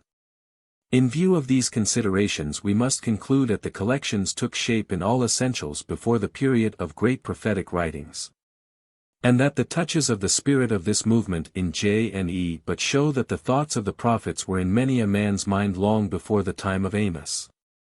This conclusion is supported by a number of other considerations. The legend of the Exodus of Abraham, which glorifies his faith, presumes on the other hand the most flourishing prosperity of Israel, and accordingly comes most surely from the time before the great incursion of the Assyrians. And pieces which from the point of view of the history of legends are so late as chapter 15, or as the story of the birth of the sons of Jacob, contain, on the other hand, very ancient religious motives. But this does not exclude the possibility that certain of the very latest portions of the collections are in the true sense, prophetic. Thus Abraham's conversation with God before Sodom is in its content the treatment of a religious problem, but in form it is an imitation of the prophetic expostulation with God. Joshua's farewell, Joshua 24. With its unconcealed distrust of Israel's fidelity is also in form an imitation of the prophetic sermon. In the succeeding books, especially the portions due to E, there is probably more of the same character, but in Genesis the instances are rare. Accordingly we may locate both collections before the appearance of the great prophets, J perhaps in the 9th century and E in the first half of the 8th, but it must be emphasized that such dates are after all very uncertain. The Jehovist redactor. The two collections were united later by an editor designated as RJE, whom, following Wellhausen's example, we shall call the Jehovist. This union of the two older sources took place before the addition of the later Book of Legends to be referred to as P. We may place this collector somewhere near the end of the kingdom of Judah. RJE manifests in Genesis the most extraordinary conservatism and reverence. He has expended a great amount of keenness in trying to retain both sources so far as possible and to establish the utmost possible harmony between them. In general he probably took the more detailed source for his basis, in the story of Abraham J. He himself appears with his own language very little in Genesis. We recognize his pen with certainty in a few brief additions which are intended to harmonize the variants of J and E, but of which there are relatively few, 16. 9f, 28. 21b, and further in 31. 49ff, 39. 1, Zli. 50, XLV. 19, 46. 1, L. 11, and several points in 34, but the most of these instances are trifles. Furthermore, there are certain, mostly rather brief, additions, which we may locate in this period and probably attribute to this redactor or to his contemporaries. Some of them merely run over and deepen the delicate lines of the original text, 18. 17 to 19, XX. 18, 22. 15 to 18, some are priestly elaborations of profane narratives, 13. 14 to 17, 32. 10 to 13, the most of them are speeches attributed to God. 13, 14 to 17, 16. 9 and 10, 18. 17 to 19, 22. 15 to 18, 26. 3b, 5, 24, 25a, 28. 14, 46. 3 beta, 32. 10 to 13, 1, 24 gamma. Which is characteristic for these latest editions, which profess only to give thoughts and not stories, speeches containing especially solemn promises for Israel, that it was to become a mighty nation and take possession of all these lands. Incidentally, all the people are enumerated which Israel is to conquer, 15. 19 to 21, x 16 to 18. These additions come from the period when the great world crises were threatening the existence of Israel, and when the faith of the people was clinging to these promises, that is to say, probably from the Chaldean period. Here and there we meet a trace of Deuteronomistic style, 18. 17 to 19, 26. 3b, 5.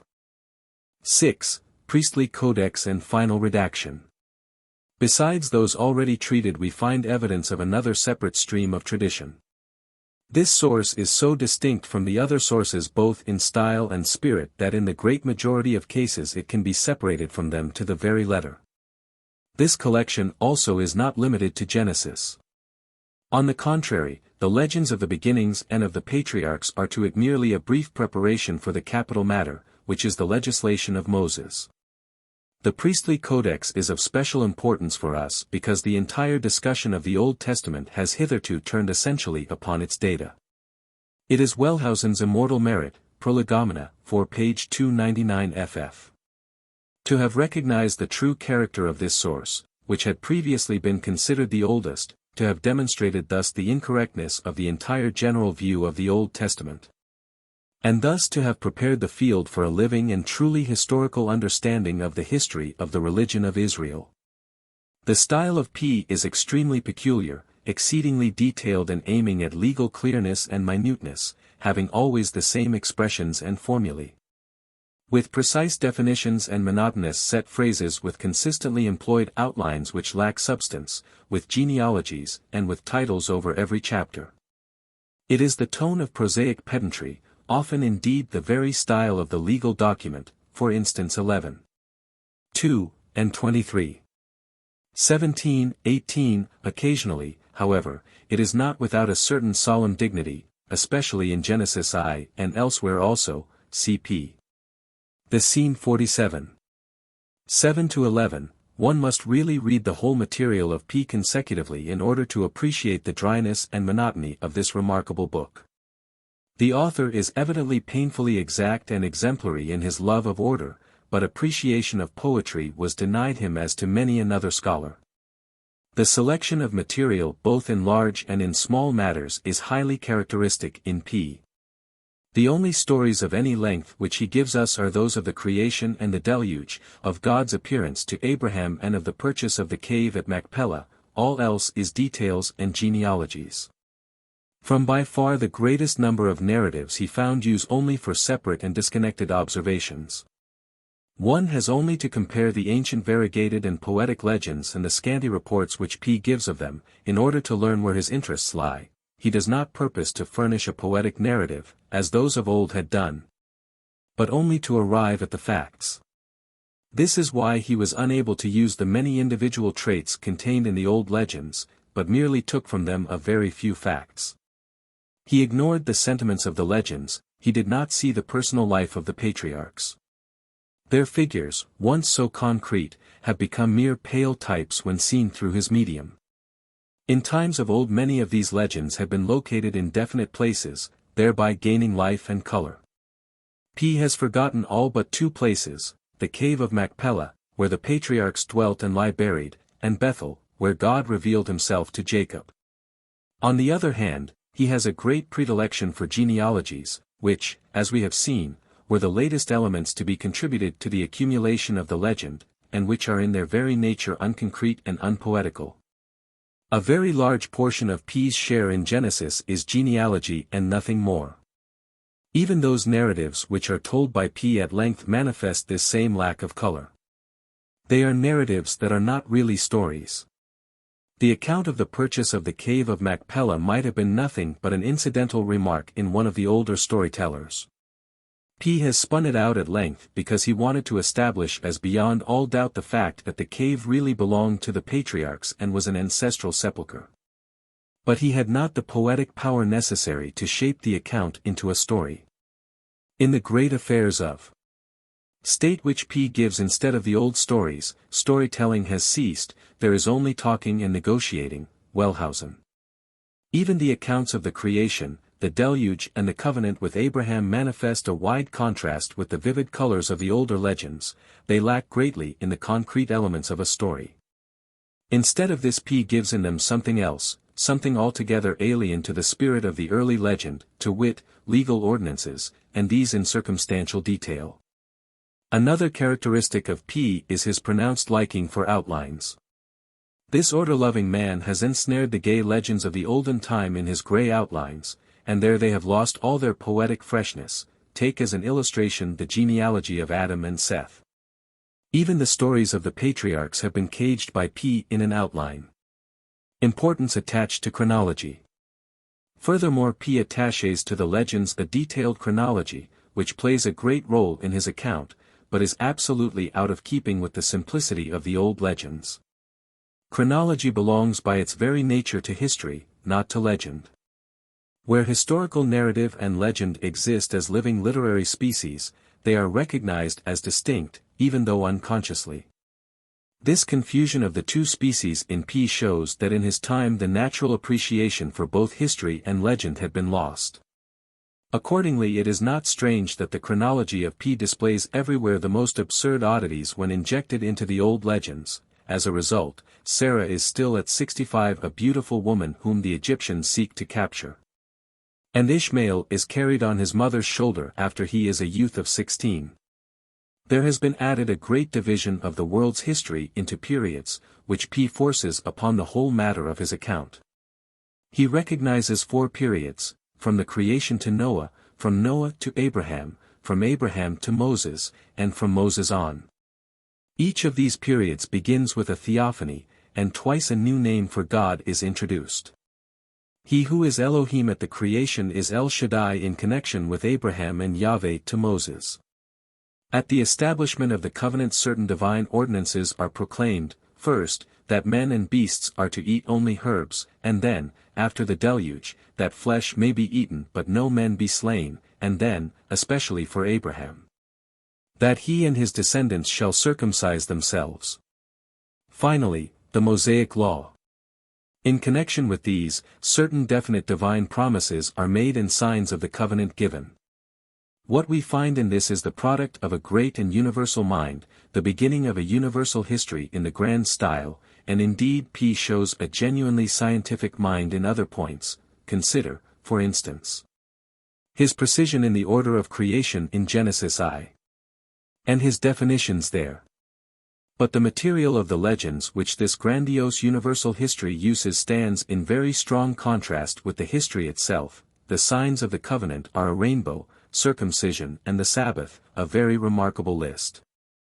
And how remote is this spirit of universal history, which even undertakes to estimate the duration of the entire age of the world, from the spirit of the old legend, which originally consists of only a single story that is never able to rise to the height of such general observations. In J, for instance, we hear nothing of the relation of Abraham's religion to that of his fathers and his tribal kinsmen. The religious views of the priestly Codex. Furthermore, we cannot deny that this reflection of P's, that Yahweh first revealed himself in quite a general form as God, and then in a concreter form as El Shaddai, and only at the last under his real name, is, after all, very childish. The real history of religion does not begin with the general and then pass to the concrete, but on the contrary, it begins with the very most concrete conceptions. And only slowly and gradually do men learn to comprehend what is abstract. It is characteristic of the religion of the author P that he says almost nothing about the personal piety of the patriarchs. He regards only the objective as important in religion. For instance, he says nothing about Abraham's obedience on faith. Indeed, does not hesitate to report that Abraham laughed at God's promise. 17. The religion that he knows consists in the prescription of ceremonies. He regards it of importance that the Sabbath shall be observed, that circumcision shall be practiced, that certain things shall be eaten and others not. In such matters he is very scrupulous. He abstains, evidently with deliberation, from telling that the patriarchs offered sacrifice in any certain place, and this evidently for the reason that these places were regarded as heathenish in his time. Similarly, in his account of the deluge, he does not distinguish the clean and the unclean beasts. It is his opinion that established worship and the distinction of clean and unclean were not introduced until the time of Moses. But in this we hear the voice of a priest of Jerusalem, whose theory is that the worship at his sanctuary is the only legitimate worship and the continuation of the worship instituted by Moses. The Israelitish theocracy, this, in modern phrase, is the foundation thought of his work, is the purpose of the world. God created the world in order that his ordinances and commandments might be observed in the temple at Jerusalem. The theophanies of P are characterized by their inconcreteness. He tells only that God appeared, spoke, and again ascended, and leaves out everything else. In this, then, he follows the style of the latest additions to J.E., which also contain such speeches attributed to God without any introduction. It is evident that in this there is expressed a religious hesitation on the part of P to involve the supramundane God with the things of this world. It seems as though he suspected the heathen origin of these theophanies. At the same time we perceive what his positive interest is. He cares for the content of the divine revelation, but not for its how. Moreover, it is no accident that he conceives of these speeches of God as covenant-making. Evidently he has in mind this originally legal form. This union of the priest, the scholar, and the distinctive lawyer, which seems to us perhaps remarkable at first, is after all quite natural. Among many ancient races the priesthood was the guardian of learning and especially of the law. And thus it surely was in Israel too, where from primitive times the priests were accustomed to settle difficult disputes. P developed his style in the writing of contracts. This is quite evident in many places. But it is especially characteristic of P that he no longer refers to the sacred symbols, which had once possessed such great importance for the ancient religion, as may be seen particularly in the legends of the patriarchs. In him we no longer find a reference to the monuments, the trees and groves, and the springs at which, according to the ancient legends, the divinity appeared. P has expunged all such matter from the legend, evidently because he considered it heathenish. Here we see plainly the after-effects of the fearful polemics of the prophets. It is the same spirit which branded the ancient sacred place of Bethel as heathen, in the reform of Josiah, and which here rejects from the ancient legends everything that smacks of heathenism to these children of a later time. This much, then, is certain, that the conceptions of God in P are loftier and more advanced than those of the old legends. And yet P is far below these older authors, who had not made the acquaintance of the sacerdotalism of Jerusalem, but who did know what piety is. Just as P purified the religion of the patriarchs, so did he also purge their morality. Here, too, P adds the last word to a development which we have followed up in J and E. The old legends of the patriarchs, being an expression of the most primitive life of the people, contained a great deal that those of a later time could not but regard as wrong and sinful, if they were quite honest about it. And yet, the belief of the time was that the patriarchs were models of piety and virtue. What pains had been taken to eliminate at least the most offensive things in this line so far as possible.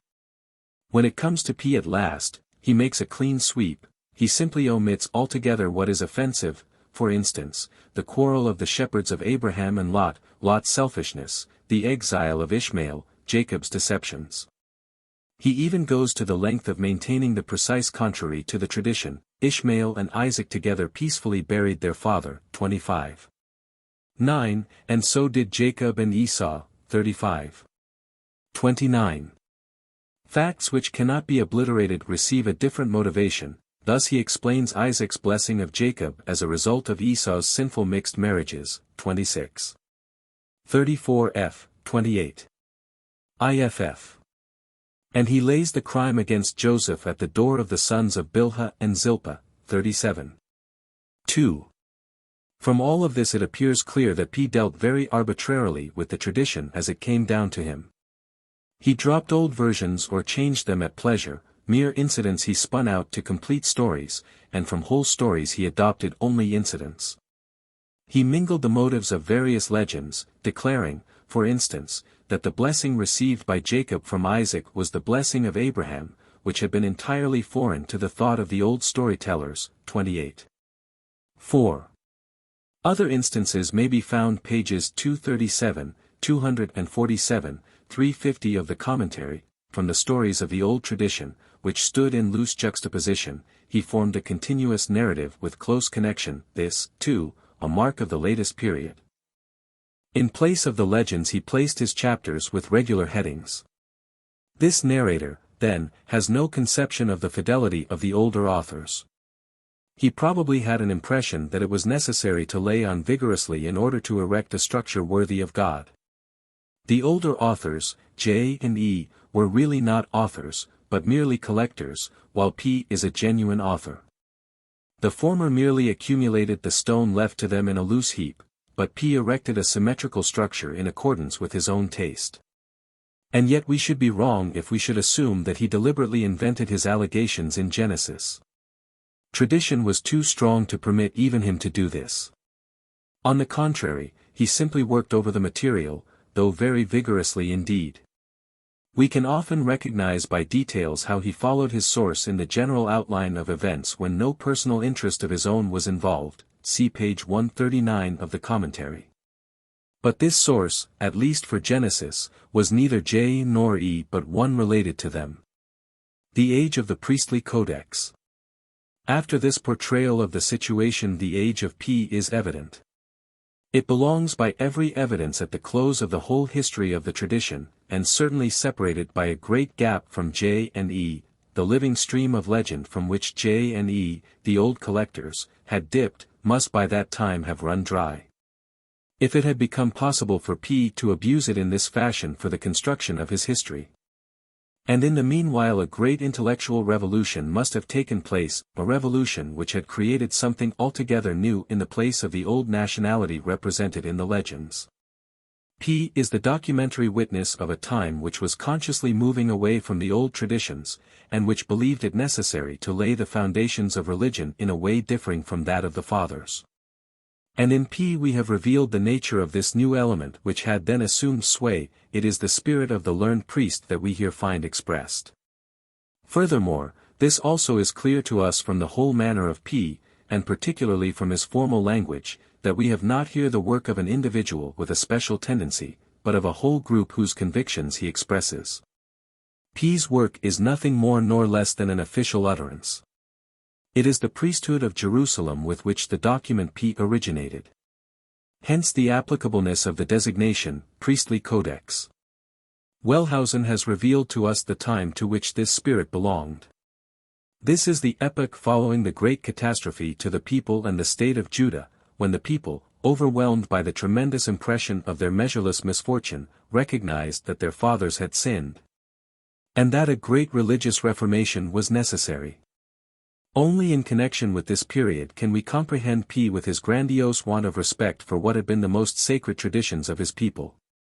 We know also well enough that it was the priesthood alone in that day which held its own and kept the people together after all other authorities had worn themselves out or perished. After its restoration the congregation of Judah was under the dominion of priests. In keeping with this period also is the remarkably developed historical scholarship of P. The older epoch had produced excellent storytellers, but no learned historians. While in this period of exile Judean historiography had lost its naive innocence. Under the powerful influence of the superior Babylonian civilization, Judaism also had acquired a taste for precise records of numbers and measures. It now grew accustomed to employ great care in statistical records. Genealogical tables were copied, archives were searched for authentic documents, chronological computations were undertaken. And even universal history was cultivated after the Babylonian model. In Ezra and Nehemiah and Chronicles we see the same historical scholarship as in P, and in Ezekiel, Haggai, and Zechariah the same high value placed upon exact chronology. The reckoning of the months also, which is found in P, was learned by the Jews at this time, and probably from Babylonia. The progress represented by this learned spirit as compared with the simplicity of former times is undeniable, even though the products of this learning often fail to appeal to us.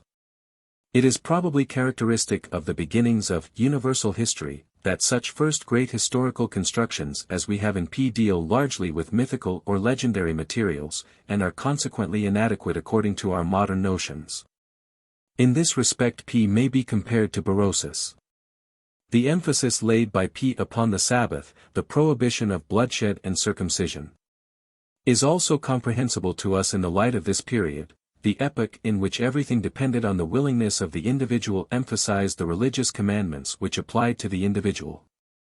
Indeed, it may be said that the piety of the patriarchs, who are always represented as Jerem, strangers, and who have to get along without sacrifices and formal ceremonies, is a reflection of the piety of the exile. When those who lived in a foreign land had neither temples nor sacrifices. P's religious criticism of mixed marriages also, especially those with Canaanitish women, whereby the blessing of Abraham was forfeited, 28. 1-9, connect with the same time, when the Jews, living in the dispersion, had no more zealous desire than to keep their blood and their religion pure. Much more characteristic than these evidences taken from Genesis are the others derived from the legal sections of the following books. Finally, there is to be added to all these arguments the late origin of the style of P10. And in accordance with this, the fixing of the date of P as coming from the time of the exile is one of the surest results of criticism. We need not attempt to determine here in just what century P wrote. But this much may be said, that the law book of Ezra, in the opinion of many scholars, upon which the congregation took the oath in 444, and in the composition of which Ezra was in some way involved, was P. Hence we may place the composition of the book in the period from 500 to 444. P. 2 was not completed all at once, though this is hardly a matter of importance so far as Genesis goes. The final redactor.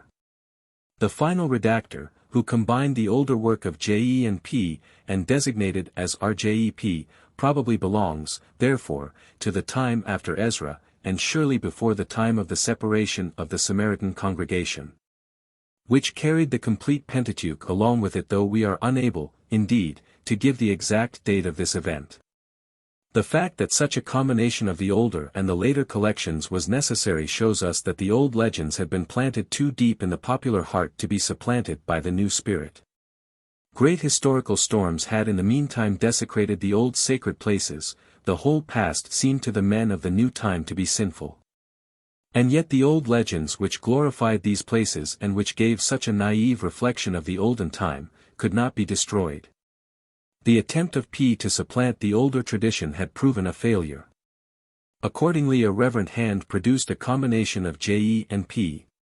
This last collection was prepared with extraordinary fidelity, especially toward P. Its author aimed if possible not to lose a single grain of P's work. We shall not blame him for preferring P to J.E., for P never ceased to dominate Jewish taste. Especially notable is the fact that the redactor applied the chronology of P as a framework for the narratives of J and E. In Genesis there are a very few features which we can trace with more or less certainty to his hand. Such are a few harmonizing comments or elaborations like X 24, 15. 7, 8, 15, 27. 46, 35. 13, 14, and further some retouching in 6. 7, 7. 7, 22, 23, and also 7. 3a, 8, 9, and finally the distinction between Abram and Abraham, Sarai and Sarah, which is also found in J and E, and some other matters. We have now covered the activities of all the various redactors of Genesis.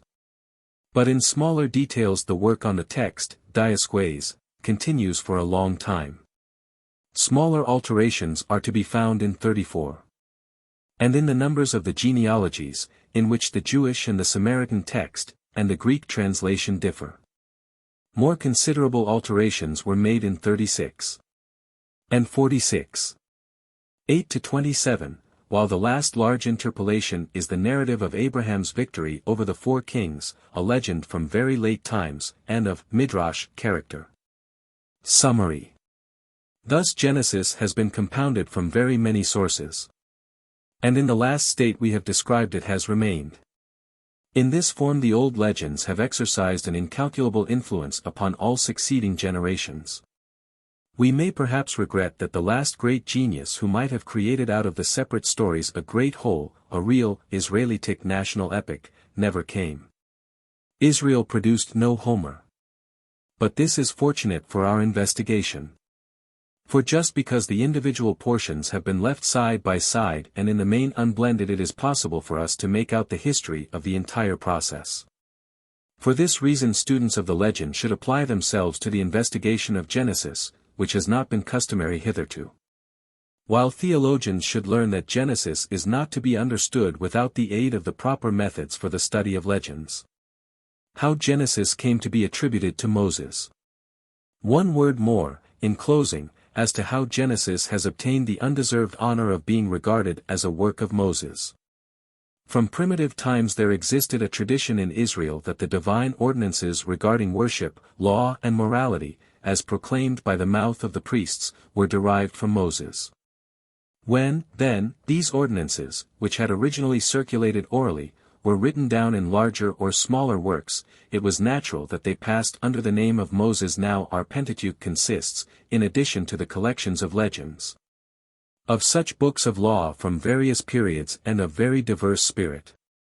And because the legends also, from the time of the Exodus, have to do chiefly with Moses, it was very easy to combine both legends and laws in one single book. Thus it happened that Genesis has become the first part of a work whose following parts tell chiefly of Moses and contain many laws that claim to come from Moses. But in its contents Genesis has no connection with Moses. These narratives, among them so many of a humorous, an artistic, or a sentimental character, are very remote from the spirit of such a strenuous and wrathful Titan as Moses, according to the tradition, must have been.